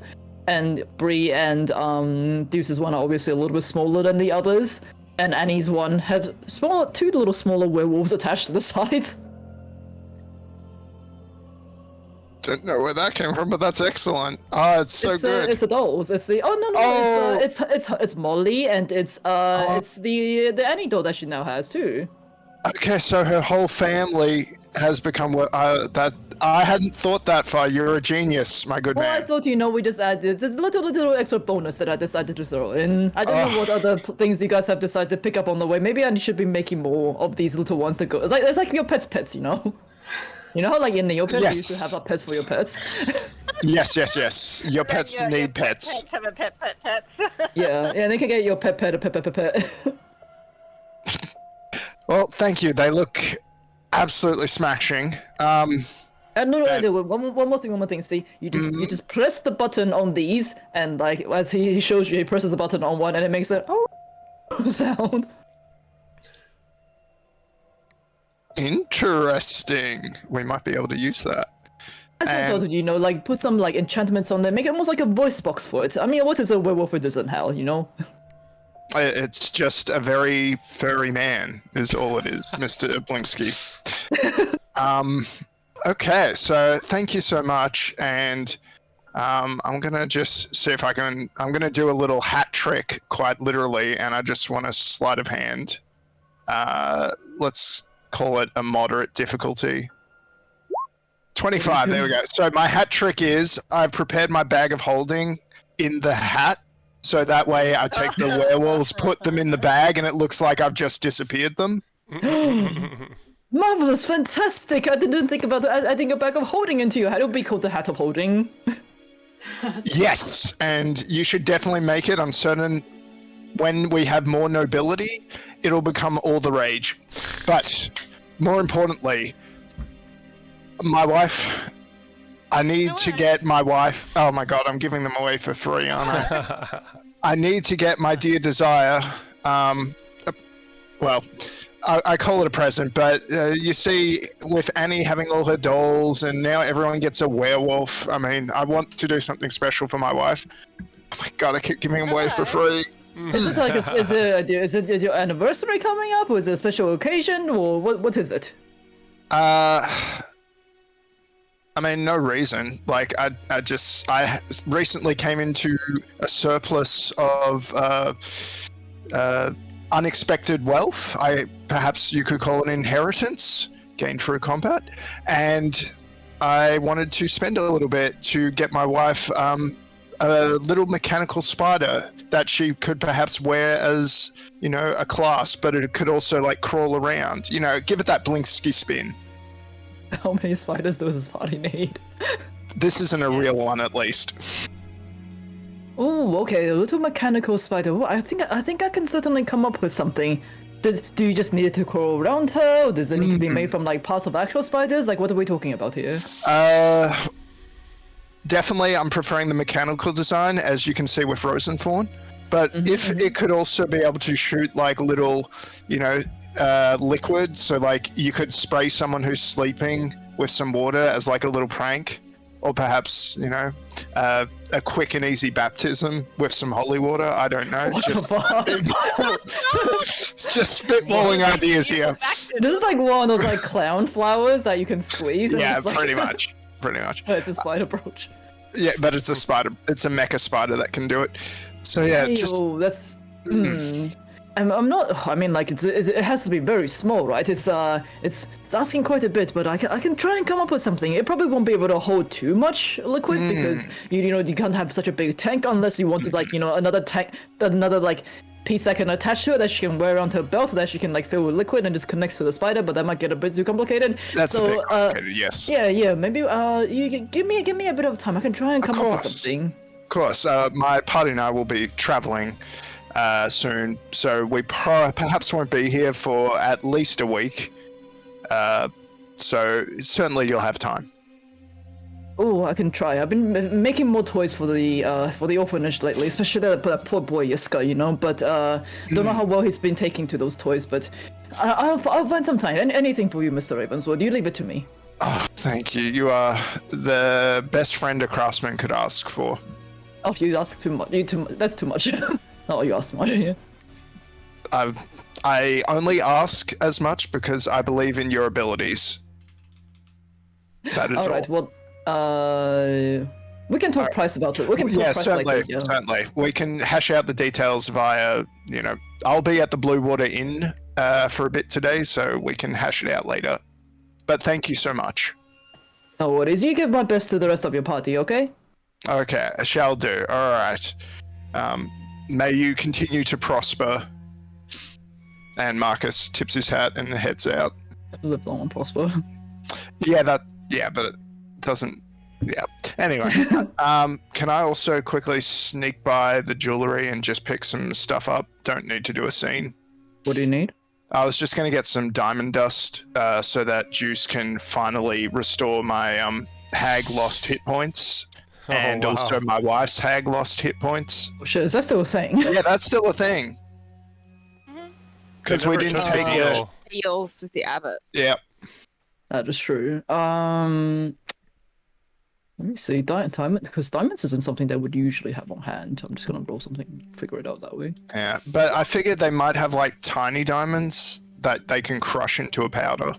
How much do you need? Does it say how much? 100 GP worth Oof, okay, I'll say Per person? per person, Or- yeah. I will say you're only able to get 100 GP worth from Okay. what they have at the jeweler right now. Alright, then it'll have to go to Desire. Alright, well, I thank the jeweler and head on my way to probably back to the inn. Yep, and you also run into Deuce on the way, who is also there to pick up his diamond. Can you just crush that diamond into diamond dust? I'll talk to Juice later about that, potentially. But yeah, he T-Rex could. smash. I mean, you were also originally wanting to cut the gem in half as well for him to use for commune, wasn't it? Oh yeah, that's right. We can do that another day as well. Sorry for what? You wanted one of the gemstones that's worth 50 cut in half. That's not for commune. I One don't know spell, what I it's can't remember for. which one. That's for the divination one, but yeah, that's fine. Yeah. Okay, Alright. where is Annie and was a ladies going? Annie and Bree were going to go and check up on Father Lucian. Okay, so I will say, you make your way back to St. Andrew's Cathedral. The doors are closed, and but they're not locked. So you do manage to make your way in. The church seems to have been sat unused for some time. It's a bit dusty and not as lively as you remember it to be. You find your way to where you know Father Lucian's bedchamber is, and as you notice that the door to his bedchamber is closed.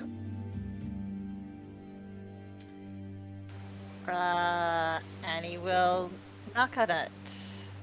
So I would have presumed he'd be in like a hospice or something. Such things exist. Okay. Okay. Right. Let's just knock, see who's here. Okay.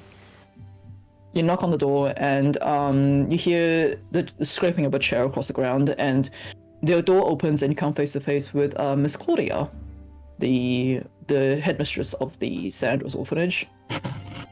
And she goes, "I was not expecting you to arrive today." Hello. We came nearly as soon as we heard. Wow, it's sure, come on in. And as she lets you in, you see that Father Lucian is resting on his bed in the chamber. He is barely conscious, but you can see that there's visible sweat, and he seems feverish and hot to, and like his skin is like hot to the touch. He doesn't seem to be like coherent at the moment. But you also see like what seems to be like soiled bandages cover up like large lacerations across his chest. And where the cuts are, they are like, it almost looks like if someone were to be like struck by lightning, like there's like the electricity pattern that gets left on the skin. It almost sees that, you kind of see that pattern originate from where the lacerations are. it was like burns essentially, in the shape of electricity. Miss I know he's Claudia, not looking very good. can you tell us more what happened? Like we heard a bit about the attack from Muriel, but we don't know much more except that Father Lucian was hurt quite badly and that Milovaj didn't make it. Oh yes, that poor boy. I mean, I wish I could tell you more, but I also didn't see what happened. The only one that did would be Yiska right now, and he's not talking. We only found out what happened the day after when Father Lucian didn't open his church for the usual morning mass. And when we went in, it was it was a terrible sight, really. But I did not see the assailants, and we're not sure if anyone else did. And what's been done to for him medically? Maybe I can help out a little bit. Maybe redo his bandages, cure some wounds. Perhaps this. I mean, like I can only do so much. I've just been helping him, changing his bandages, making him comfortable. Whatever little health potions I have left, I have already given to him, but it doesn't seem to be doing too much. He seems to be getting better, but then it's very up and down right at the moment right now. I'm not too sure what exactly these wounds are. I've never seen anything quite like it.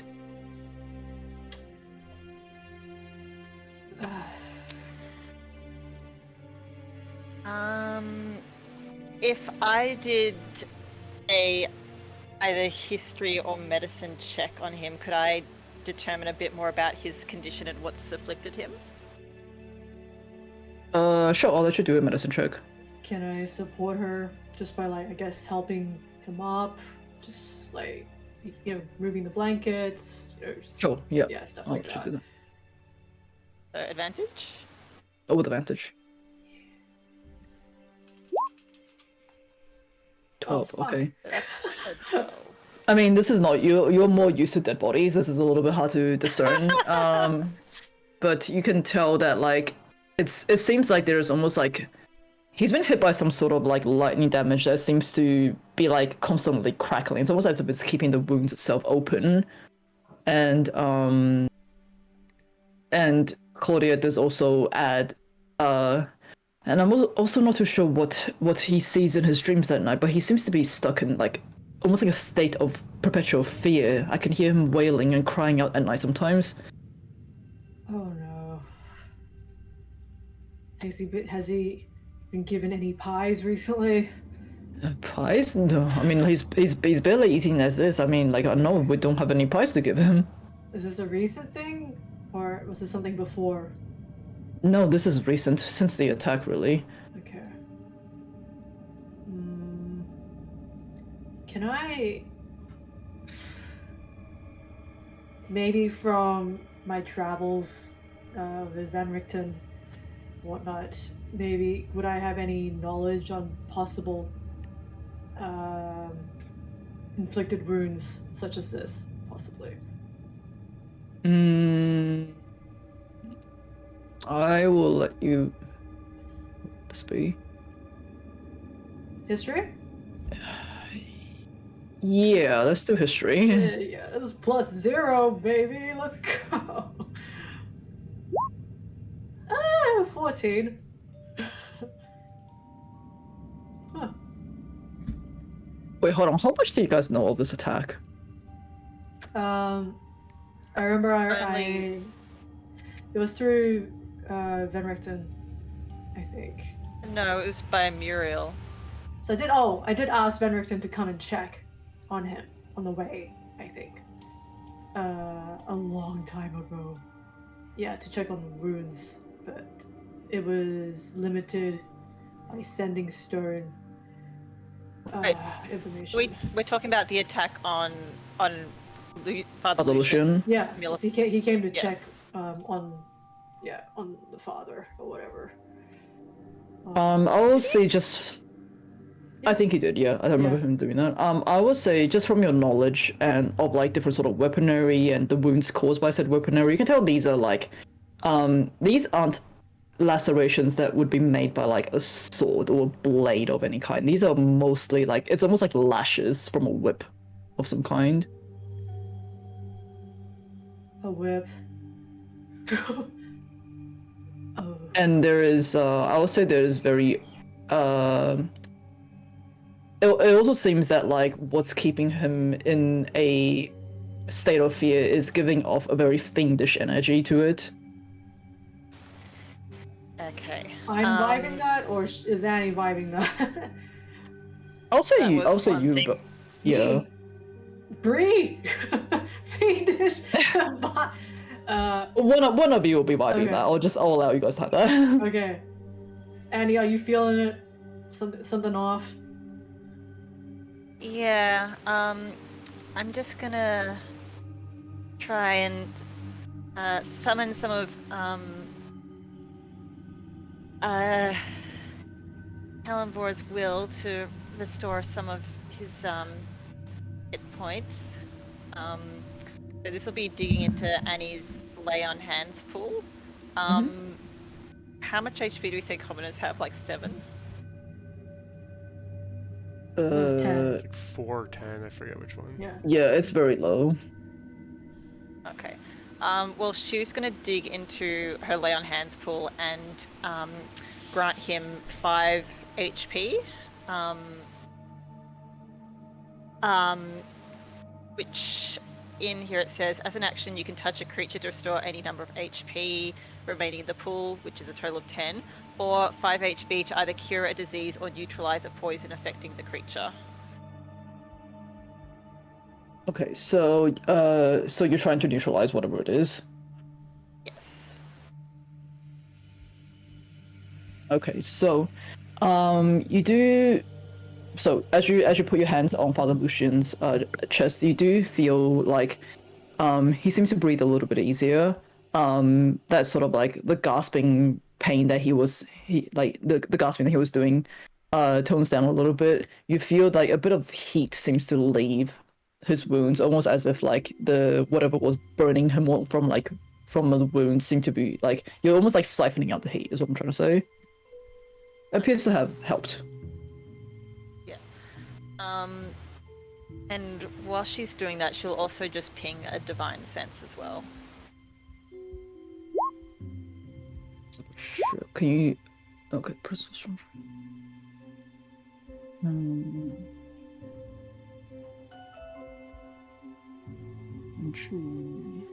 See if, I guess, any of this sort of illness that's leaving him is sort of, or the heat of that is sort of familiar in sort of some sort of divine smelly way. It's not really a I mean, this is not so much like the creature on its own, I think. Yeah. If it's a effect of said creature. No, so you don't detect any creature within any celestial fiend or undead within 60 feet of you. Though you do, I'll say you can tell that like the effect that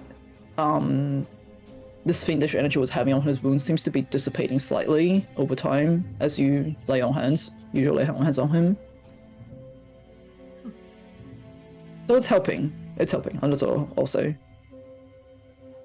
I think it's doing good, Annie. Yeah.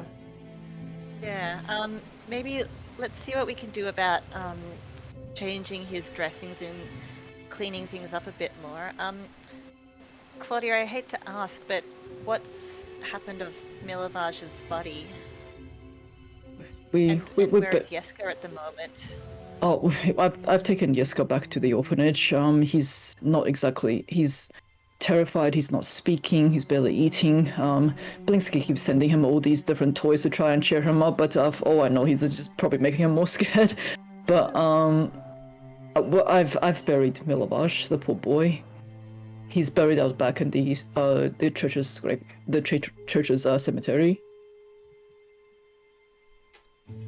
I mean, and you can see that she like heavily sits back on the chair. She's clearly very exhausted from just like, you know, being up throughout a lot of the nights, looking after Father Lucian, looking after all the orphans as well. And she goes, perhaps if you can get Yeska to speak, he may be able to tell you more. but no one in the town saw the attack. Yeah, I don't want to try and push things with Jeske right now, especially if he's in a sort of non-verbal state. Claudia, I do have a way of getting information from Milovaj, but I guess you, as sort of his mother figure at the orphanage, I would want to get your permission that we would sort of retrieve his body from the grave to be able to converse with it, if you will. Roll for persuasion on that. It's a bit of an interesting ask.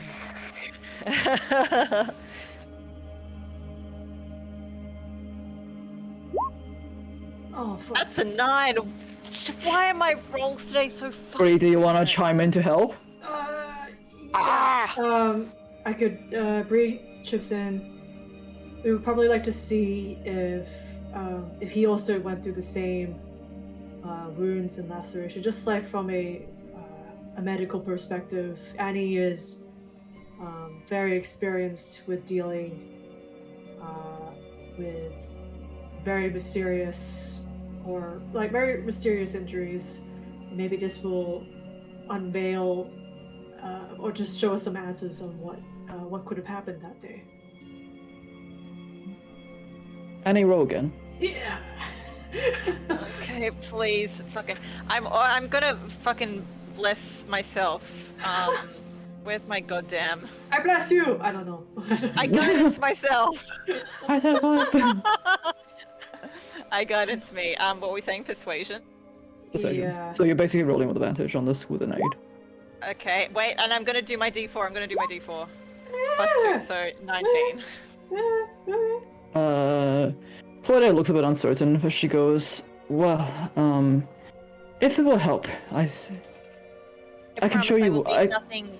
Will do nothing but the utmost of respect for him. I mean, he definitely deserves that. Though I can tell you that he didn't quite undergo the same injuries as Father Lucian did. There was no lacerations on his body when we found him, but he seemed to have been thrown very heavily against the pulpit. We found tracings of blood against the pulpit, and he was crumpled at the base of it. Where did this happen? In the church? In the church. We found him in the church after. Okay.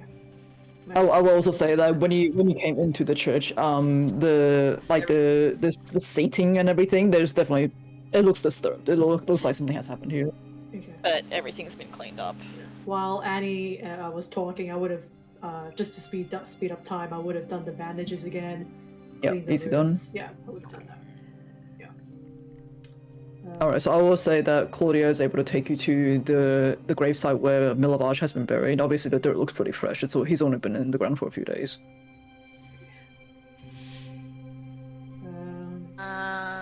Probably. Okay, well, we should probably tell the others about this. that we're going grave digging. No. Speaking with an old friend. If they want to ask him. Yeah, questions. and maybe Deuce would like to. Maybe we could suggest to Deuce if he wants to go to the orphanage and see how Jeske is.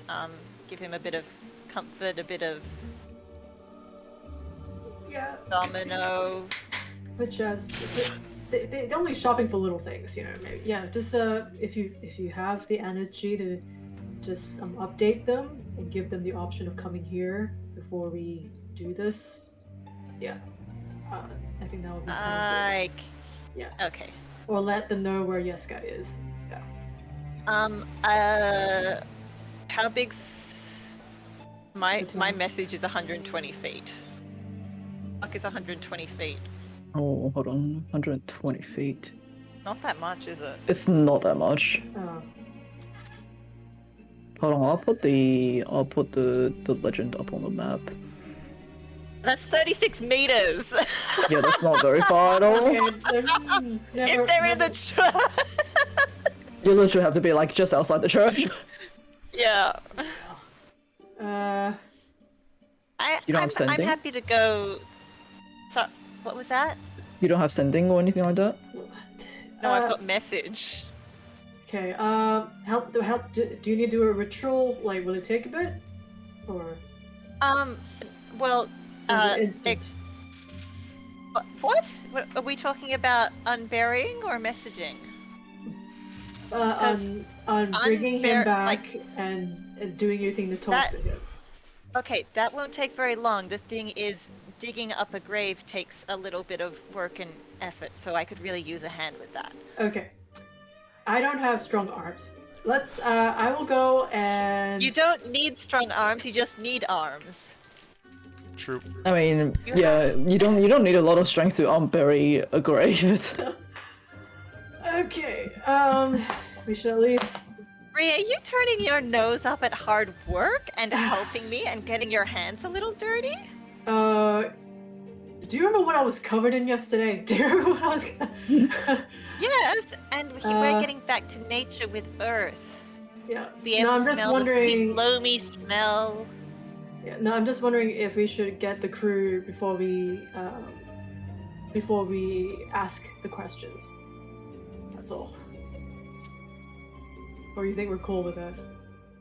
Potato, potato. Okay. Bree takes off the I cape. I'm like, all right, whatever. Let's start digging.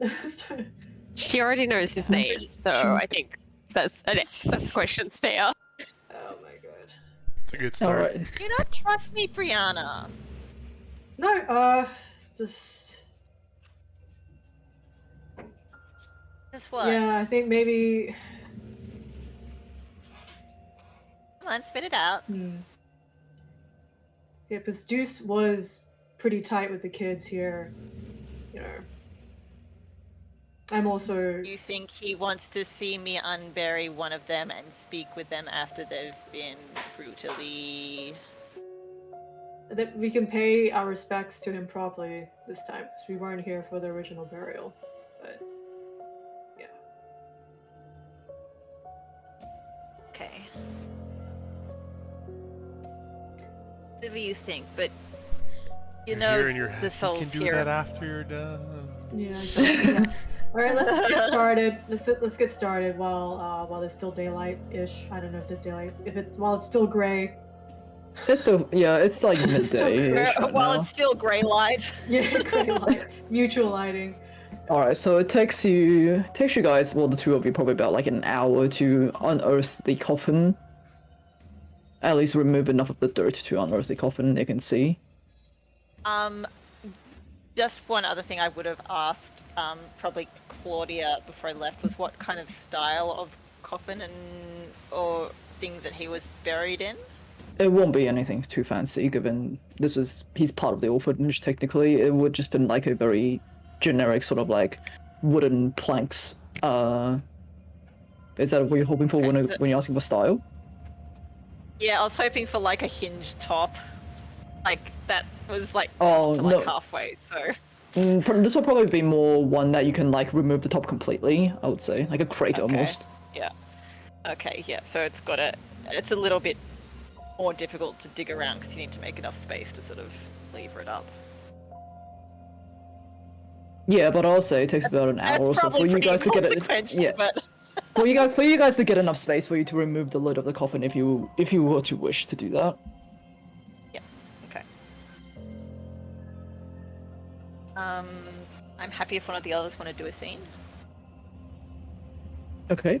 Let's go back to them then. Desire, where are you up to right now?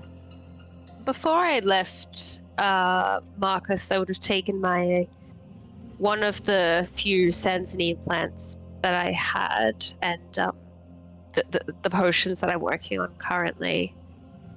And some hot chocolate powder if we have some left over. I'll go through a little market on the way and buy some cookies or something, and I'll go pay a visit to Jenny's house. Okay, so you grab all the stuff that you need. You make your way to Jenny's shack.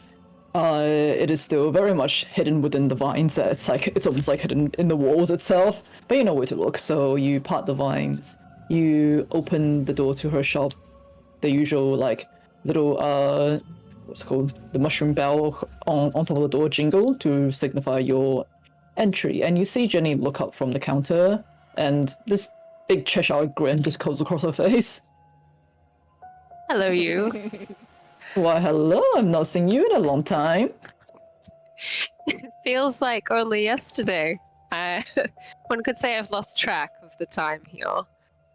That happens quite a lot in Barovia. You need to make sure you keep track. We could joke around all we like, but bearing the way I saw you last, I wanted to simply get to the point. How is Laura? I brought some hot chocolate and cookies. I don't know if she's well enough to be partaking yet. Perhaps you and I can simply share them.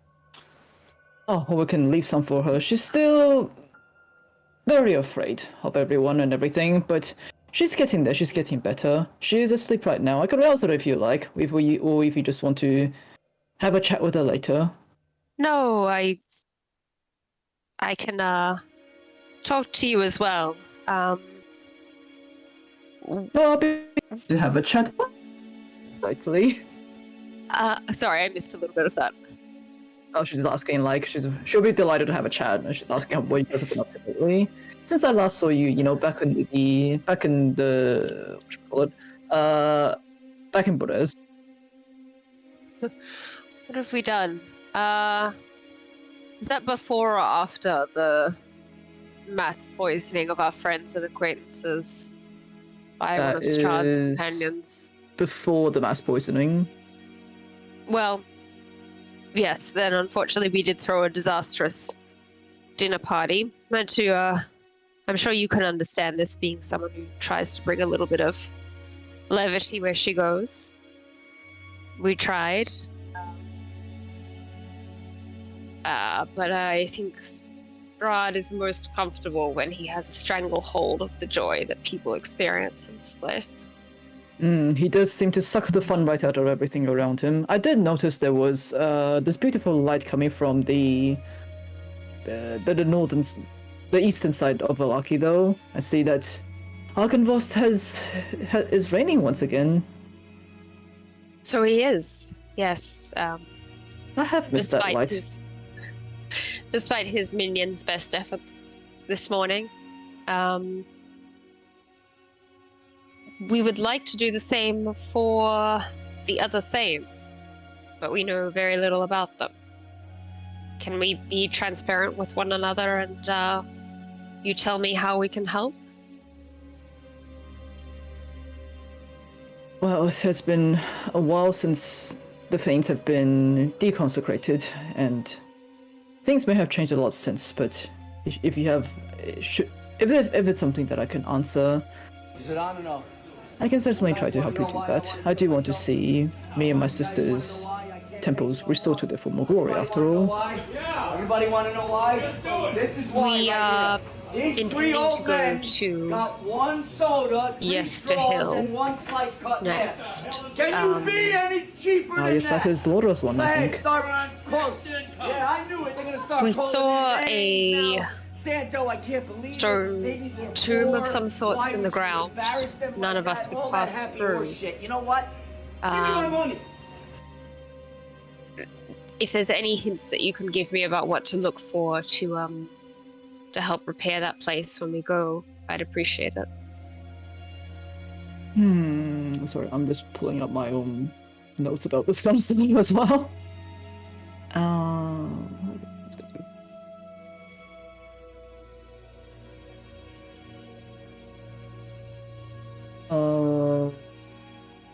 Okay.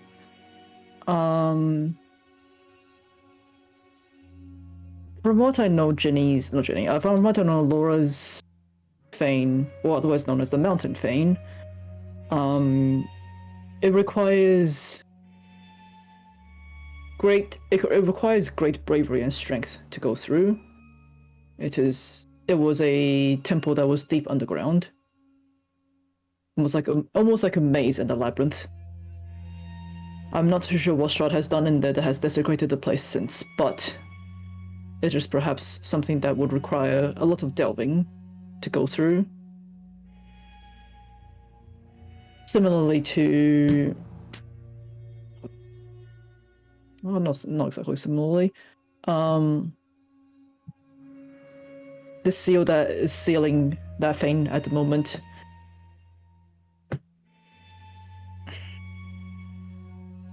Sorry, I'm making this up as I go. The seal that is sealing that thing. It does require a... oh, she's a mountain maid, the huntress. It does require a offering, a sacrifice of sorts. Laura was the huntress after all. If you're able to offer something to the seal that is covering the entrance, perhaps it'll open up. Like game? She is the huntress. Something in the area, maybe. Well, we do have a particularly skilled huntress of our own in our party. I'm sure she's up to the challenge. Well, Sorry, go ahead. well, if you can offer the flesh and blood of one of your kills to the seal on the Fane, I think you might get lucky. We have people who like to consider themselves lucky too. Hopefully in combination that will work out. You let me take this from your thing. The Sazanine? Sazanine plant. Yes, the beautiful flowers. Do you have any... I know this is quite stretch to ask, but any small plot in your garden where I can keep this until we are done here, while I can technically keep it alive in Marcus's bag. It pains me to think of this beautiful plant. I know we don't have much sunshine to speak of here, but not being in the earth and growing as it should. Would you like to keep it with you, though? Or do you want it to stay here? We have some others that I can use. How can I put this? I am not as optimistic as some of my party about how long it may take us to be free of this place, and I never like to be in a position without a backup plan. So if I can have one growing strong where I may return to it and make more of my familial recipe as needed, I am more comfortable with that than simply running out of the supplies that we've taken to date. Well, that is certainly something I can help you with. However, if you would like, I do have this little magical pot I've just been tinkering with. And she pulls out a little, almost like a little planter of sorts, ceramic. It has soil inside already. And she goes, if you would like to take this with you, anything that grows in here is certain to thrive despite the lack of sunlight. But if you wish to keep this as an implant with me, I can put it in one of my plots in the backyard.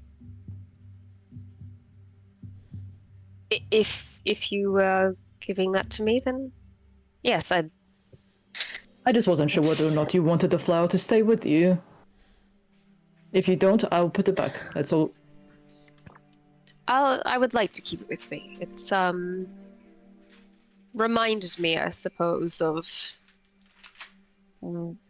what I have worked through to come here. When I started as a herbalist myself, making poor imitations of the miracle elixir. She pushes the little ceramic pot towards you and goes, well, then it is yours. But after you give me that hot chocolate that you have there. Deal. Hot chocolate isn't my preferred beverage, but I figured that you and Laura could perhaps use something to brighten your day. Let me ask you, the first time I came here, you called me by my name. And I can't say that it was necessarily friendly, but you knew about me, and although you were cautious, you let me move freely and have even come to my aid with gifts like this one. Why is that if you know all that you do? I guess because I can see that you and your friends, ultimately, if you were to destroy the devil, and even just because you want to leave this place, you would still have to destroy Strahd himself to leave. And by destroying Strahd, it would help not just me, my sisters, and everyone else in Barovia. It might not be a... How do I say? What's going on, everyone? It's not exactly a mutually... Oh, it is a mutually beneficial relationship, but it's not like she's not exactly doing this for you. It's more that like because she knows you guys will have to do this thing that will then help her. Does that make sense? Yes. And also, you know, my sister Eva, she tells me she's the all-seeing one after all. She tells me a lot, and we like to mess with people from time to time. I just, I was curious because I know I'm not as, let's say, heroic as the other four. I think you're plenty heroic, Miss Ravenswood. Well, Jenny, I can certainly... I can say it's been a long time since I've truly been myself and been seen as such. I think perhaps that's the other reason why I came for tea. It's nice to let that be seen every now and again. Well, I do hope that your time in Barovia has taught you that you may not be as self-serving as you seem. I see that you've helped your friends a lot. I've seen you helped my sister a lot. As you and said, all of the mutually beneficial. If that has to be the reason, then you know what, we'll take it.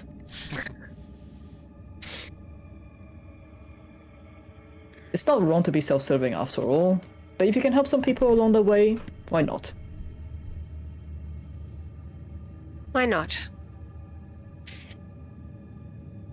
And I'm sure not just you, but your party, from what I've heard at the very least, you have certainly helped a lot of people on the way in Barovia. It's been a while since we had quite the shake-up in this valley. Probably a more... Yeah, sorry, go ahead. How do I put this?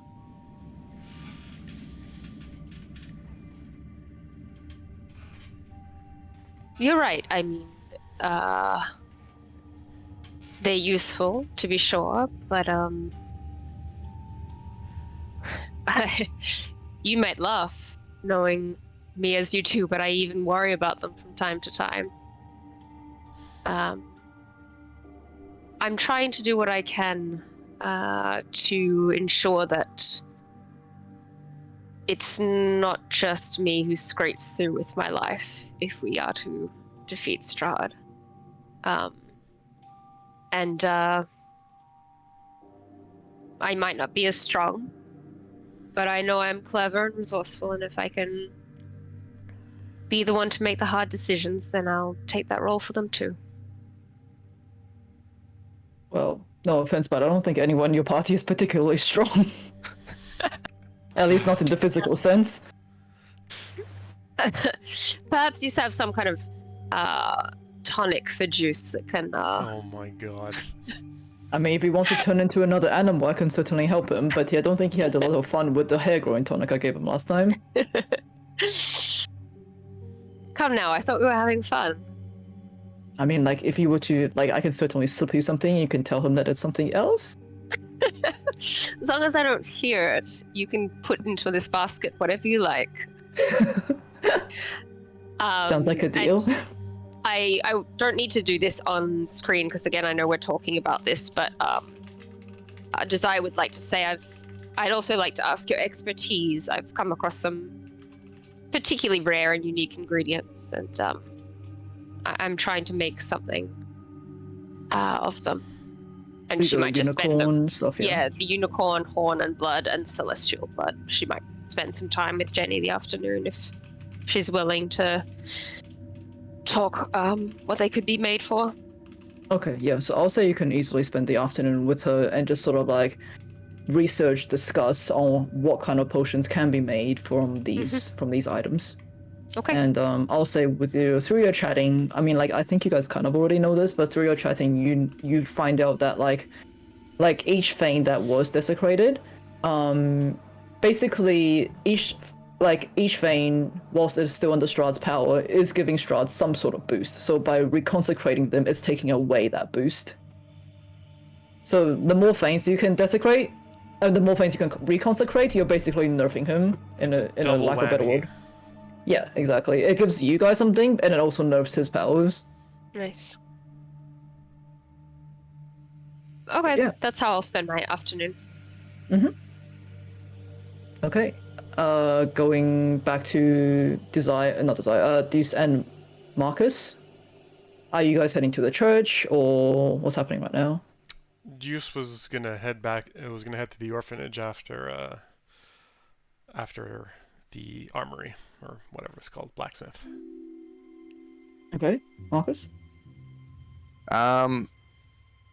Yeah, Marcus will tag along because I was just going to go back to the inn, so might as well. Okay, so the boys end up going to the Not wrong. orphanage, and being in the middle of the day, you do see quite a lot of kids playing around in the yard as you guys walk through to the building. This sharpened branch just flies towards you guys and lands in the dirt in front of you. And you see that a bunch of kids seem to still be running around with like homemade crossbows. Oh, And they go, scamps. and they go, hey, it's them again, it's them, they're back, and you just get swarmed by children.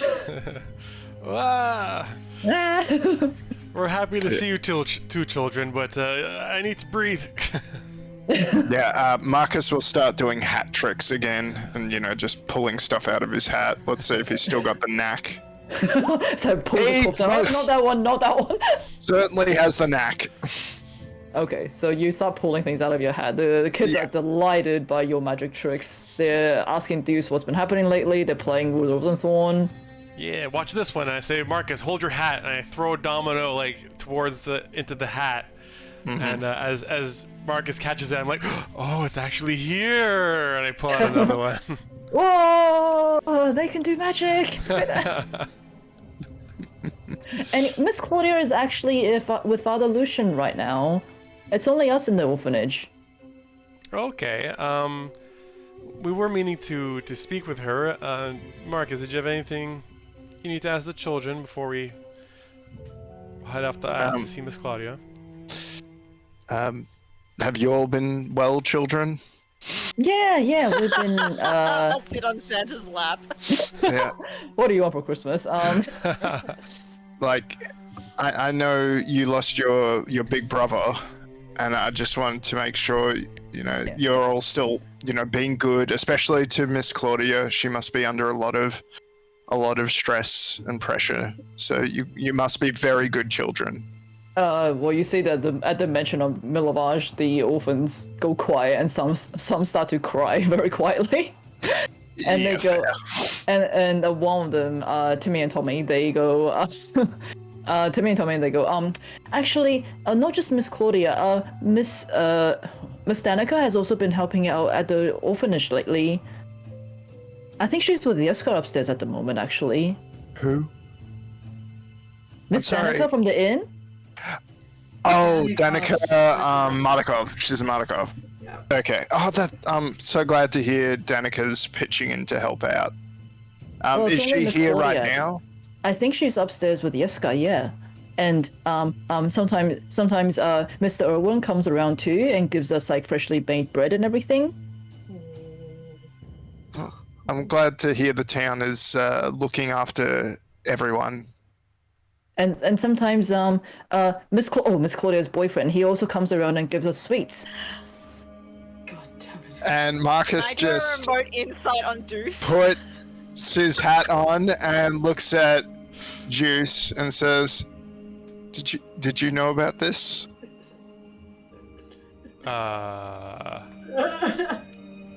No. The sad music. And excuse me, children. I just need to talk to Mr. Woodrow over there. But look, Rosenthorn's got a domino in its mouth. Go chase him. And he's like, bork, bork, bork, you know. Anyway, so Juice, I may be quite the expert in matters of love, as I'm sure you know. Wait, when was this Deuce and Claudia thing? I might have thought What this has always been. This is kind of in, All the time. yeah, the whole Since time. the beginning. So Juice, So I'm very ace here. I don't know. I don't want people start flooding when I'm like, what the hell are you talking about? this is all good. So Juice, how you feeling? You can see Juice is like sweating a bit. I'm fine. You see he's clutching his dominoes a little bit hard. I thought I Okay. made it very clear Nothing. that Claudia and Arago was saying. Yeah, oh yeah, I you just did. wanted to make it seem like it was a surprise to me to the children. Of course I knew. And Marcus, I assume I don't have to insight you, at least on this, because I'm terrible at it. No. Marcus just puts a calm, comforting hand on the shoulder and just pulls out from his breast pocket one of his handkerchiefs and just says, "You can keep it. I think you'll need it." Yeah, The just thing is, it let it sounds out. nice, but imagine how condescending it looks from the outside, and Marcus like leaning halfway over Juice, being like, "You want a handkerchief, little buddy? You look sad." And I'll yeah, use this to shine my dominoes. Thank you, Marcus. Yes, sure. Use it for whatever you need, and it's okay to let it out. When Marcus walks away, just gonna do is just be like, pulls his nose yeah. into the handkerchief. So yeah, before Marcus walks away, he says, "A love lost is better than no love at all," and then gives him the double comforting pat, and then walks away. Where there wasn't any love at all. Wow. We had this conversation. They said, "You like saving children? Yes. Do you like saving children? Yes." That Oh, was okay. basically a proposal right there. Okay, that's what straight people do. All right, cool. Their little dream about like running an orphanage together in the future. Hi, Vector. Do you want a children? Yes. Do you want a children? Yes. Alright, cool. We're married. That's so funny. Well, not just married with kids. With lots of kids. All of them. And yeah, so Marcus will just wait by the inside the front door for when Juice returns. Takes a couple minutes, but he comes back out to join Marcus. Eyes are puffy still. Yeah. Marcus says, "Are you ready? We should probably talk to Danica and Yeska, see if we can learn more about the attack." Yeah, let's go. All right. And yeah, just some more reassuring pats. Wow, this is very much a bro ship happening right here. Very good. Bro moment. Yeah. Alright, so you guys head up the stairs to where you know Yeska to be staying. As you reach the door, however, the door itself opens up and you almost run into Danica as she was just leaving the room. And she goes, oh, hey! Were you here to see Yeska? And oh gosh, I feel like I haven't seen you in ages. How is everyone going? Where's everyone else? We're going well. People are about town today. Don't ask Juice what's happening to him. But more importantly, did your husband or you get Raven? Yes, yes, we did. We've sent Muriel up to the werewolf's den to relay that message. Haven't quite heard back from her yet, though. But thank you for Excellent. sending that ahead. We thought we'll take the initiative to send someone out to let them know. Very wise. And if Muriel returns, and could you set her about potentially trying to spot the escaped prisoner and, give them that same kind of information? Yeah, so we do. She is aware that once she is to deliver that message, she is to also look in the area to see if she can spot Emil himself, and if Excellent. so, perhaps lead him to the werewolf's den back to safety. Excellent. Okay, so how is Jeska doing? Well, he's still not talking. I managed to get him to eat a little bit of something, but it's almost like he's shut down completely from the attack. Okay, well, And and you can looking into the room, you do see Yiska is huddled, hugging his knees on the bed. There's a blanket thrown around him. His eyes are kind of wide with fear, and he's not looking up. And he's just looking down. He's looking down towards the knee. He's just rocking backwards and forwards very slightly. You see the room. The room is strewn on with several very horrific looking Blanksy toys.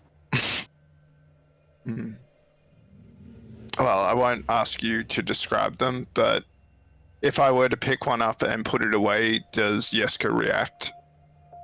Does not know. Doesn't even look up at you. Okay. Mark, I whisper to Juice.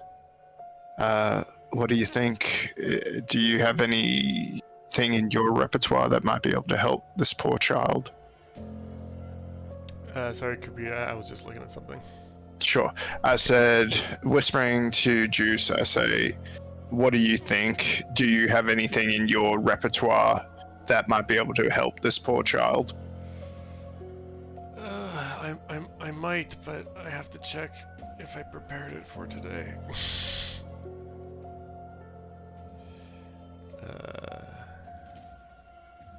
What does he have again?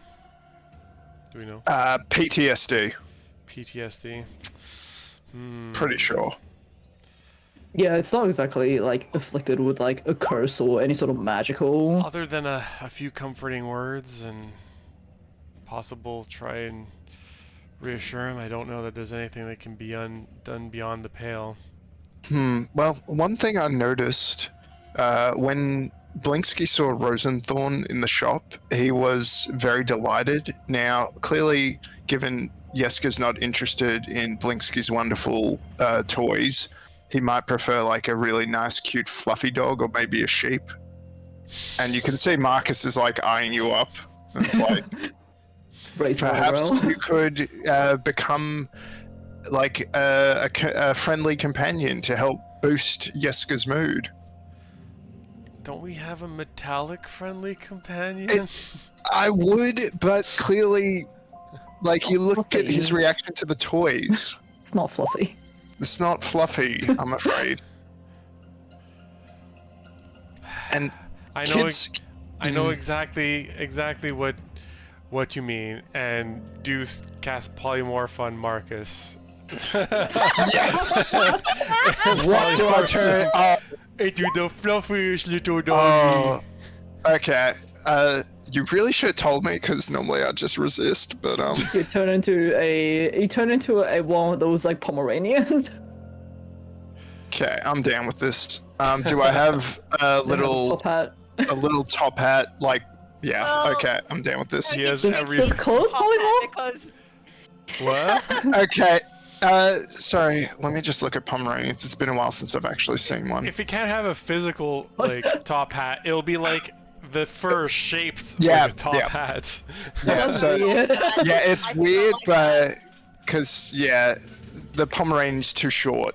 Its hair's too short for that. Be a Marima, like a big kind of sheepdog. You want to be? yes. I mean, you can. He's something tall.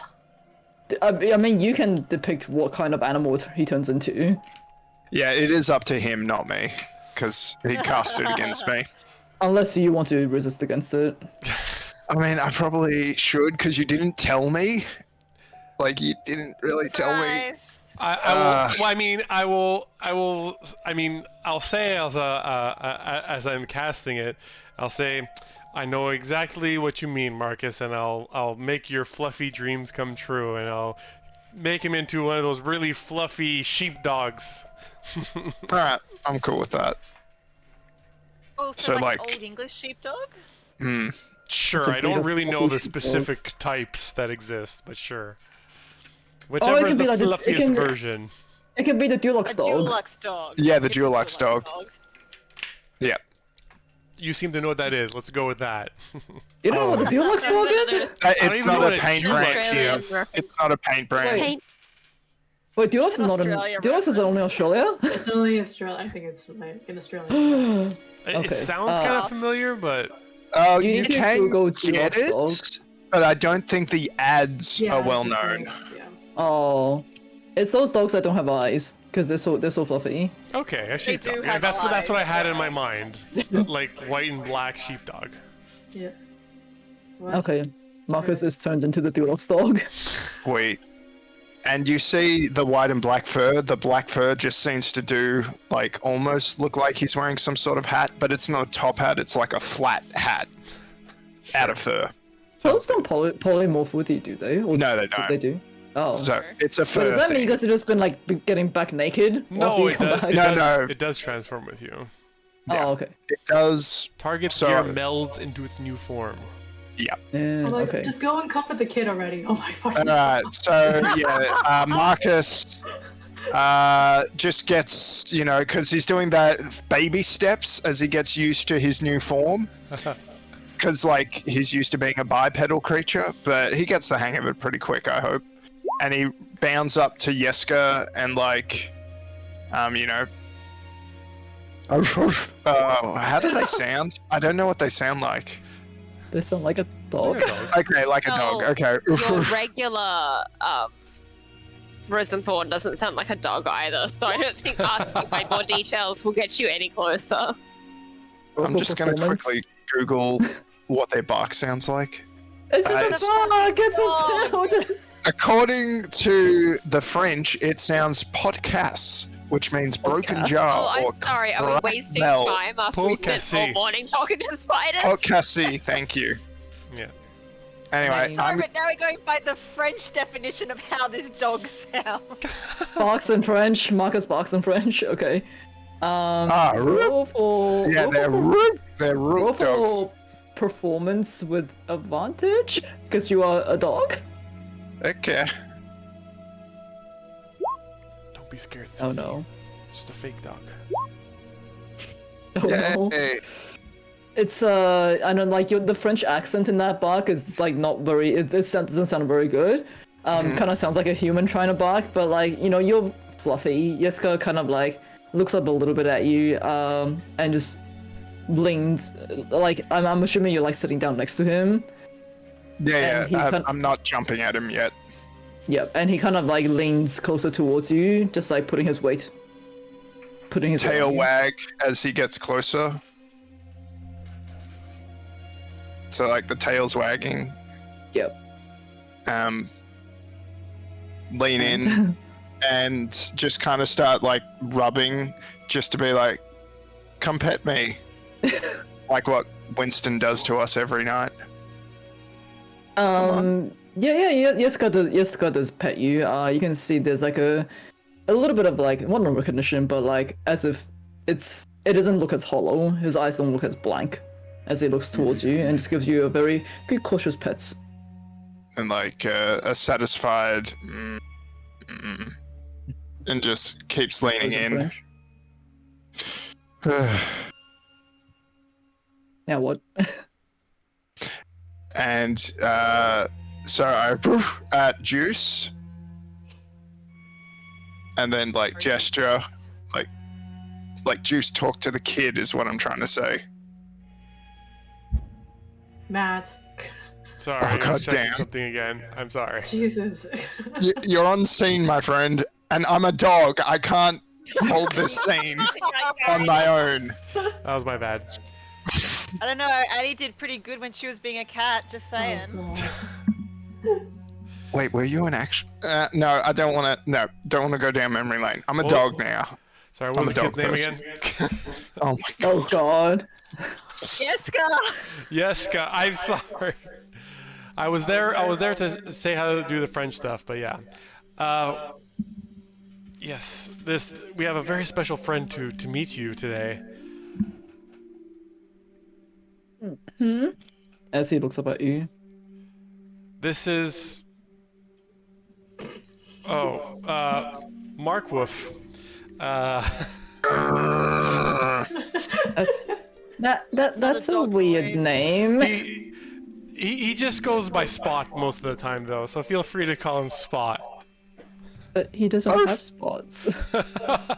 It's an ironic name. It's fun. It's it's one of those you name a big dog Tiny, something like that. It's fun.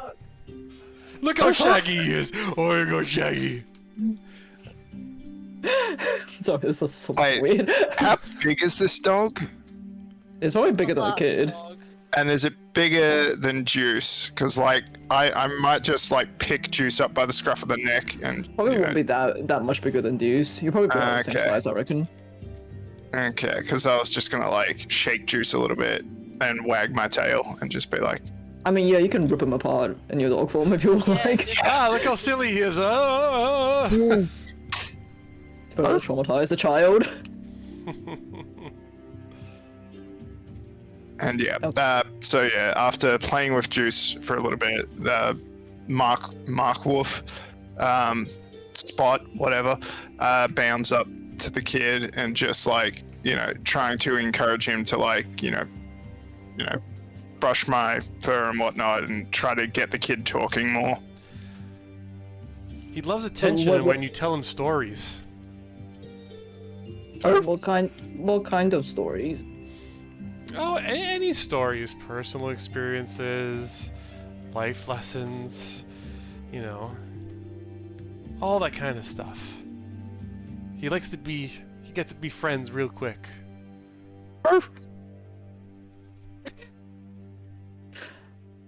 I mean, Yeska's not that old to start with. He's probably like 8 years old, definitely less than 10. I don't have that many fun stories or anything like that. It's things have been really weird lately. Like how weird? Like maybe we can figure out a story from that. Just weird and scary and he kind of starts quieting down a little bit. As you can see, like, memory seems to be resurfacing. Okay. Well, the easiest way to turn a scary thing into a fun thing is to just talk about it sometimes, with a cherished He doesn't have no friend. idea how to talk to children. Yeah, this is not going well. Deuce does not know how to talk to children. No, you're right. Well, I just got my dice. But like, what do you want me to talk about?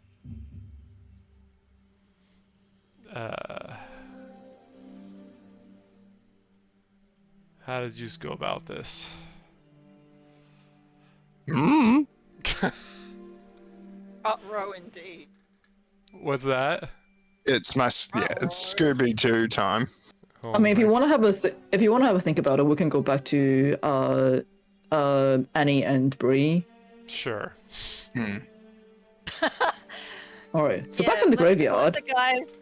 Let the guys think about how to Box with kids. handle traumatized children. Okay, so I figure Bree and Annie, it's a graveyard. There'll be some shovels lying around that they can just sort of Oh yeah, easy. start with. Yeah. So yeah, they'll start digging up Milafage's grave. Oh, I mean, you guys have already unearthed enough to open the lid of the coffin we if have? you would like. Okay. Yeah, you were talking right. about the lid before. Talking about the... Oh yeah, true. Sorry. Okay. All right. Well, then they've got the lid off, so Annie will cast.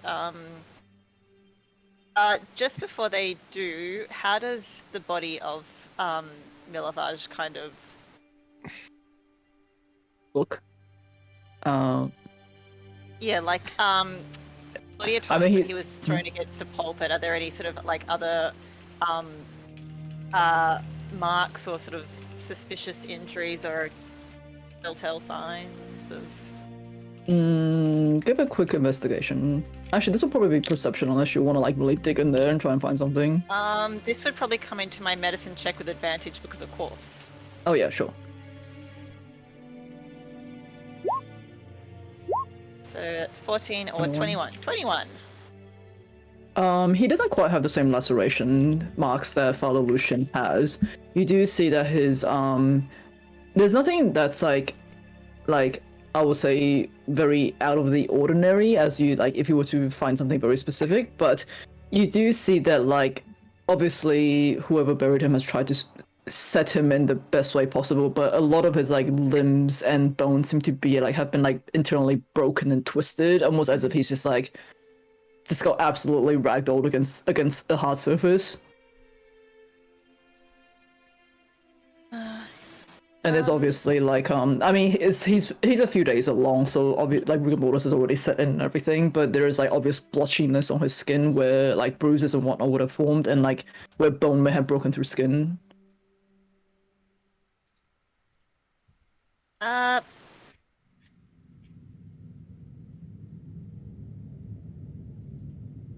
His jaw's still intact if you need to talk to him. Yeah. Are you okay, Bree? Just making sure you're still okay. I don't think we've done this with someone that we've like known before. No, I'm cool. Do you need me to help with anything? Are we just gonna? Yeah. Give me a sec. And Annie might just sort of gesture at Bree and sort of describe about sort of better setting the bones and limbs so that they're at sort of more of a don't say like natural, comfortable sort of way, like how they would have been if he was going to sort of like what's the word? Not die by physical trauma. Yes, like in a place where they could be sort of like set and repaired, so that Yeah. So naturally set. So- Yeah. yeah, so she'll kind of fix that sort of part of the process before casting Speak with Dead on Dear Milavage. Yep.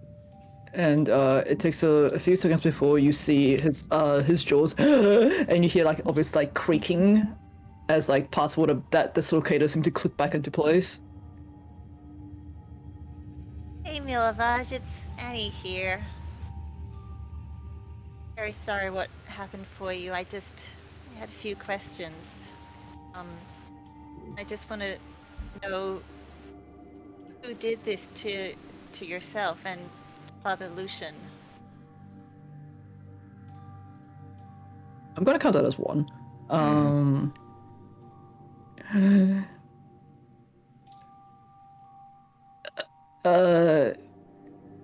There were two people in hooded robes, and Izek, but he looked different.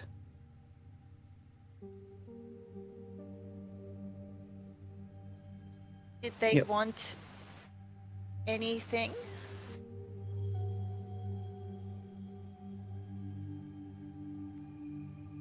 Like, what did they say when they came into the church?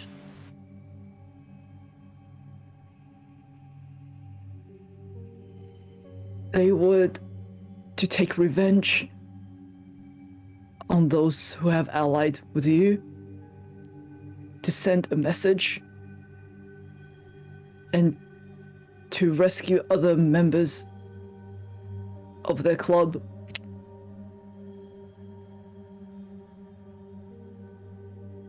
And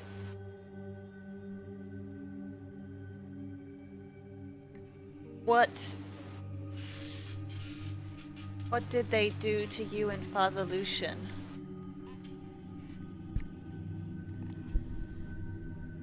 I did not see what they did to the father. I tried to attack with my shovel.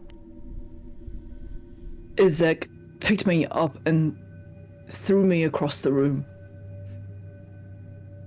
I felt myself slam against something heavy, and nothing more after that. Indicating that he was killed before Father Lucian was injured. Yeah. And the two hooded people, did Isek talk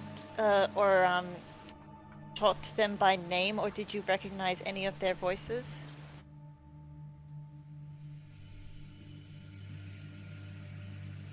One looked familiar.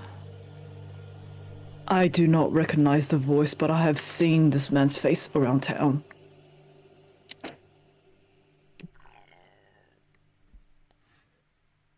The other, I did not hear a name.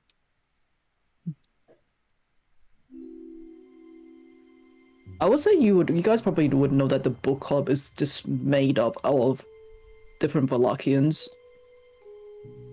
Yeah. Yeah. Just can't remember who. I don't think we ever got like a list of members. Yeah, aside from sort of like her sons and Lady Wachter herself, it's just kind of like generic bad aligned townsfolk. Mm-hmm. Yeah, there should be a list of who they've arrested since then, right? How many questions is that? Do we have one more? Or One more. One more. You wanna ask him if he wants to pass any messages, or?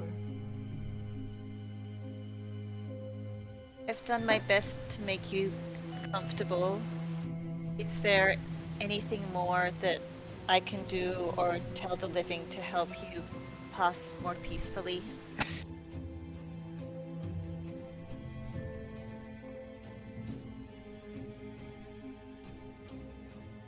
Tell Yeska it's not his fault.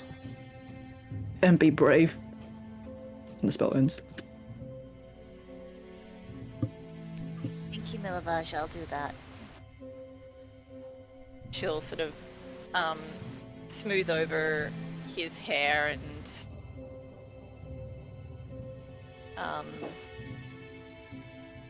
get Bree to help her put the lid back on, and she'll also play a few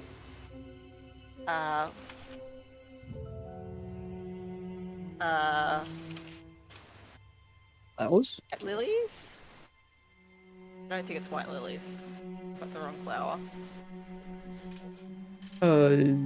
Yeah, no, it is. It is while it was on. Yes, yeah, yeah. these are associated with death. Yes, yeah. Yeah, they're often used for weddings and funerals, but yeah, symbolizes regeneration of the soul, purity and rebirth. But sort of in Annie's way, sort of a gesture of that he will sort of free the souls from the cycle of Barovia, so that they can be at peace eventually, and then yeah, I guess have Bree help her relay all the dirt onto his grave. Mm-hmm.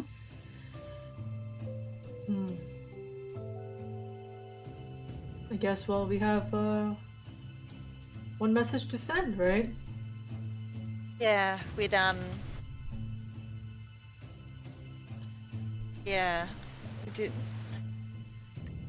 No, you did I'm good. guessing, yeah, I'm guessing Izek's Yeah, he's back. Izek's been the one that's sort of afflicted Father Lucian with his condition. Yeah, we need to tell the others. Yeah. And I think we also need to perhaps do a catalogue of those that have helped us that may also be in danger. Yeah. Yeah, let's head to the orphanage.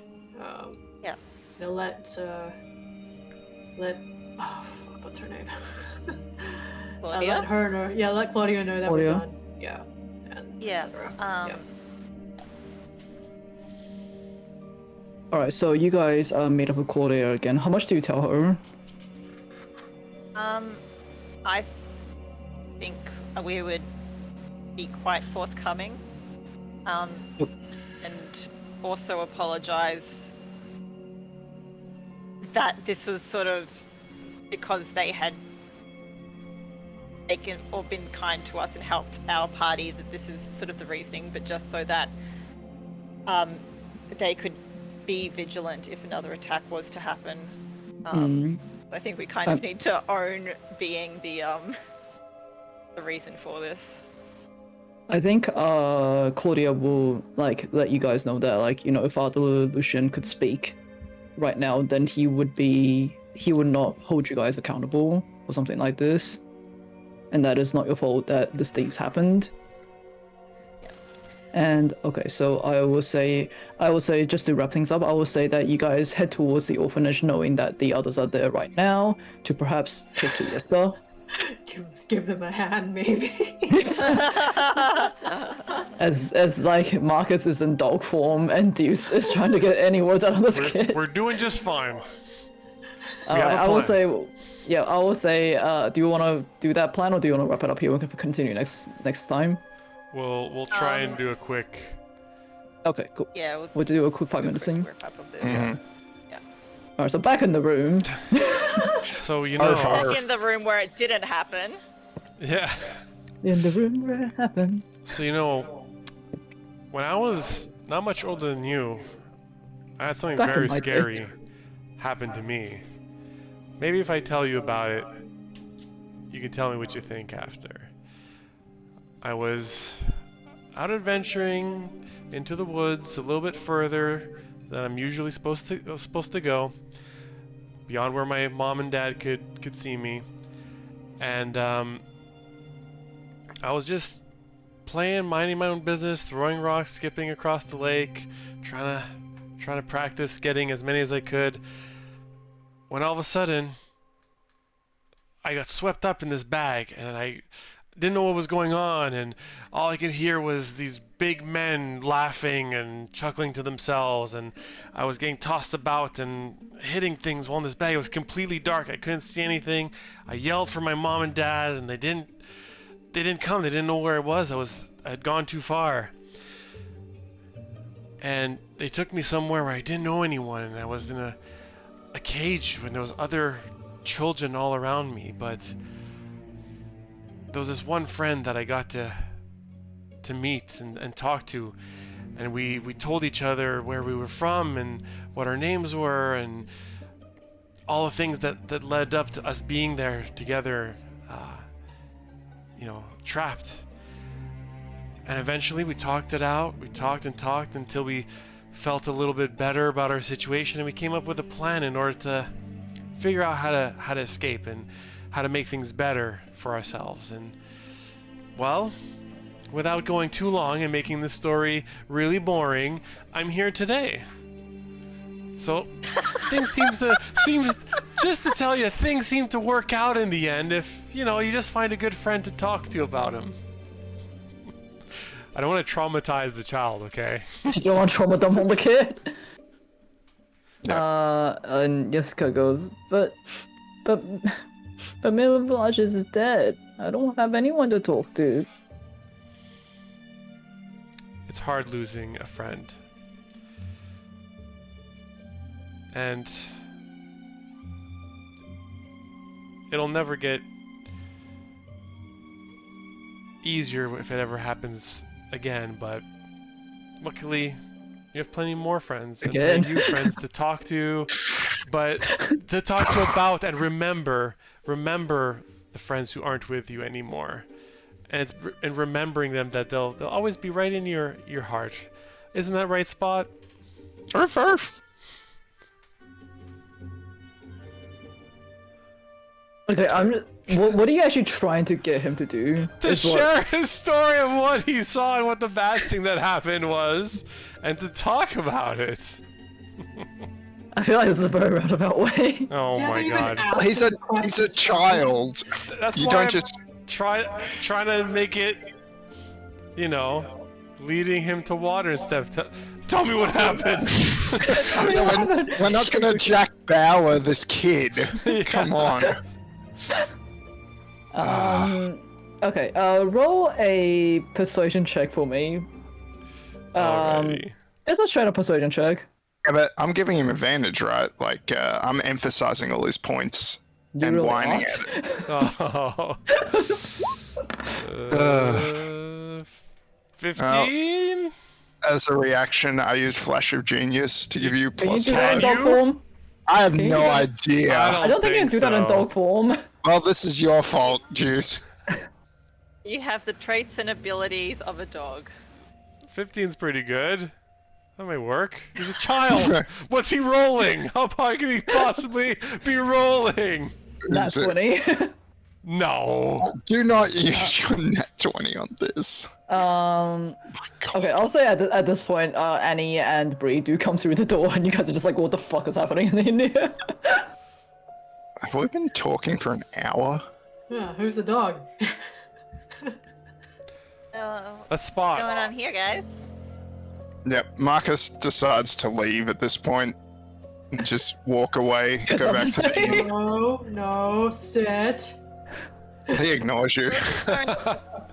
Did Rosenthorn pick up another stray? Oh man. Rosenthorn has a new friend. Bree kneels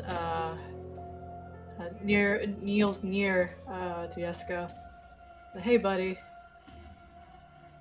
Are you doing? How are you doing?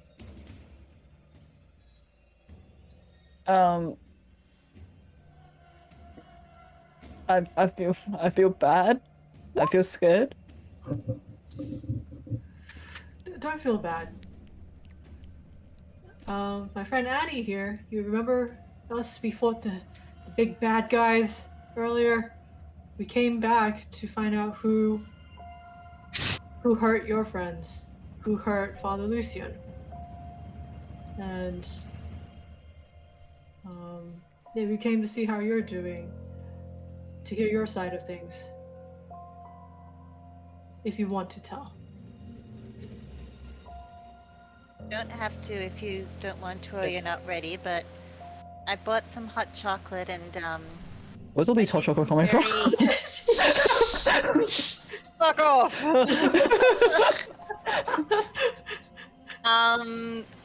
Well, we've got a fresh store of it now. We've got a fresh store of hot chocolate, and he was up all night.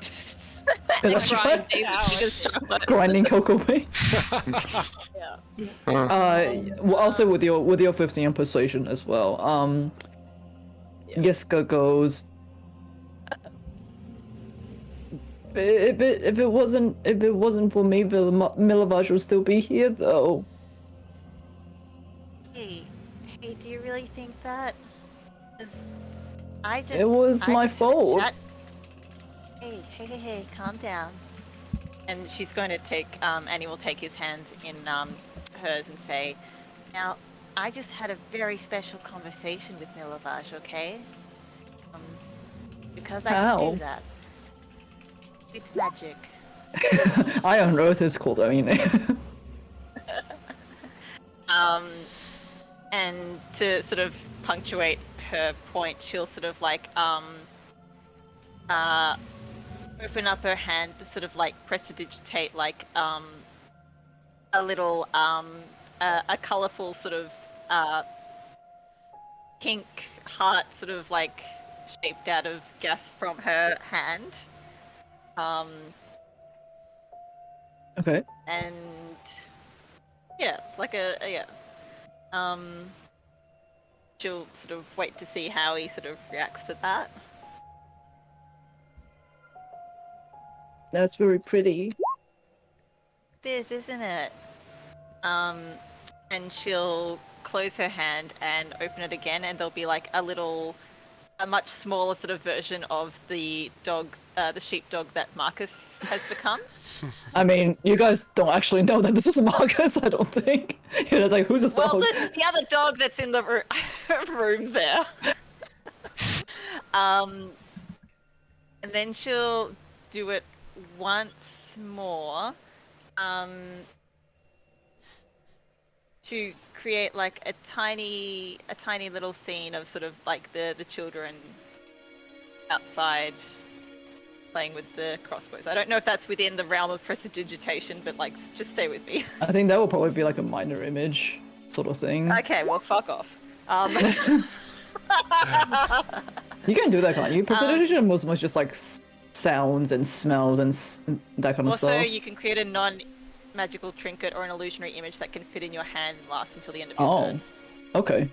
I take that back. Yes, you can. Okay.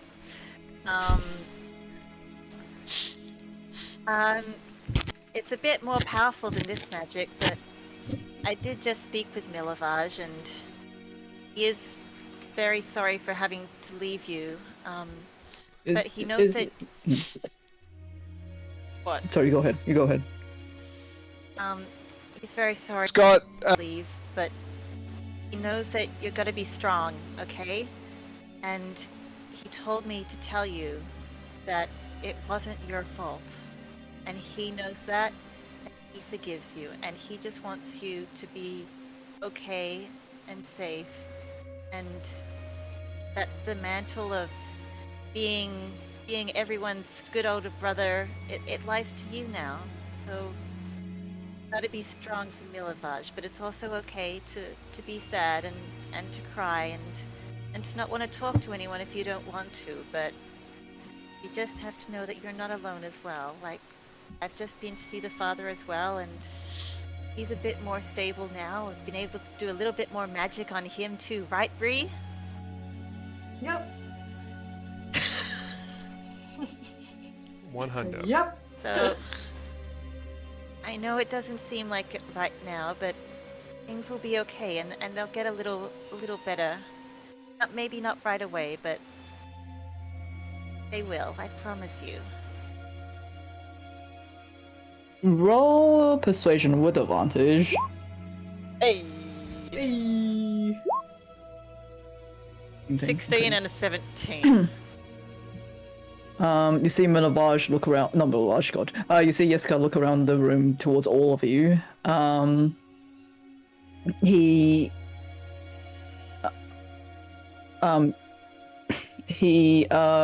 kind of like, you see that like his shoulder seems to relax a little bit, and he goes, well, if that's what Milovaj said, then I can tell you what happened. Only if you're okay with that. I think Milovaj will want you to know. And we will finish it up there. We'll figure out what happens in the next one. Yeska's great confession. Dun dun. Dun dun. Yeah, because yeah, it's already 4:30 on my outside, so it's Yeah. probably best to finish up here. Sounds good. I was Alright. trying to keep the retelling of Juice's origin story concise, but apparently that doesn't make for good convincing of small children. I was like, why are you trauma dumping on this child? Because you went, and then some things happened, and everything was fine. Yeah, Don't worry about it. exactly.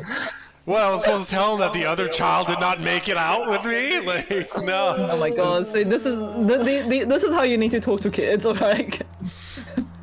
This is why I do the least amount of that in real life as possible. God. We were just friends in the chat, trying like, to see you two trying to get like the most roundabout way trying to get this kid to talk. I'm like, oh my god, I've never interacted with children in real life. I just wanted to see Annie get distracted and cast Speak with Animals on Marcus. And There's like, always "Oh, next time. You Hi, got another friends. like Who 55 are minutes you? of Marcus Ravenswolf, so. oh, really? Your name's the same as my friend. So wow, you have a top hat too. Where did that come from? That's amazing. All right, so yeah, so next fortnight we shall find out exactly what happened in this here, and then we'll hopefully actually find our way to Yester Hill afterwards. One day. But we got to Velaki. But we got to Did. Didn't think we, Velaki. we would, but we did. It was beginning to look dire. Yeah. And we didn't talk about like No. how. Bring it up. Did I bring it up? Yep, never mind. Yep, we didn't have to refer to like how many like times around the world the Nope. children's veins can go through once more. So that was good. No. Thank you. Don't talk about that. All right. Well, whoever's still on stream, thank you guys for joining. We should be back next fortnight, so that would be the my calendar. That would be the 10th and the 11th of December. And then we'll see what happens with the week after, given that it's Christmas in Australia during that time. But we might just take a break and come back the next fortnight. But yeah, come join us again next fortnight for the last session of 2022. All right. Put it like that. Oh god, it's weird. Yeah. Why is the year's gone so fast? What the fuck has happened? What am I doing with my life? Anyways, We'll finish this eventually. Yep. Yeah. maybe by the end of 2022 we'll get to Yester Hill. Yeah, I hope so. Alright. Well, we will see you guys next fortnight then. Good night, Bye-bye. everyone. Bye. Hey. Arf, arf.